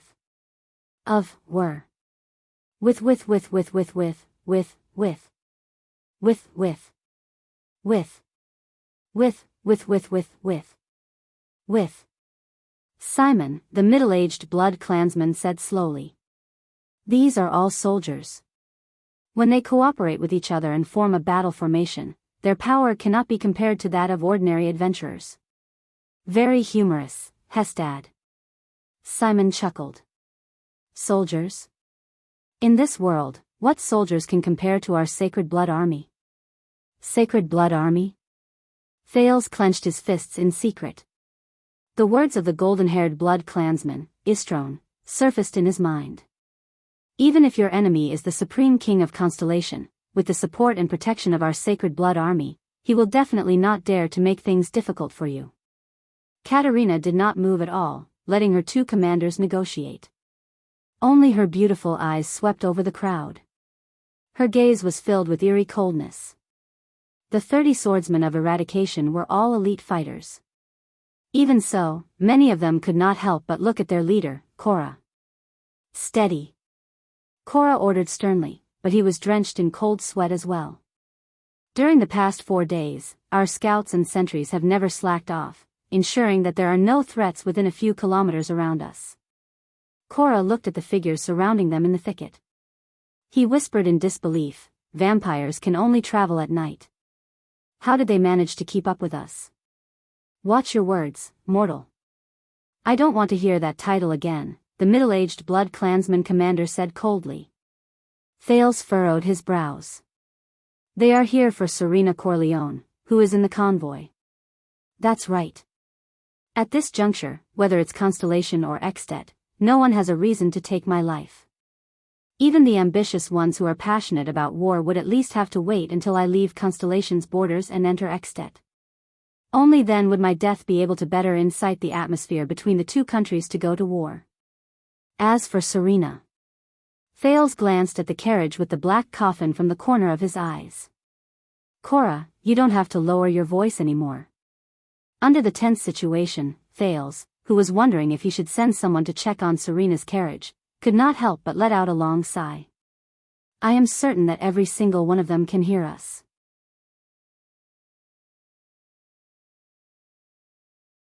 The moment he finished speaking, Katerina's gaze suddenly swept towards him. Thales was so shocked that his skin crawled. We have waited long enough. The middle-aged blood clansman, Hestad, exercised his wrist and said nonchalantly, Where are the traitors of Night Kingdom? Thales breathed rapidly, but there was already a huge storm raging in his mind. My dear and heartless sister, they still came. A familiar and childish voice rang. Under everyone's gaze, Serena Corleone, who looked to be only 6 or 7 years old, walked down the carriage with a cold expression, accompanied by Chris and Istrone. Katerina's purple eyes were fixed on her older sister.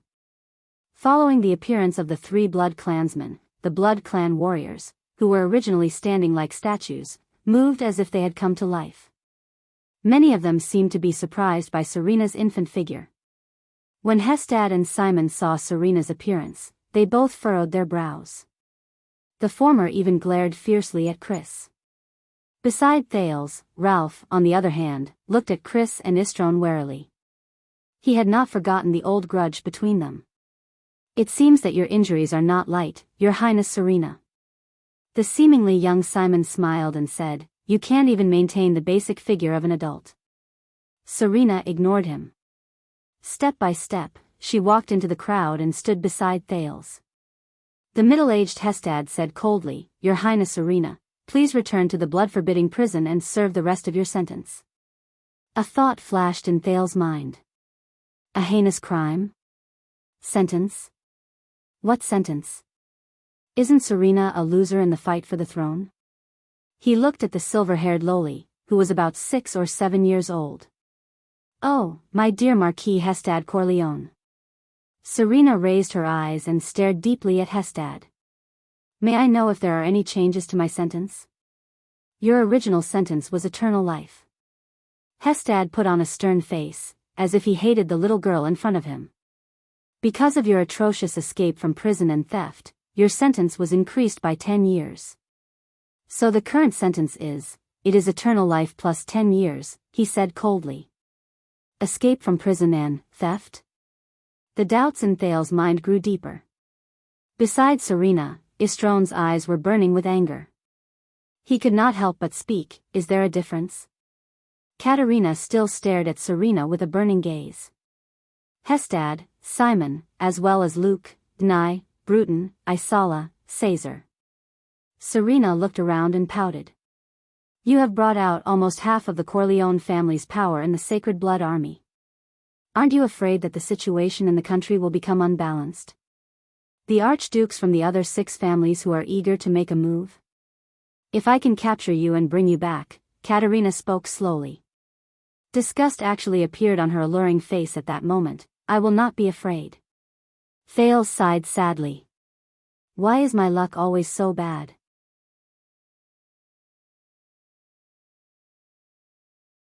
Now that things had come to this, they could only negotiate. What they wanted the most was Serena.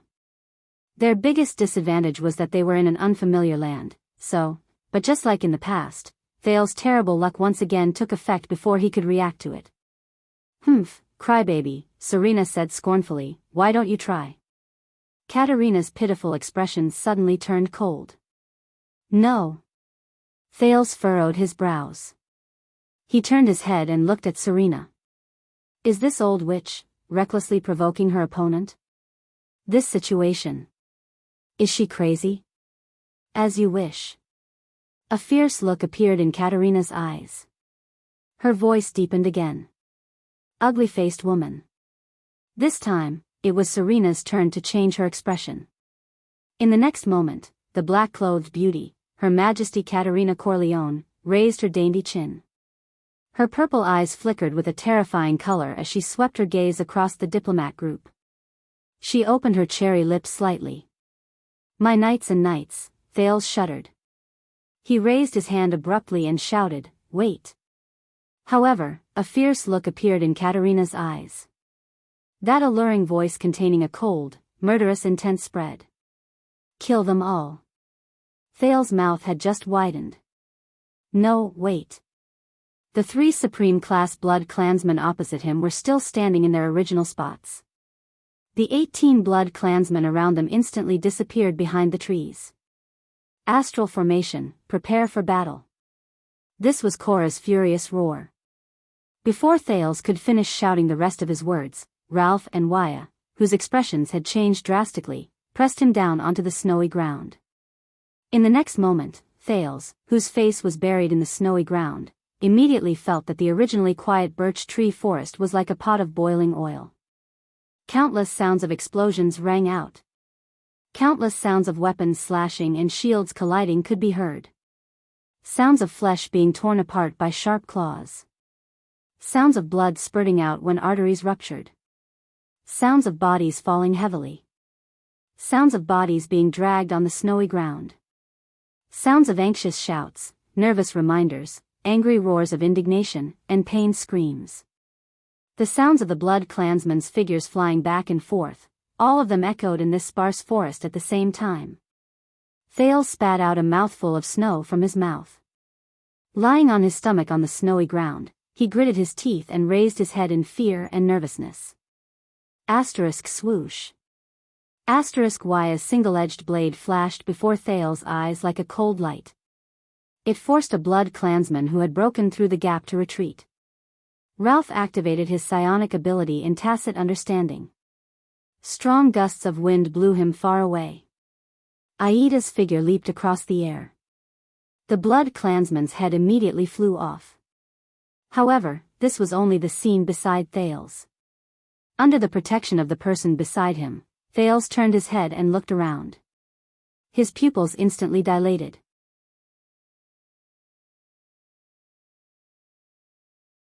In other places, the Jadestar family's private soldiers were facing a disaster. Blood sprayed everywhere. Falling severed limbs. Heads flew through the air. Blades dyed red. Bodies that fell to the ground powerlessly. Soldiers who were dragged away from the defense line by the Blood Clansmen. No, Thales widened his eyes. It was not that he had never seen a battle before.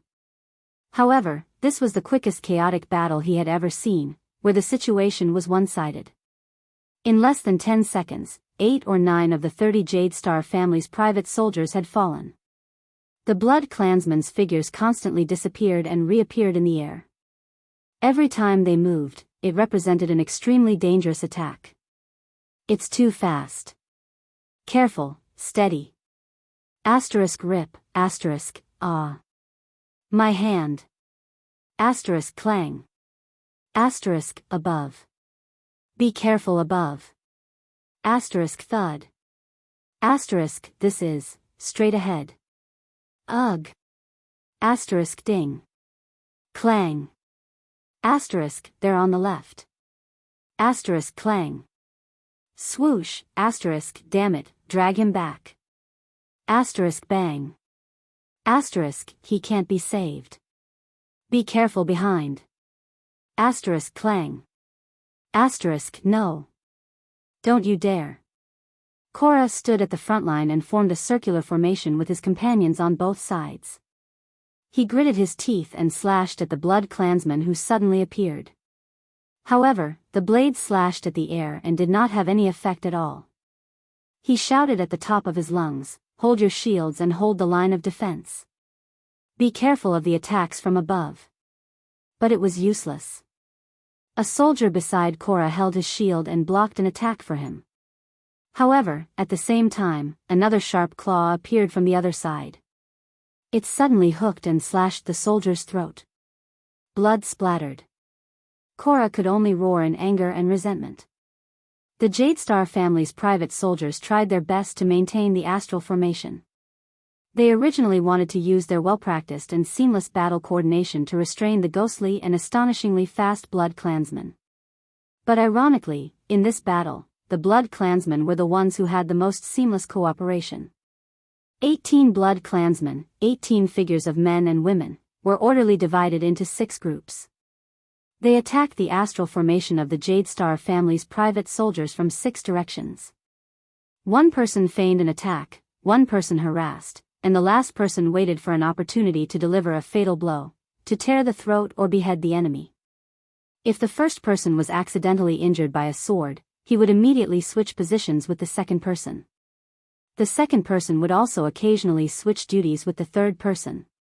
They maintained a continuous offensive and did not let up. They exerted great pressure on the defense line at all times. None of the Blood Clansmen hesitated, spoke too much, retreated, or stopped. Compared to the irrational and uncooperative blood slaves they encountered before, these were. Thal's skin crawled as he thought, the true elite warriors of the Blood Clansmen. Sacred Blood Army?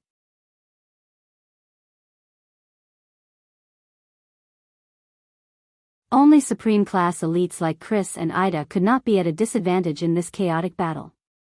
They could even gain something from it. Another soldier's pained scream was heard. No, this cannot go on. Why? Why was her order to kill us all? And not hand over Serena? Thales turned to Serena and said angrily, we could have solved this through negotiation. But Serena only stared back at him coldly. She said, kill them all. The casualties of the soldiers were still increasing. Thal's skin crawled as he watched the Jade Star family's private soldiers fall one by one.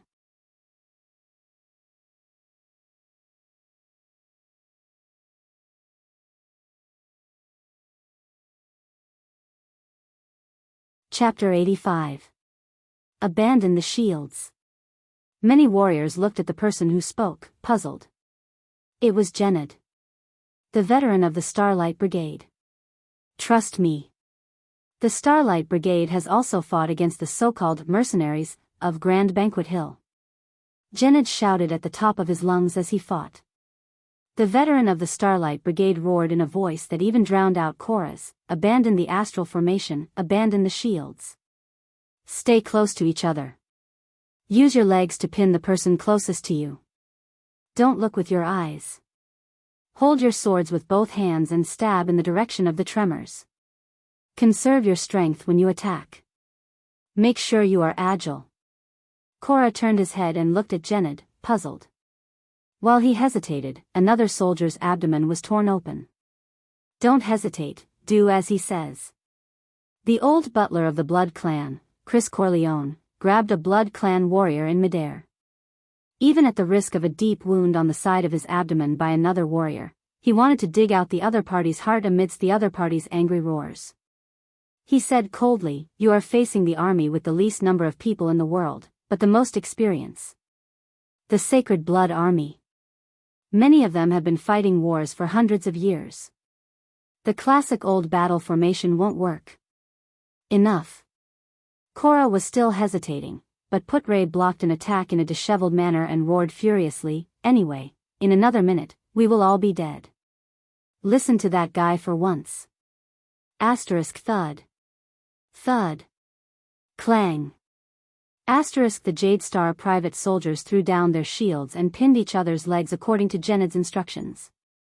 They held their swords with both hands, no longer believing in the scene before them, and formed their formation again. The effect was immediate. The number of casualties immediately decreased. The Blood Clansmen's ghostly and swift attacks in groups of 3 could no longer display their previous effects in the face of the nimble soldiers who threw down their shields and the extremely stable formation of their lower bodies. On the contrary, the Jade Star private soldiers, who counterattacked by relying on the tremors instead of sight, began to gain some results. In the distance, Simon frowned. Among them, there are veterans who have been through war. Hestad stared at Chris' figure. Also, don't forget Chris. That guy used to be a member of the Sacred Blood Army. It's time for us to act. Simon turned to Her Majesty the Queen.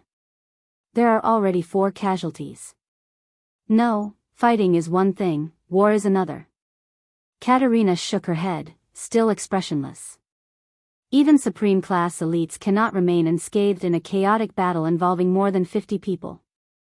We still have to deal with those 2 Lemeters. I'd rather be more conservative than waste your strength. After all, we are stepping on a foreign land.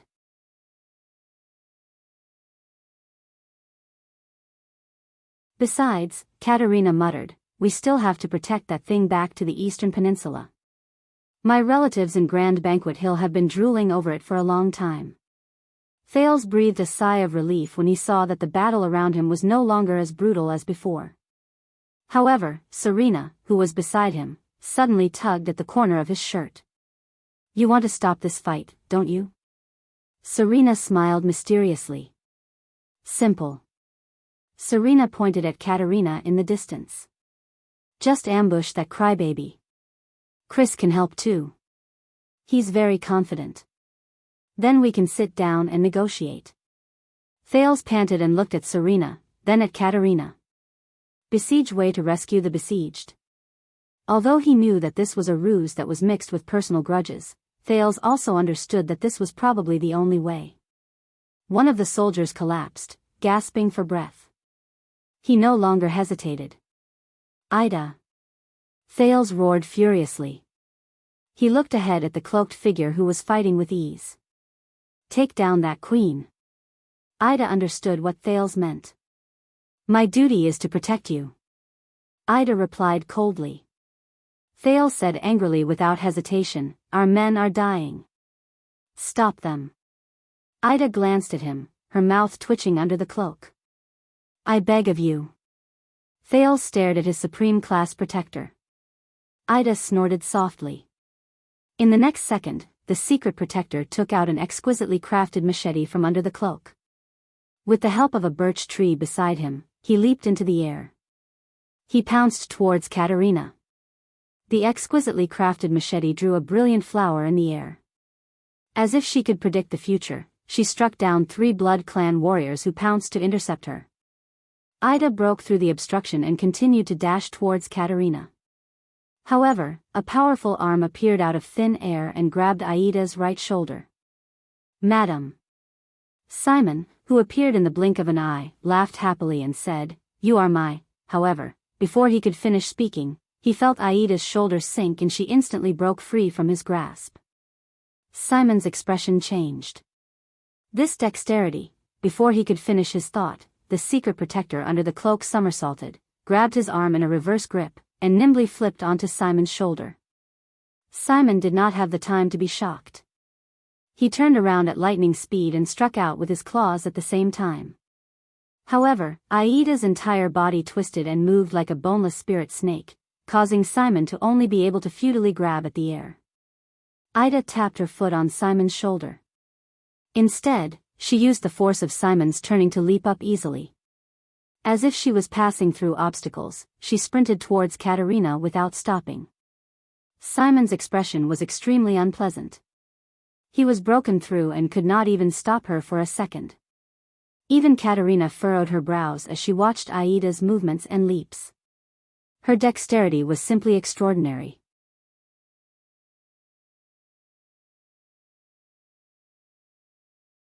The second Supreme Class Elite, Hestad Corleone, appeared in front of Ida with a flash. His expression was solemn. This cloaked person is probably not an ordinary Supreme Class, he thought. However, no matter how dexterous he was, in front of the blood mist formed by the blood shadow dance, Hestad laughed hideously. His body started to turn invisible. However, his expression immediately changed. Because the blood shadow dance, belonging to another blood clansman, had also turned into blood mist and unknowingly wrapped around his entire body. Chris Corleone, Serena's old butler, appeared behind Hestad without a sound and grabbed his neck in a death grip. Chris! Hestad roared furiously. With a quick turn, he broke free from his opponent's grip and thrust his claws towards Chris Hart. The two Supreme Class Blood Clansmen suddenly disappeared from the ground as if they were teleporting. They then reappeared on a tree, in midair, and on the snowy ground. Every time they appeared, it was accompanied by an extremely dangerous exchange of blows. "Hestad, old friend." Chris replied expressionlessly, "What a nostalgic old time." The two Blood Clansmen instantly turned into mist at the same time. Like two entangled tornadoes, they swept up into the sky. In front of Ida, the path to Katerina was no longer obstructed. Thales thought of something. What's left, as long as Ida can subdue Katerina, or even gain the upper hand in the battle, then, there will be a chance. However, in the next moment, Thales felt Serena, who was beside him, gently hugging his waist like a lover. "This way, no one will come and disturb you and me," she said softly. Thales, who was fully focused, was about to impatiently shake off this senseless old witch. However, his brain suddenly thought of something. "Serena. You. Me. In. Me." Why did the words she said suddenly stop leaking? Thales turned his head in shock and looked at Serena in disbelief.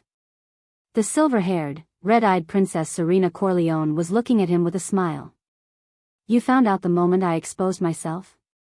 "As expected of my ally. I can finally speak normally. This past month, I've been working so hard to pretend. What an overly smart brat."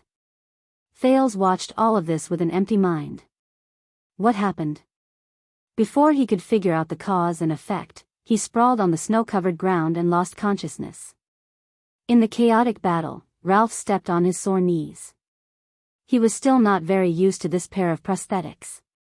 He used his hidden blade to parry a Blood Clansman. At this moment, he, who was unusually sensitive to wind, frowned. He turned his head and saw that one of the carriages in the convoy suddenly moved. The horse pulling the carriage started to run as if it was startled. It moved into the distance. Ralph frowned deeply. He recognized that it was Serena's carriage. What's going on? He turned his head, wanting to inform the others.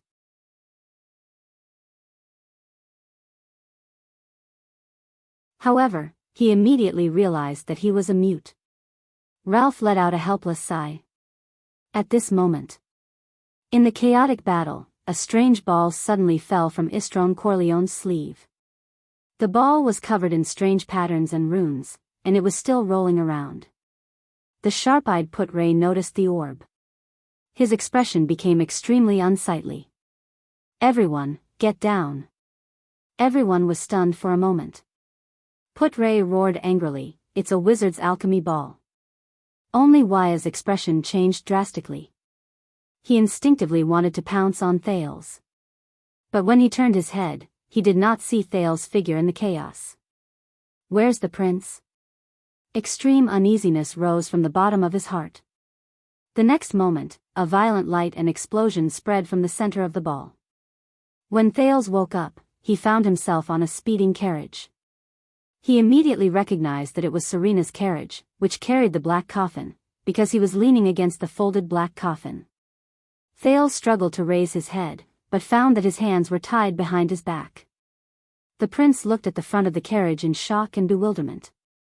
There, Rolana Corleone held a horsewhip and flashed him a sinister smile. "What's going on?" Thales questioned her in shock and anger. "Don't worry, ally." On the other side of the carriage, Serena, who had ulterior motives, looked at him with a smile. "The most exciting part is just about to begin. It's time to reverse the situation." The 6 or 7-year-old little girl said with a smile, "My road to regaining my throne." Her expression suddenly changed, and she spat unhappily. "They've caught up so quickly. As expected of a crybaby who holds a grudge." "What?" Thales was still sorting out everything in front of him. Asterisk thud. Asterisk as if someone had smashed the roof of the carriage with a hammer, the carriage suddenly shook. Thales was shaken so much that he fell to the ground. But an even greater tremor followed. "This is..." Thales looked out of the carriage in shock and bewilderment. He saw that the horizon under the setting sun began to tilt. Asterisk bang. Asterisk the carriage crashed into a birch tree and flipped over on the snow-covered ground. The dizzy Thales bumped into the carriage, and his face was swollen. He shook his head, gritted his teeth, and struggled to get his hands tied behind his back. He could not feel JC's dagger by his waist. In the damaged carriage, he wriggled out like a caterpillar. This is too much. What grudge do these two horses have against you? Serena's childish voice came from not far away. Thales struggled to flip out of the carriage and fell on the snow-covered ground. He was immediately grabbed by a strong hand. Thales raised his head and saw that Rolana was grabbing him. She stood beside Serena and looked at the other side as if she was facing a great enemy. There, the Night Queen, the Weeper, Her Majesty Katerina van Corleone, was looking at the three of them with a frosty expression.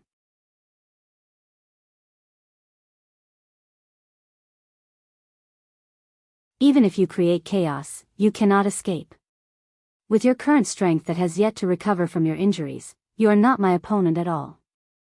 The farce is over. Hand over the dark night black coffin and follow me back. Katerina's gaze was sharp as she looked at her sister, who looked like she was only 6 or 7 years old. She showed hatred and disgust. Continue to atone for your ugly past. Ugly past? Thales looked at the adorable Serena, who was blinking her eyes. A chill ran down his spine. What ugly past? What past? Oh, I do not know what crime I have committed. Serena did not seem worried at all. She giggled and said, I have always done the right thing. The right thing? With an expressionless face, Katerina repeated Serena's words. However, Thales only felt that the Night Queen's mood was even worse. For the first time, the frosty Katerina's eyes shone with hatred and fury. Is that so? Is this what you feel after sitting in the blood prohibition prison for 200 years? Patricide.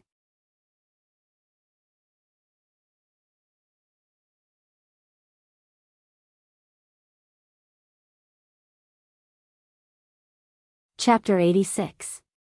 Under the setting sun, somewhere in the snow-covered land, a suffocating, pitch-black smoke filled the air. Ida somersaulted, flipped in the air, and finally landed on the ground. Hey, you saw the explosion just now, didn't you? Both sides were blown apart. Not to mention there's smoke like this. Looking at the thick black smoke that filled the sky, she raised the exquisite machete engraved with beautiful patterns in dissatisfaction and shouted behind her, Can you not be so annoying? Can you not be so annoying? Let's go home, okay? A figure suddenly appeared, stirring up the smoke around it. The Supreme-class Blood Klansman, Simon Corleone, appeared in the air with a cold expression. All right, he said in a deep voice, but before that, one of us has to fall first. The seemingly young Blood Klansman disappeared in an instant. Ida stomped her foot in annoyance and swung her machete like flowing water. The blade collided with the sharp claws. Clang! Clang! Clang! Clang! Clang! Within a second, 5 sparks flashed in the air. Do you not understand human language? Ida said angrily, I just somersaulted above your head. The secret protector gracefully spun around and dodged the Blood Klansman's attack as if she was performing a beautiful dance. But the wind howled. The Blood Klansman used his absolute advantage in speed to catch up to Aida's dreamy body movement. Somersaulted? You just insulted the dignity of a Blood Klansman Marquis. Simon's face was full of murderous intent as he appeared in front of Ida. Please wash away this humiliation with your blood. Ida sighed. So you're another paranoid person who spouts a lot of nonsense for the sake of honor, dignity, and whatnot. She massaged her neck and exercised all the joints in her body. She said helplessly, all right, based on my experience, I have to kill you first before I can leave. Simon's eyes shone with anger. Ah, it seems that you have a hard time understanding this kind of obsession, woman. Without the dignity of a powerhouse, without the pride of a powerhouse, let alone the obsession of a powerhouse. How did you become a supreme class? Cut the crap. Ida exhaled under the cloak and threw the machete into the sky. She nonchalantly caught it with her other hand. Show me your true form, little brat who lives on blood. Ida chuckled. Simon's expression changed. He ignored the little brat that the other party mentioned. You actually know the true form of vampires? The young-looking blood race count said coldly, it looks like you've met a Supreme Realm blood race member before. Humph, not accurate. Ida raised her exquisite machete and smiled confidently. Tell me in detail. I've killed a Lemeter blood kindred. Simon's pupils shrank. Ida whistled and continued to laugh. It's still in its true form. 2. As soon as he finished speaking, Simon roared furiously.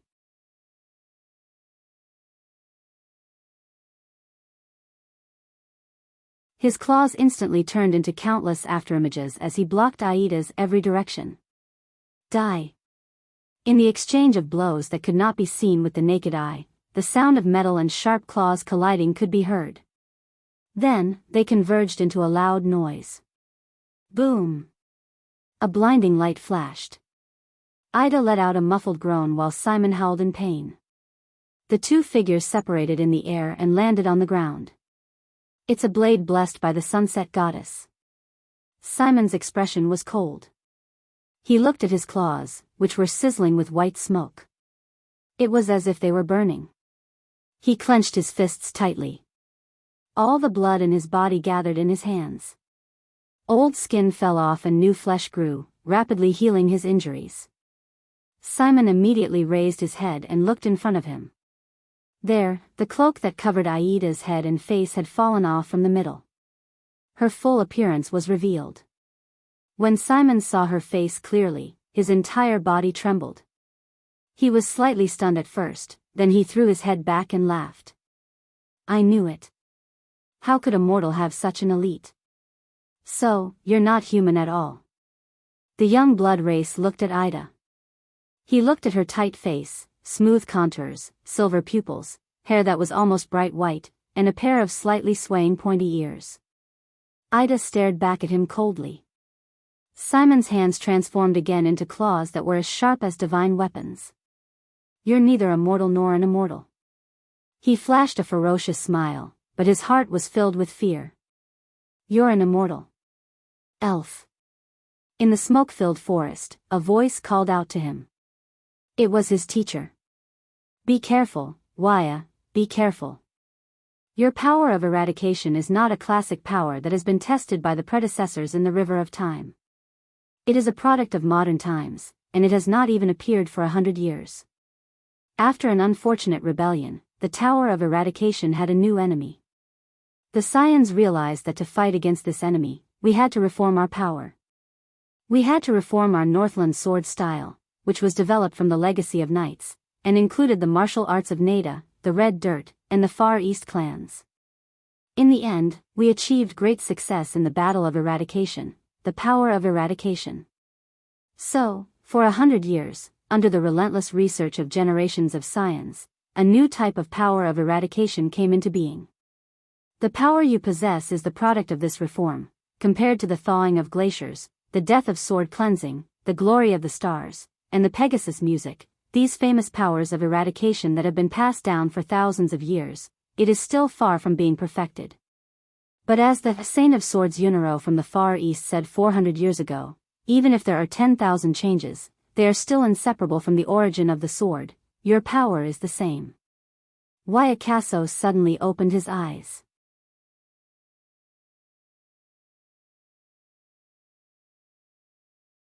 He instinctively struggled to get up from the snow. With blood flowing from his forehead, he looked at the smoke that filled the sky and the trees that he could not distinguish between. He shook his dizzy head hard. Not far from him, a figure climbed up from the snow and quickly pounced towards him. Waya subconsciously touched the single-edged sword beside him. He turned around and swung his sword, forcefully parrying a sharp claw. Asterisk clang. Asterisk the sword and the claw clashed, and sparks flew everywhere. Under the huge impact, Waya gritted his teeth and took a few steps back. He used all his strength to maintain his balance. As a mortal, you are very strong. The male blood clansman with damaged armor grinned, and his left hand began to transform into a sharp claw. But we are not the cowardly blood clansmen of the Western Peninsula. As soon as he finished speaking, he disappeared from his sight. Waya's pupils shrank. He recalled Putre's warning and resisted the urge to run and dodge. He predicted his opponent's next attack. I need to predict my opponent's position. Where will my attack be more fatal and difficult to block? If he really attacks from this position, how should I deal with it? The blood clansman's sharp claw appeared on the left side of his throat. I feel it. Waya, who was prepared, did not even think. He swung his sword at a perfect angle. He cut off the blood clansman's arms. I did it. But just as Waya's mood lightened, he felt a ruthless chill from his left shoulder to his left chest. Rip. Waya took 3 steps back in disbelief. A sharp pain came from the left side of his body. Impossible. Waya gritted his teeth and looked at the large amount of blood from his left shoulder to his left rib, as well as the bone-deep scratch. I clearly cut off his arms. Waya felt dizzy. He swayed and took a step back. He supported himself against a birch tree with his left hand, but it affected the wound on his left side. The pain made him break out in a cold sweat. Not a bad response. But didn't the mortal beside you teach you? The blood clansman's figure reappeared in front of him. He licked the blood on his right claw and chuckled. All blood clansmen above Supra class have their own special abilities. Why? Are you not prepared? Special ability? Waya looked at the blood clansman's intact arms and sighed. Damned vampire. So you can ignore my slash. Do you want to know my ability? The blood clansman looked at the panting Waya and curled his lips confidently. Waya furrowed his brows. What kind of ability is it? Then I'll tell you. Ha ha ha ha. The blood clansman was halfway through his sentence when he suddenly laughed happily. How can I tell you? Do you think I'm the villain in a night novel? You talk a lot of nonsense, and I'll explain my battle. But before he could finish the word battle, the blood clansman's sharp claw appeared before his eyes again. Damn it. He said so much just to divert my attention.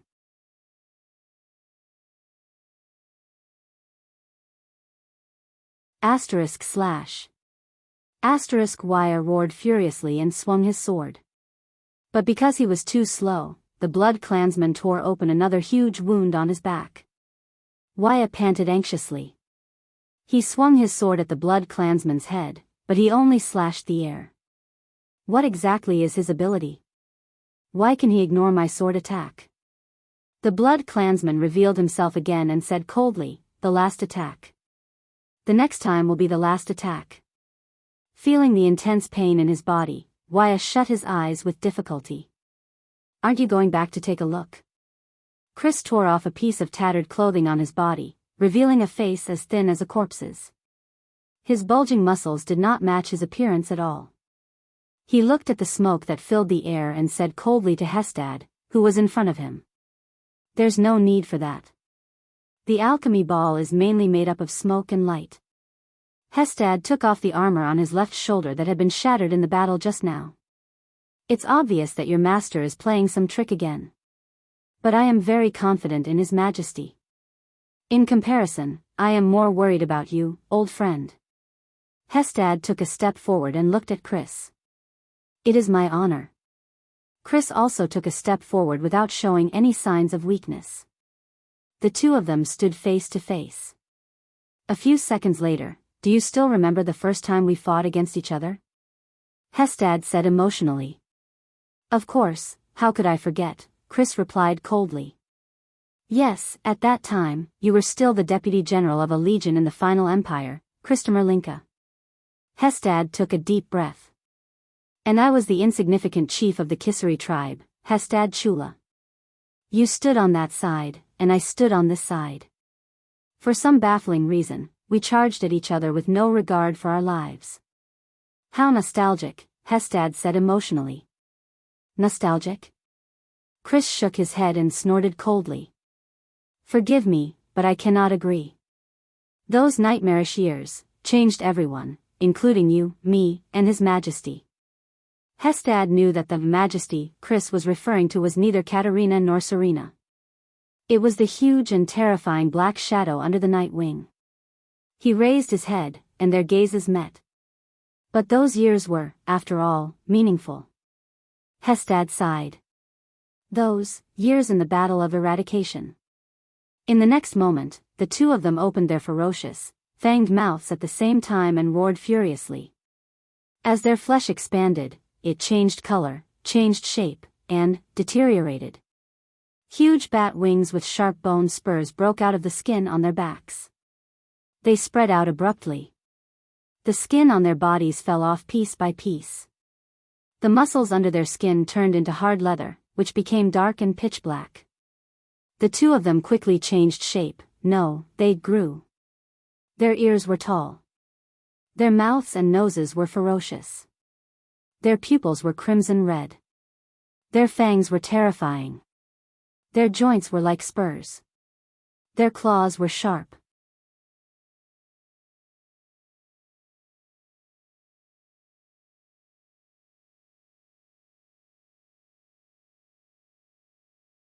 Chapter 87. The Blood Clansman was surprised to find that Waya had closed his eyes tightly. Is he waiting for death? The young attendant sighed silently. It seems like there's no way to know his ability. There was only one solution left. Don't always think about your opponent's weakness, Waya. That's what the commander of the army has to do.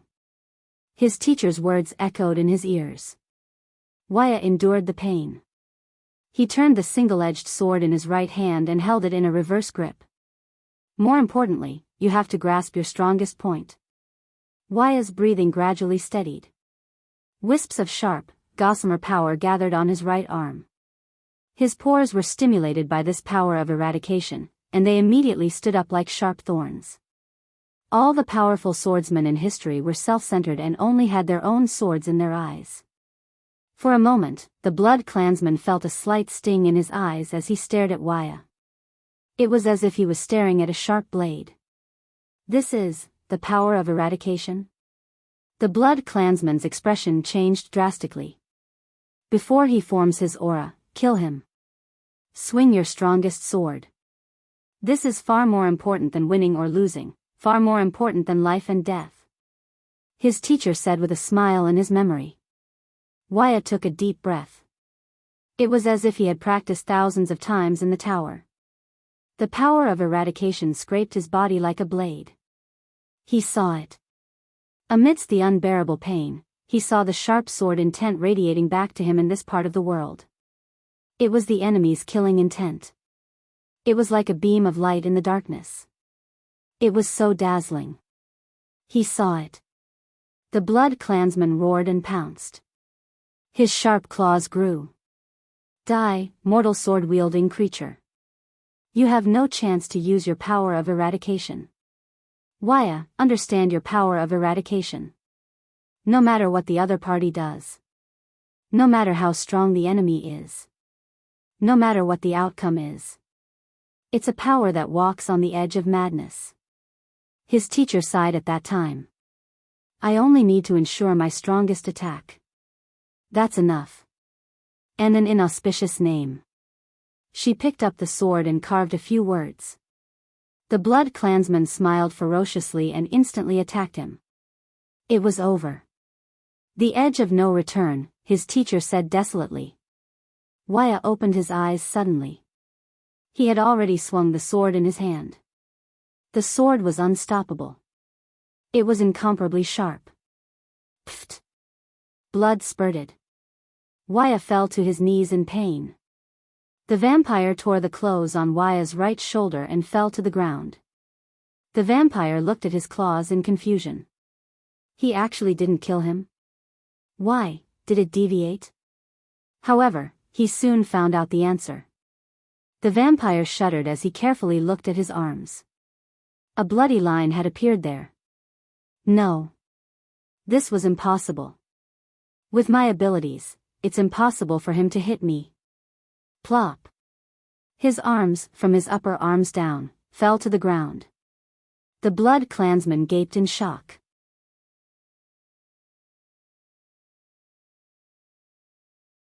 This degree of sharpness? He raised his head and looked at the single-edged sword. It was clearly just an ordinary sword. Why? Then, at the same level as the vampire's upper arm, a bloody line appeared on his chest. Boom! A dull sound. His upper body left his torso and fell away. The incision was smooth. Why? The vampire thought desperately. He wanted to exhale and roar. But he could no longer make a sound. A black heart, unique to the blood clansman, was divided into two parts. One was in his upper body, the other was in his lower body. Then, the two parts of his torso, together with the blood clansman's expression, turned black, shrunk, and withered. Wyacasso, who had just survived the disaster, panted. That was close. It's actually the ability to distort the refraction of light. Wya sighed. No wonder I couldn't hit him. Because the parts one aimed at were all illusions that he refracted. He was like a newbie who could not stab a fish in the river even though he had his fork in the right place. Footsteps came from behind him. Wya gritted his teeth and turned around warily with his sword in hand. Putre supported Cora, who was covered in blood. Behind him were 3 Jade Star private soldiers. They staggered out of the thicket. Have you seen His Highness? Putre asked with a frown. I have the same question. Wya heaved a sigh of relief and slowly sat down. Enduring the intense pain, he used the wilderness survival method he learned in the tower to stop the bleeding. He said with difficulty, we have to find him immediately. We have to be prepared for the worst. A few private soldiers took Cora. Putre patted away the snow water on his body and straightened his collar. He pondered for a while and looked at the setting sun. He said, the prince is in danger, and we only have these people in front of us. It's dusk now. The smoke emitted by the alchemy ball is too strong. We can't locate the prince. Cora struggled and said, my lord, put me down and go find His Highness. I have a sister who works as a secretary in the Western City Police Station. If I die, you won't die. At least not here. Putre interrupted him rudely. The experienced vice diplomat in the diplomat group pondered for a while and made a decision. Right now, we can't do anything when we face an enemy like that. But fortunately, Broken Dragon Fortress is not far from here. Our carriages were startled by the explosion just now and got separated. Putre raised his head and looked at the 3 private soldiers. His gaze was firm. The 3 of you, go in 3 different directions and follow the ruts to find the carriages. After you find them, don't hesitate. If you have a messenger crow, send it to Broken Dragon Fortress and use the most urgent, 7th class emergency signal. Then, untie the reins of the horses and gallop to the fortress at the fastest speed to ask for help.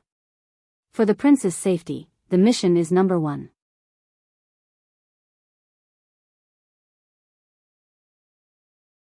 If you encounter a vampire, avoid him if you can.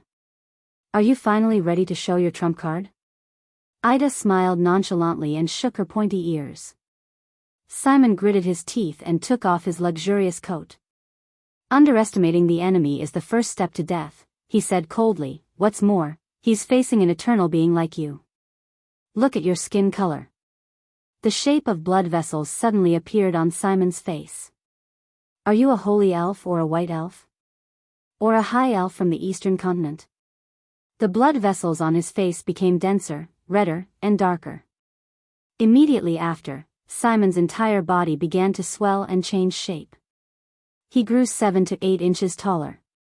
His fair skin turned to ash, revealing the hard, grayish-black keratin. Simon roared in pain, as if he was going through torture. Bone spurs grew from his shoulders. Dark gray bone wings pierced through his back and extended into a pair of giant wings. His hair became thicker, harder, and whiter. Compared to Hestad and Chris, Simon's face did not become too hideous and terrifying. Instead, his pair of bat ears gave him a strange sense of beauty. Simon, who had transformed into his true form, coldly spread his wings and claws. His grayish-white eyes looked at Ida. The temporary true form activated by lifeblood can greatly increase a blood clansman's physical attributes, including endurance, recovery, regeneration, agility, senses, strength, and even instinctive understanding of battle, as well as the unique abilities of every blood clansman. Ida sighed. I just didn't expect it to make you more handsome. It can be seen how ugly you were before. The moment Ida finished speaking, Simon's wings trembled in his true form. He instantly appeared in front of the elf at a speed that surpassed all senses. Boom. First, there was a sound of air being torn apart that almost burst the eardrums. Clang. A loud, sharp sound appeared out of nowhere. A thick and powerful dark gray claw tore at Aida's blade, creating violent sparks. Aida's figure was sent flying by his claw. Due to Simon's rapid movement, the howling of the wind that was stirred up came a little late. The elf landed on the snowy ground more than 10 meters away. She rolled a few times before crashing into a tree and stopping. Nonsense won't make you stronger. True form Simon spoke with an even thicker and hoarser voice. He coldly stared at the elf on the ground, whose life or death was unknown. In the next moment, Simon once again took rapid steps that caused sonic booms, and in an instant, he appeared above Ida. With a swipe of his claw, he pierced through Aida's body. Speed, and speed, true form Simon said expressionlessly. This is all I have, and it's also my only ability. Before Istron Corleone advanced to supreme class and transformed into his true form, no one in the entire Night Kingdom could rival his speed that surpassed the speed of sound. Even the former King Lori could not do it.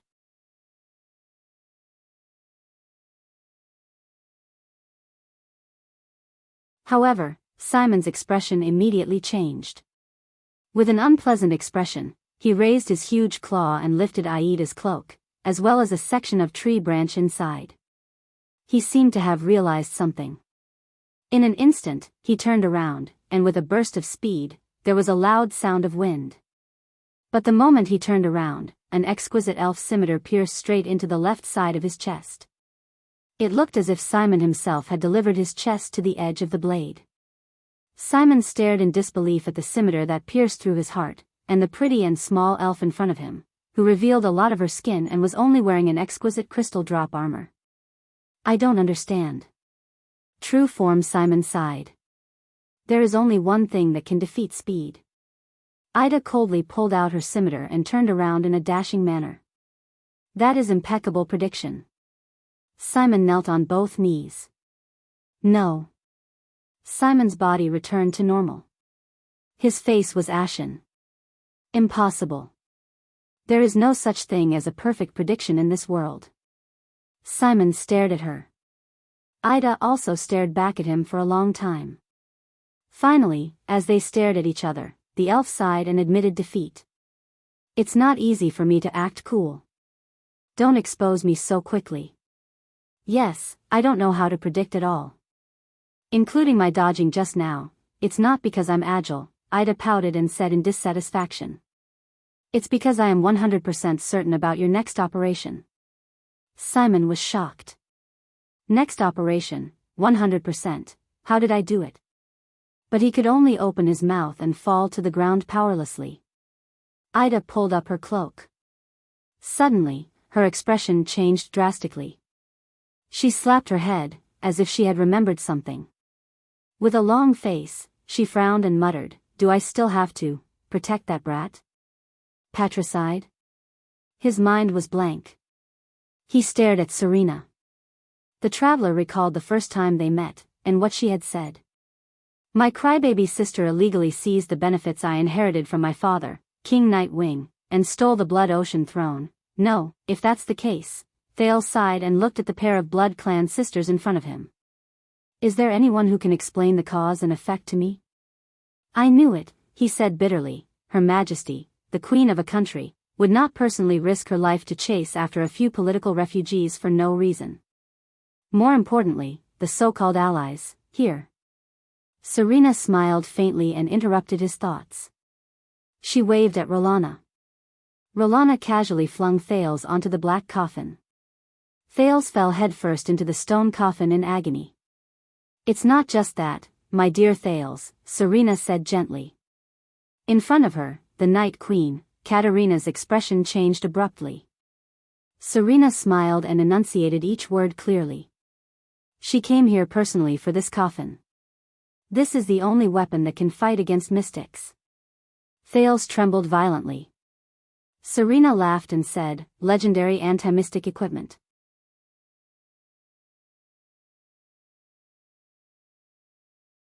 Dark night black coffin. Thales was shocked and looked at the black coffin under his butt. "This coffin. I once climbed into it. It's actually the only weapon that can fight against mystics. Legendary anti-mystic equipment." But Serena had not finished speaking. Staring at Katerina's murderous gaze, she enunciated each word clearly and said, "In here, in those seemingly seamless black stone slabs, there is a 1,000 years ago." Thales' pupils began to shrink and his breathing quickened.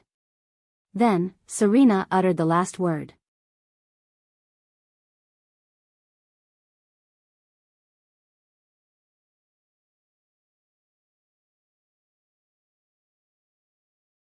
Chapter 88. Thales' brain paused for 3 seconds before he regained his ability to think. Inside, a mystic? What a joke.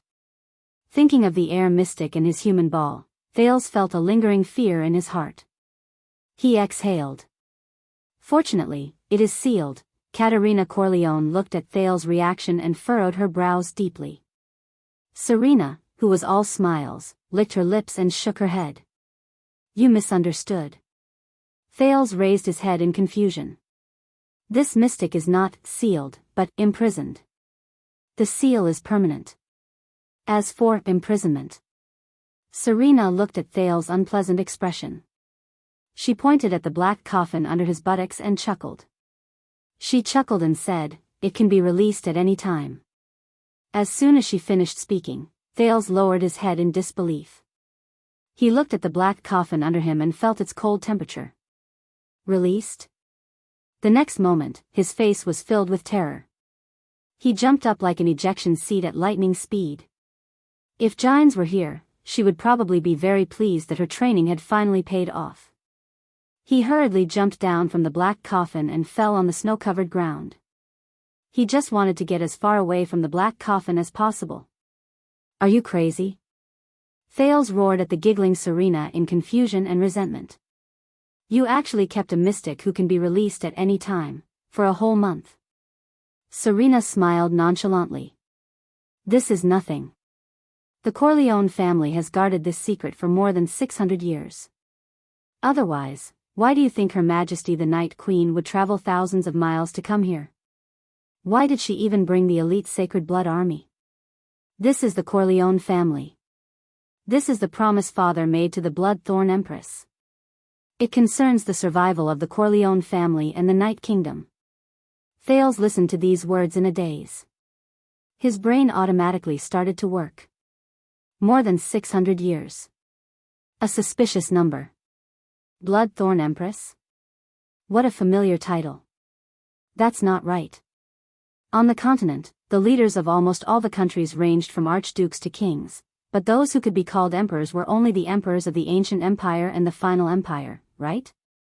Why is there someone who is an empress? Could it be the emperor of the ancient empire? It's also possible. After all, the lifespan of the Blood Clan. Wait. Thales shuddered. This was not the first time he had heard of this title. A memory from a long time ago opened up in Thales' mind. Those were the mutterings of the most terrifying enemy he had ever encountered, the air mystic. Coincidence, hee. I'm beginning to understand where Empress Helen's power lies. The Bloodthorn Empress. Empress Helen. Their title was Empress. And, the survival of the Corleone family? Thales furrowed his brows in deep thought. At this moment, Katerina's cold voice interrupted, "Enough.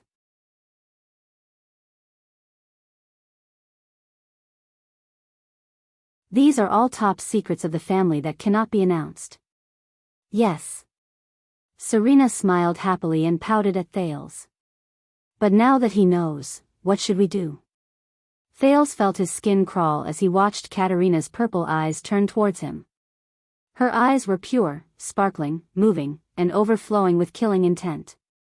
"You seem to know what mystics are," the queen said coldly. "How unfortunate." Thales shuddered. "Wait." Thales looked anxiously at the smiling Serena, then at Katerina, whose face was filled with killing intent. **T. It can't be. The secret must be kept," Katerina said slowly. Thales' brain began to operate at a speed that was several times faster than usual. The Night Queen looked at him quietly. Her right hand began to transform into a pure white claw. "Wait." The anxious Thales struggled with his hands that were tied behind his back. In the next moment, Katerina's figure disappeared from his field of vision. Thales was instantly scared out of his wits. Two pitch-black, gigantic winged monsters collided head-on in the air without any buffering. *bang. At that moment, even the air seemed to have been shaken. The smaller monster shuddered abruptly. With a muffled groan and tremble, it flew backwards. The larger monster had the upper hand. It used its fist, which was full of bone spurs and sharp claws, to strike its opponent's left chest with a tremendous force. Blood splattered. "Do you want to compete with me in strength? Are you from the Empire?" Hestad said fiercely with a changed voice. Chris roared furiously. Clutching the wound on his left chest, he flapped his gigantic wings and quickly retreated. However, Hestad had no intention of letting him go. Hestad's true form leaned towards brownish-black.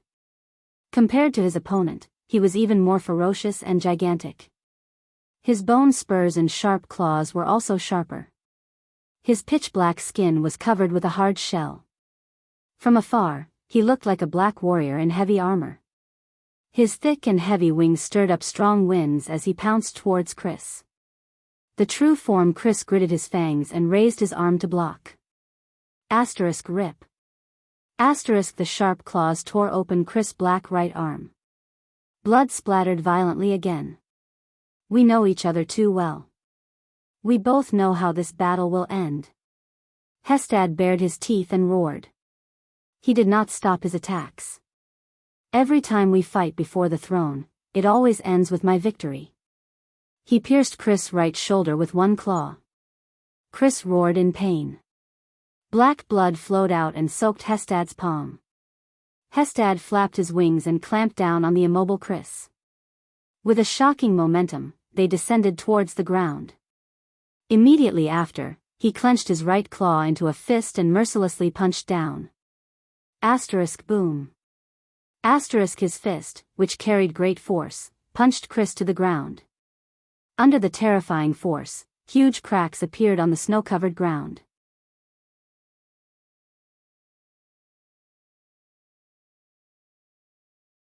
The snow and dust all dissipated, revealing the two ferocious blood clansmen's true form figures.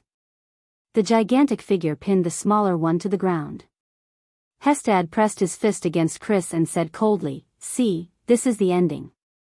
No one can block my power, no one can break my armor, the perfect balance between offense and defense. How could you possibly have a chance?" Chris seemed to be severely injured. His chest had caved in from Hestad's punch. However, even though he was on the brink of death, he actually moved his face and laughed bitterly. "Yes, I still remember that the Night Wing King praised your ability. Strength, speed, toughness. The simpler an ability is, the more deadly it is. That's what he said." Chris coughed out a mouthful of black blood and laughed. Battle Wing, Hestad Corleone, and Flash Wing, Simon Corleone. The old butler closed his eyes and sneered. They respectively led the Sacred Blood Army's assault warriors and scouts. When they worked together, they were almost invincible on the battlefield of the Peninsular War. Hestad's expression gradually changed. And you are Darkwing, Chris Corleone. You are His Majesty's most trusted military advisor and assistant. Do you remember? Hestad's expression turned cold as he interrupted him. With the logistics officer, Red Wing, Lee Corleone, we are the Night King's 4 terrifying wings. Our reputation is known throughout the Eastern Peninsula. Hestad gritted his teeth and trembled as he looked at Chris. His eyes were filled with hatred. 300 years ago, we were His Majesty's strongest wings. We followed him across the Sea of Eradication and fought to the other side of the world. During that era, we occupied the eastern coast of the Sea of Eradication and had 20% of the eternal oil quota. 15% of the Eastern Peninsula's crystal drop mine. The 5 clans of Grand Banquet Hill would send letters every month, hoping to maintain their status and join the Nightwing King's banner. Even the Silver Wolves of Wild Vast Mountain, the Crimson Wolves of Kerry Plains, and the 3 great orc tribes of Desert, Glacier, and Black Mountain all sent people to pledge their loyalty to His Majesty. Hearing this, Chris sighed dejectedly. Hestad, on the other hand, gritted his teeth. His ferocious face was filled with an eerie coldness. During the Peninsular War, even the 2 poles of the Eastern Peninsula like Main of Night and Hanbol did not dare to underestimate the Night Kingdom and His Majesty's power. With fear and flattery, they worshipped him as the supreme commander of the Allied army. We once worked together and crushed Eksted's army, along with their pride, under Dragon Cloud City. His Majesty personally beheaded the King of Wrath. During those days, we tore the dwarves' armor and weapons into scrap metal, and trapped the Sacred Tree Kingdom's elven army in Elefir City.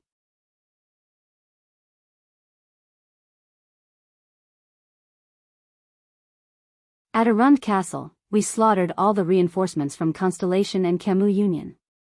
Chris, who had his chest caved in and was panting bitterly, only shut his eyes tightly. At Prestige Orchid Snowfield, we gathered behind His Majesty's flag, and together with Chara, Kaplan, and Midir, the 3 most outstanding heroes in the history of the Western Peninsula, and even in human history, we launched the most epic battle in the world after the Battle of Eradication.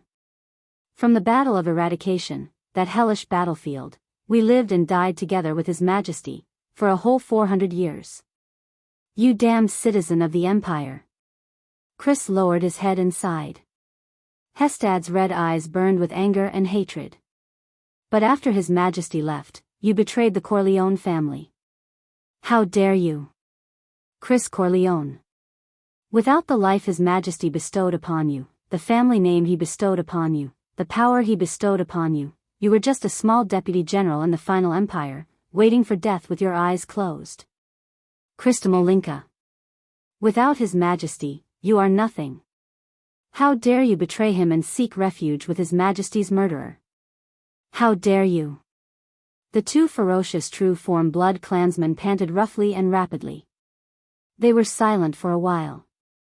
Chris was silent for a while, but he suddenly coughed up a mouthful of blood and laughed involuntarily. Ah, since we're talking about that tyrant, there's something you still don't know. Chris licked the blood at the corner of his mouth and raised his pitch-black head. His face was full of mockery. Do you know why every time we fight, the Nightwing King always calls for you to stop when you have the upper hand? Hestad pulled the other party closer to his ferocious face and said with a smile, Is His Majesty afraid that a weakling like you will be crushed by my fists? No. Chris's expression was fierce. He is afraid that if we continue fighting, you will be killed by me. Hestad was stunned for a moment. Then, he opened his mouth wide and laughed loudly with the abnormally deep voice of a true-form blood clansman. Kill me? Why, are you going to use that special corrosive ability of yours? He raised his palm that was covered in Chris's blood. Your strong acidic blood is very effective against other people, but unfortunately, it cannot corrode through my true-form armor. This is absolute defense. Chris was restrained by Hestad. He did not reply and only laughed. Hestad felt a slight chill in his heart. What's going on? What trump card does he actually have? But Hestad still clenched his fist and aimed it at Chris's head. His hundreds of years of military service made Hestad Corleone decide that he would no longer hesitate for the sake of his former comrade. He was prepared to completely take the other party's life. How long was 0.1 seconds? Thales would tell you that it was enough for him to close his eyes and roar out a word.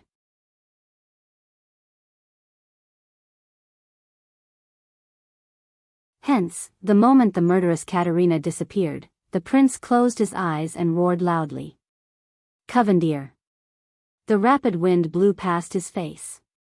Thales shut his eyes tightly and breathed heavily. Ha! Ha! He opened his eyes slowly. Katerina's black, terrifying, sharp claws were an inch away from his face. What did you say? Katerina narrowed her beautiful, mesmerizing eyes and said slowly. Escaped. I escaped this disaster. Thales panted uncontrollably and said nervously, It's Covendier.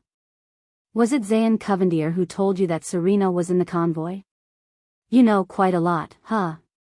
Katerina snorted softly and spread her claws slightly.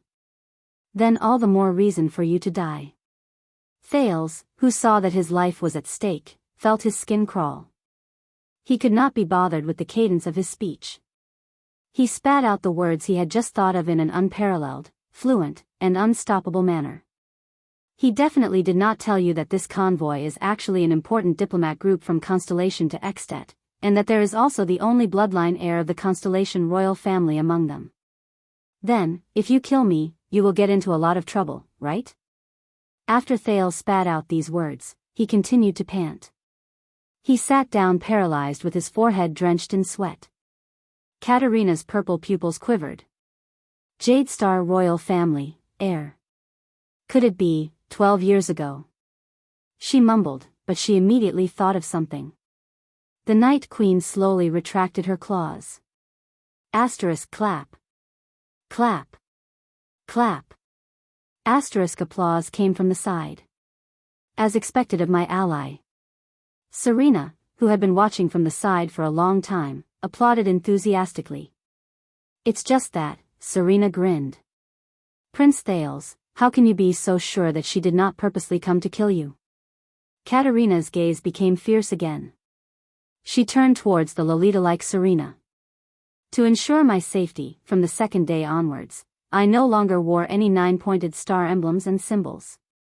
Oh yes, you can find a 9-pointed star pin in the left pocket of my shirt. Thales sighed. Katerina took out the pin from his pocket and immediately furrowed her brows. And this? Her Majesty the Queen never revealed any intention to kill anyone. She said, kill them all. Even the war between the two sides was instigated by you, Serene. Thales smiled bitterly and said, you're right. Thales smiled bitterly and said, I just figured it out. The 20 of you, a group of elites with sensitive identities and abilities, crossed the sea to come here. Without the support of the local forces, how could you easily enter the border? As for the Constellation nobles who are connected to the Corleone family and can even provide their family's ships, only Covendier is left. Hearing this, Katerina exhaled slowly. Looking at the 9-pointed star pin in her hand, her gaze turned cold. Damn Covendier.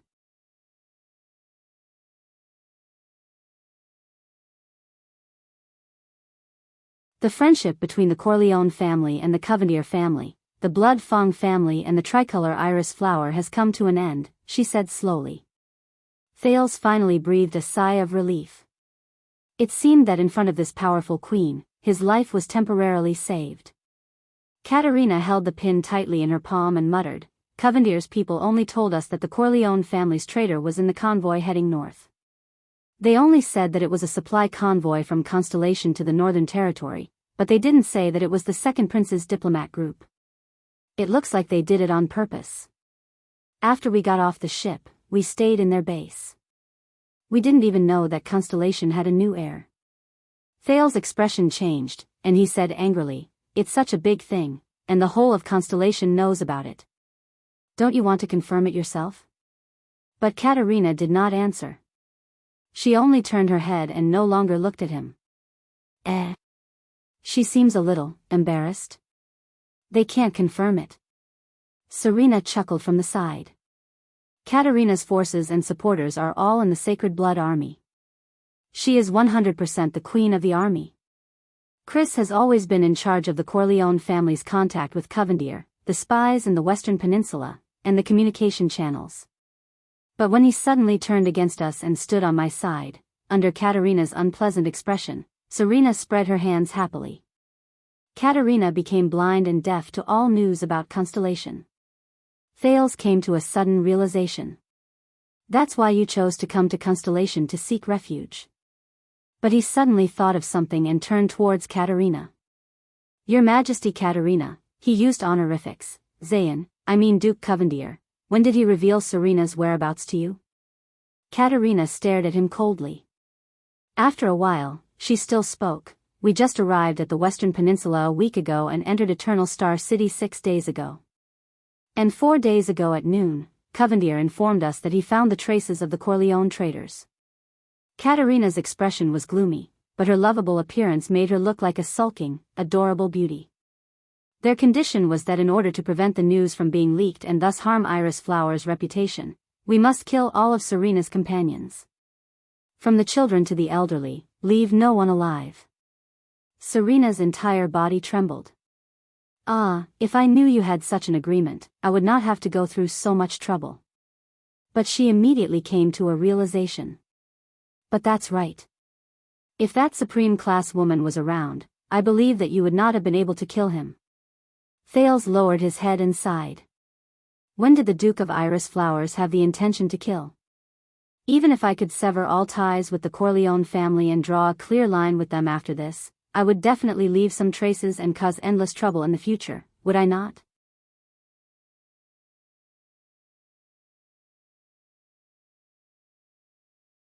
Zayn. Why did he do such an obviously unwise act?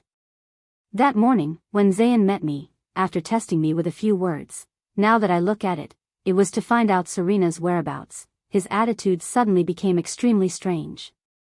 Also, he brought, Thales' eyes brightened. It's that veteran, isn't it? Thales raised his head and asked slowly.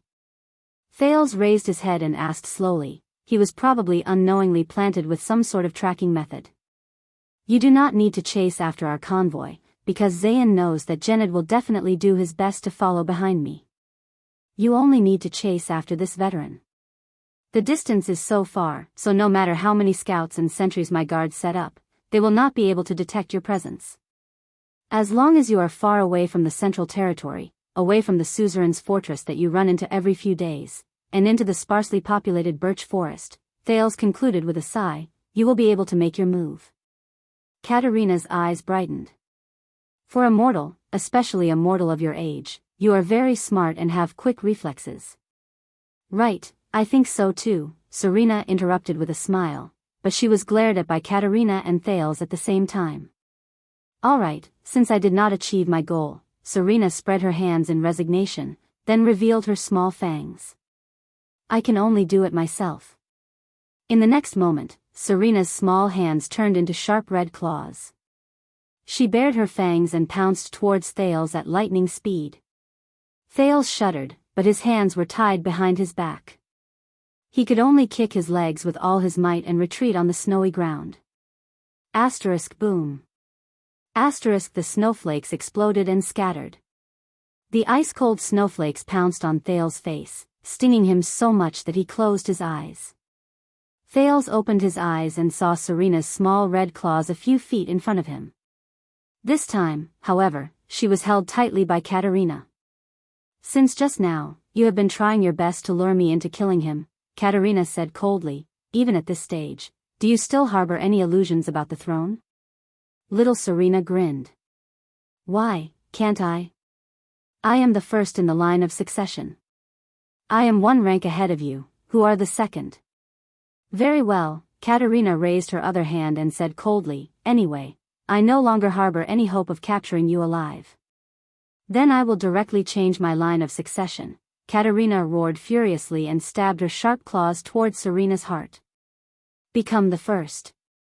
Rolana, who was beside Serena, only watched coldly. She did not have the slightest intention of interfering. However, in the next moment, then, something happened that shocked Thales and left him dumbstruck. The Lolita-like Serena seemed to have suddenly grown up. Her body swelled and she tore off all the clothes on her body. She turned into a bewitching beauty with a voluptuous and alluring figure who was almost as tall as Katerina.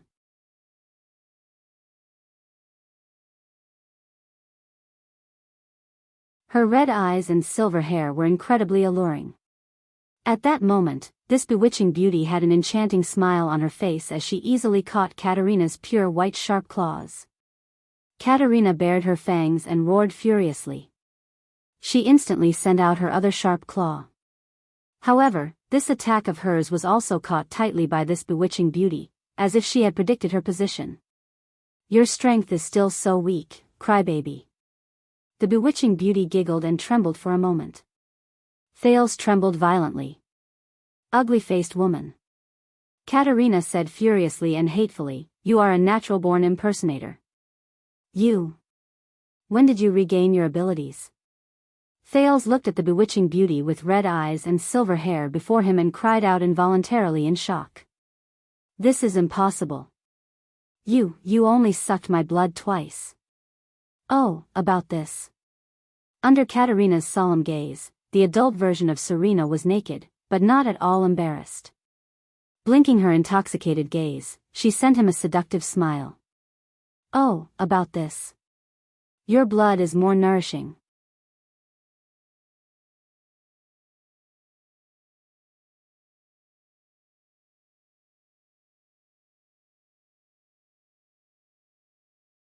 Chapter 89.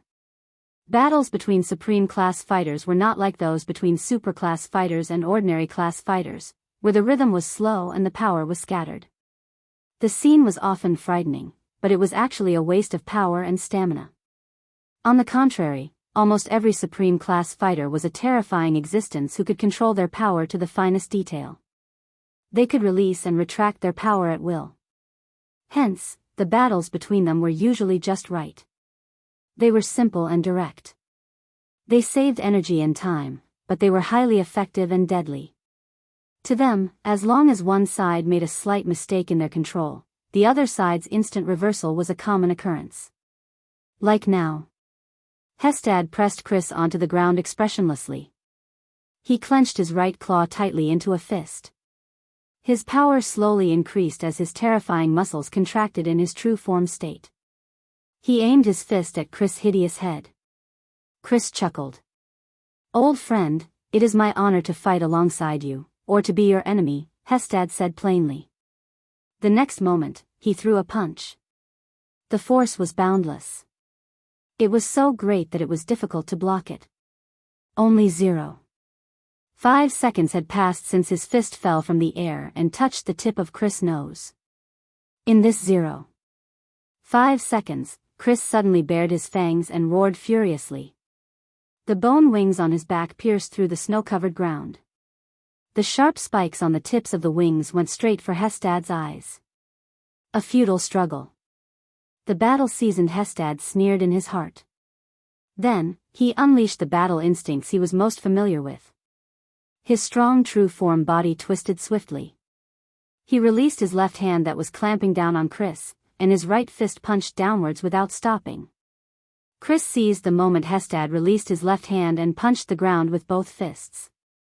His heavily injured body rose violently and charged towards Hestad. Hestad's terrifying right fist brushed past Chris' hideous left cheek and left ear. The strong wind mercilessly scraped away his skin and flesh, bringing with it a frightening patch of black flesh. Asterisk thud. Asterisk Hestad's fist landed on the ground. Snow flew everywhere. Half of the heavily injured Chris' face was scraped off.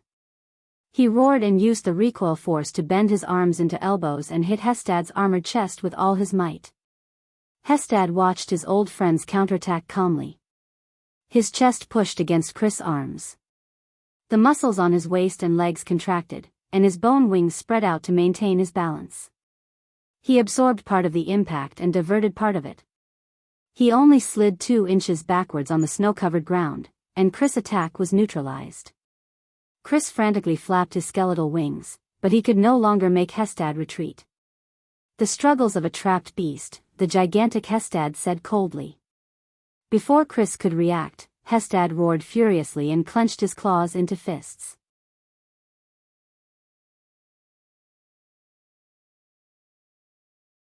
His arms exerted force toward the center. Hestad's pair of heavy punches, which had an astonishing momentum, came from the left and the right, heading straight for Chris' head, which was pressed against his chest. Chris' reaction was extremely fast. He swung his elbows backward in an instant and hit Hestad's upper arms. Before Hestad's fists could land on his head, he exerted his strength. Under Chris' interference, Hestad's fists missed the latter's head by a hair's breadth. A pair of fists covered in bone spurs smashed together 2 inches behind Chris's head. Bang! The huge explosion even caused Chris to lose his hearing for a second. Fortunately, he had the powerful recovery ability of a vampire's true form. His body immediately mobilized the blood in his body and gathered it at his brain to heal his damaged ears. But the battle was not over yet. Hestad did not care that he had missed an opportunity to kill. He abruptly tightened his arms and trapped Chris in his embrace. "Do you prefer this way of dying?" Hestad said coldly. The muscles in his arms instantly tightened with great force. His terrifying arms strangled Chris' upper body and tightened even more. "After I crush all the bones in your body, I will mercifully dig out your heart." Asterisk crack, crack, asterisk. The sound of bones cracking could be heard inch by inch. Chris hissed in pain, but he could not break free from Hestad's embrace of death.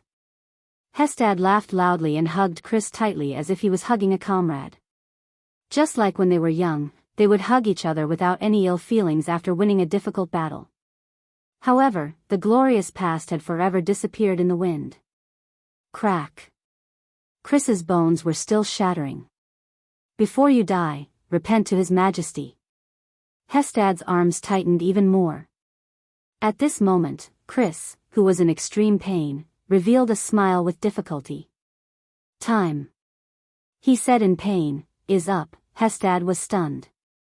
What time? He did not want to waste time. He prepared to continue exerting force in his arms and directly crush Chris in his embrace. But Hestad discovered to his surprise that the strength in his arms was actually becoming weaker and weaker. "What's going on? Why is my strength disappearing?" Hestad began to lose feeling in his arms. He furrowed his brows tightly and decisively let go of Chris. In the next moment, Hestad looked at his arms. His eyes were filled with disbelief and shock. Impossible. There was no other reason. Half of his arms had already been corroded by Chris's black blood without him realizing it. "My true form armor, it's impossible for it to be corroded." Hestad clenched his teeth tightly, trying to understand this impossible scene. Hundreds of years of battles have proven this point, haven't they? Chris panted laboriously on the ground and laughed brokenly. Unstoppable power and unbreakable defense? Have you heard of the story of the spear and shield in the Far East?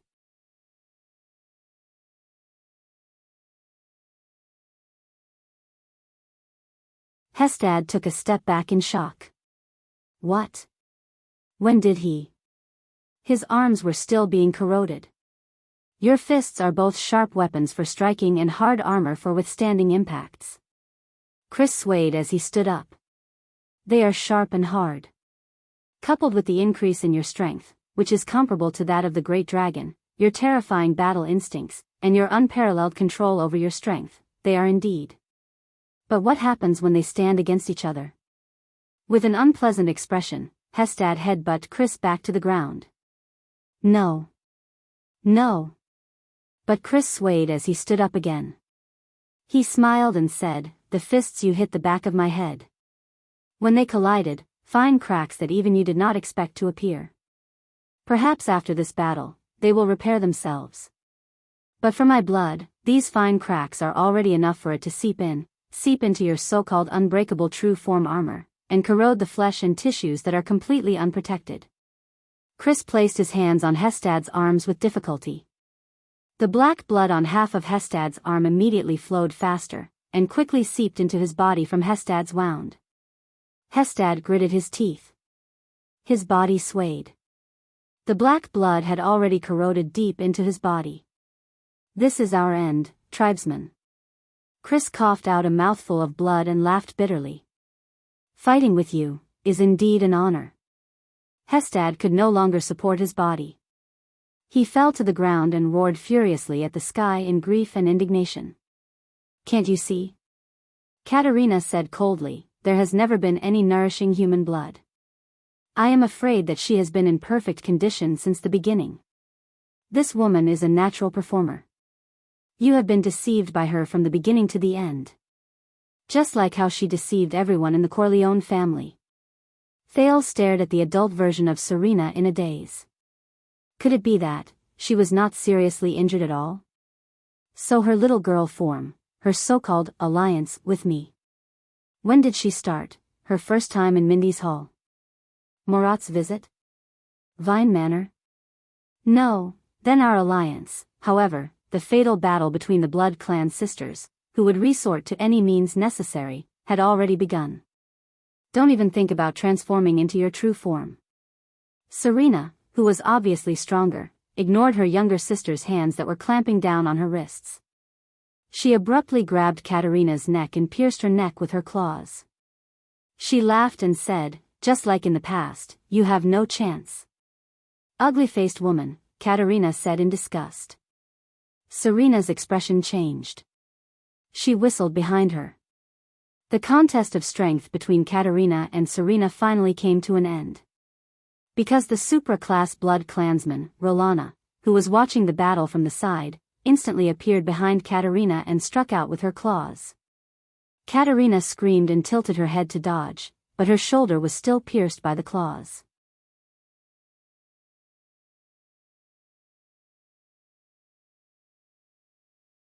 Serena tightly grabbed onto the injured Katerina.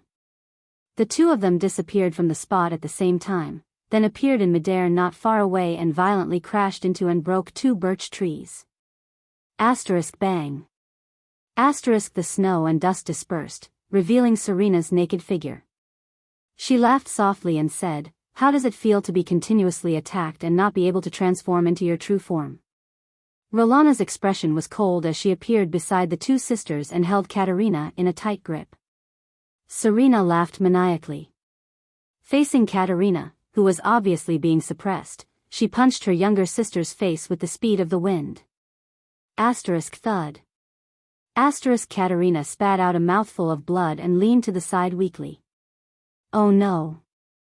It was obvious that Serena's side's attitude towards him was no longer that of an ally like before. As of now, the Night Queen was his only hope. Asterisk thud. Asterisk Serena's second punch landed on the Night Queen's face. Do you miss this scene, Kat? Serena smiled happily and fixed her eyes on Katerina's gentle and beautiful face. Sisters love. Katerina's eyes brightened. With a turn of her body, she easily scraped Rolana, who was behind her, down with a speed that the naked eye could not follow and the angle of her sharp claws. She even left a deep scratch on Rolana's chest that revealed her bones. But she had no time to care about Serena, who was in front of her. The patricide's punch landed once again. Asterisk boom. Asterisk this was the third punch with an even greater force. It blasted Katerina onto the snowy ground. Thales watched the battle anxiously. At the same time, he searched the remains of the carriage for something that could scrape off the rope. However, with his eyesight, he could not catch the Blood Clansman's terrifying extreme speed at all. He could only see the scene where the three of them skipped frames. It was not that he did not think of taking advantage of the chaos to escape. But he also knew that on the snowy ground at dusk, he could not escape the Blood Clansman's pursuit with just his short and small legs, no matter which side it was. Rolana crawled up from the ground and hissed. On the other hand, Serena smiled cunningly and walked forward. But in the next moment, a strange sound came from where Katerina was. Ugh. Ah, Serena's expression changed drastically. Ugh. Ah, when Thales heard that sound, he suddenly felt his entire body tremble. He could not help but feel as if the entire world was spinning. Ugh, he could not even maintain his balance while sitting on the ground. He swayed and fell. He could not stand up anymore. Thales was extremely flustered. What's going on? Ugh, Thales struggled, but his consciousness was blurry. It was as if he had lost all sense of direction. When he stretched his hand to the left, it would reach to the right. When he raised his head towards the sky, he would drill deeper into the snowy ground instead.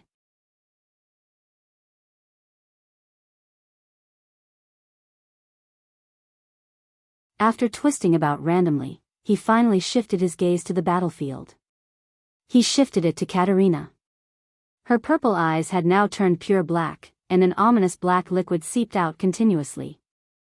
Rolana, who was beside her, was also like Thales. As if drunk, she fell to the ground, gritting her teeth and cursing. Thales was shocked. Katerina is crying? He instantly remembered Katerina's nickname. The Weeper. So, is this her ability? Black liquid flowed from Katerina's eyes. She let out strange and mysterious whimpering sounds. She slowly stood up and looked at her older sister. Tears of the Bloody Night. Serena swayed her body and said furiously, "It can actually be used without a true form?" Under the strange crying sounds, Serena struggled to hold on. She wanted to punch her younger sister's chest before she fell. Thud. Thales watched in astonishment as Serena's fist was firmly clamped down by a sharp white claw with bone spikes on it. Serena furrowed her brows. Katerina, who had been suppressed all this while, raised her rapidly changing head. Her ears were elongated, her fangs were sharp, and bone spikes protruded. Her entire face turned into a strange, pale white color. Thales watched in a daze as Katerina's entire body swelled and changed shape. She grew white bony wings and slowly turned into a huge white monster. It was the true form, unique to Supreme Class Blood Clansmen. Bang. As Serena screamed in agony, her younger sister's fist pierced through her abdomen. Ugh, yes, ugh, sister, ugh. The white true form Katerina widened her pure black eyes and spoke in a hoarse voice. My younger sister, loves you very much too, ugh, Serena screamed and swung her body frantically. However, she was helpless against Katerina's strange cries. Ugh, looks like you are not recovering well, sister, ugh. Katerina's current appearance was as if she was crying and talking at the same time. She appeared especially terrifying. On the contrary, ugh. I have improved too much. Ugh, the current me, I don't even need to transform into my true form, to use the Tears of the Bloody Night. Ugh, this is a forbidden ability that does not differentiate between friend and foe. As Katerina used the Tears of the Bloody Night that she spoke of, she raised her fist that pierced through Serena's abdomen and pulled Serena in front of her. She revealed an expression that looked like she was crying and smiling at the same time. Thales closed his eyes in relief. Does this count as releasing an ultimate move in time? This change in the situation is really frightening. Katerina's bony wings slowly extended and spread open.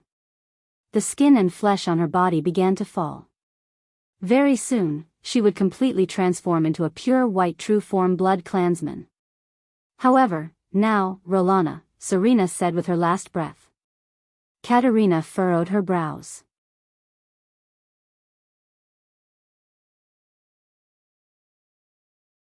Rolana, who was lying on the ground, seemed to have adapted to the feeling of losing her balance and direction. She tightly hugged Katerina, who was still transforming. Princess Katerina, I am sorry. Rolana flashed a charming smile, which immediately turned into a bitter and pathetic smile. But this is for freedom. An ominous premonition assaulted Thales' heart. Bang. In the next moment, Rolana's entire body exploded into black blood that filled the sky. It splattered all over a small corner of the world. Katerina, who had yet to completely transform, and the heavily injured Serena were drenched in black blood. Both of them covered their faces with their arms, resisting the black blood that filled the sky. A mere few seconds passed. However, the strange cries stopped abruptly. What replaced them was Katerina's screams. Ah! This is... She raised her trembling hands and looked at the black blood on them. She hissed in disbelief. Foul blood poison. Katerina seemed to have been splashed with sulfuric acid from Thales's previous life. Her entire body trembled in the black blood, and her entire true form began to wither. Without the effects of the tears of the bloody night, Thales sat up and watched this scene in a daze. What is this? At this moment, Serena tightly covered the wound on her abdomen and let out a sincere, wild laugh that filled the sky. Ha ha ha ha ha.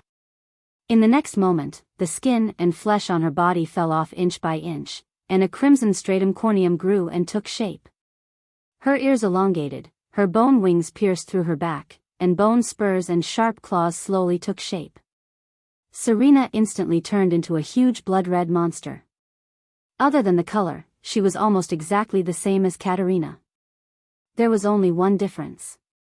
She was different from Katerina's pure facial features even though she had transformed into her true form. Serena's facial features, Thales trembled as he recalled a scene that he did not want to recall the most. A huge black mouth that split open to the back of her ears. A pitch-black, empty nose. Eyes that resembled two irregular black holes. This was, other than the fact that her skin was no longer charred and withered, this was the horrifying mummified Serena that Thales saw in the black coffin in Vine Manor that night. Thales watched this scene with cold sweat dripping down his back. He suddenly understood the meaning of Katerina's so-called ugly woman. Really? So ugly. Serena, who had an inelegant true form, opened her huge mouth and revealed similarly irregular fangs. She let out a wild roar at Katerina, as if she had caught her prey. Asterisk roar. Thud. Asterisk amidst true form Serena's hoarse and shrill laughter and Katerina's pained screams, the Night Queen's pair of bone wings were snapped off. Asterisk rip. Asterisk in the next moment, Katerina's left arm was torn apart. Blood splattered everywhere. Asterisk crack. Asterisk this time, her right arm was forcefully snapped off.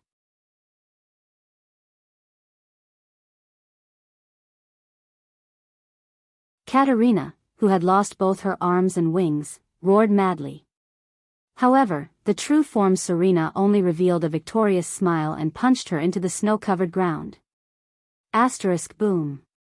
Asterisk the horrifying true form Serena raised her red claws that were at least twice as long as the average blood clansman's and slashed downwards. Asterisk rip. Asterisk she forcefully chopped off Katerina's legs. Katerina's true form appearance finally disappeared completely, and she returned to the adorable queen in black. However, she was already powerless to reverse the situation. Thales watched this reversal in a daze. Not good. He said in his heart. Not good at all. Katerina, whose limbs were all severed and her wings shattered, spat out a mouthful of blood indignantly.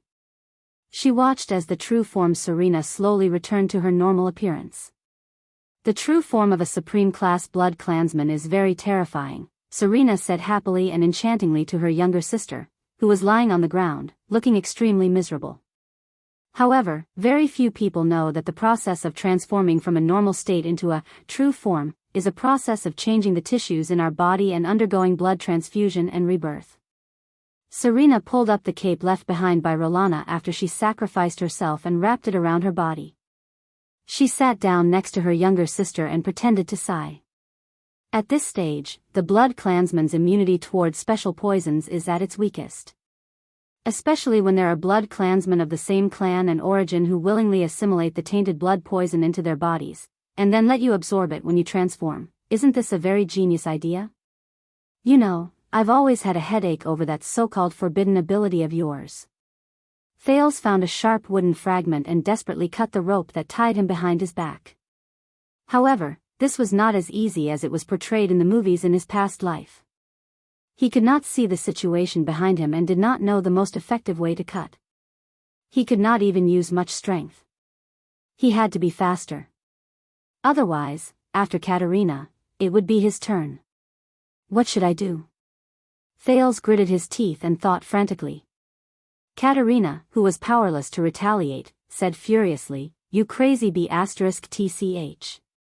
You actually used the lives of your subordinates.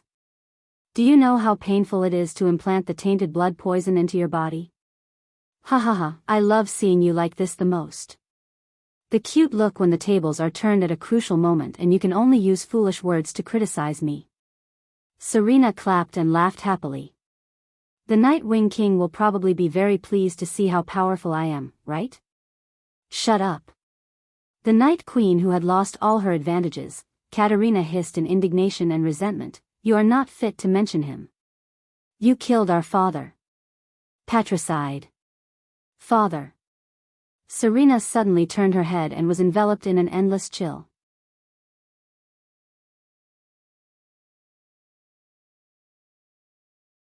You called him father. Just because he bit you on the neck?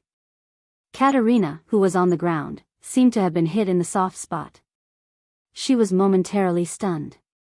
She then frantically retorted, "He saved us and raised us." Katerina, whose limbs were all broken, struggled to raise her head with a heart full of hatred and met her sister's gaze. "He bestowed his noblest lifeblood upon us. He allowed us to possess his bloodline, share his glory, and even inherit his title. He's like a father, loving us. Otherwise, we, the pair of orphans, would have died a violent death in the chaotic world of the Battle of Eradication." Thales shuddered. The Battle of Eradication? Serena's figure flashed in an instant. She grabbed the ladder's neck and lifted her up. Filled with disgust and ridicule, the patricide coldly said to her sister, "Ignorant sister, you do not know anything. You only remember the doll he gave you. You only remember the love he gave you. Right, cat? You will always be a crybaby who hides behind me. Do you think that I do not know what you think? What I think about him?" Katerina's gaze seemed to have been frozen by something. She looked at her sister with a face full of suspicion. Serena spoke coldly. "Every time that man returns to the castle, you are the first fool to pounce on him and act coquettishly. If there is any ignorant maid or knight who shows even the slightest bit of love for him, you will mock and ridicule them, secretly suppress them, and have the people below isolate them, weeper. Half of your tears are because you are afraid of me, and the other half is because you like him." Katerina trembled violently. "Yes, I know." Serena sneered. Serena sneered and said, "Kat, you do not only admire him, you worship him." Katerina struggled and revealed a look of disbelief. Under Thales' extremely shocked gaze, the patricide enunciated each word clearly. "You still like him and desire him. You love him deeply." Katerina trembled as she looked at Serena. She could not speak. At this moment, Serena laughed maniacally in a deep and mysterious manner. "You fell in love with the person who gave you a second life, the powerful and terrifying Night Wing King, did you not?" "No." Katerina's brows struggled, as if she was immersed in an unbelievable pain. "Is that not the case?" Serena said coldly, "You wish that you were his wife, his lover, and not his daughter." Watching this scene, Thales was stunned. "This is, serious, Oedipus complex?" Thales lowered his head and sighed. Unfortunately, his life and death were still in the hands of this queen. He struggled to stand up. "Really? Why? Every time, in the end. It's always me alone. To save the world?" The heavily injured Katerina roared madly. Serena's gaze was cold. She stretched out her crimson claws and gently scratched Katerina's fair face. "And your ugly and shameless feelings, let it end here. At this moment, wait a minute."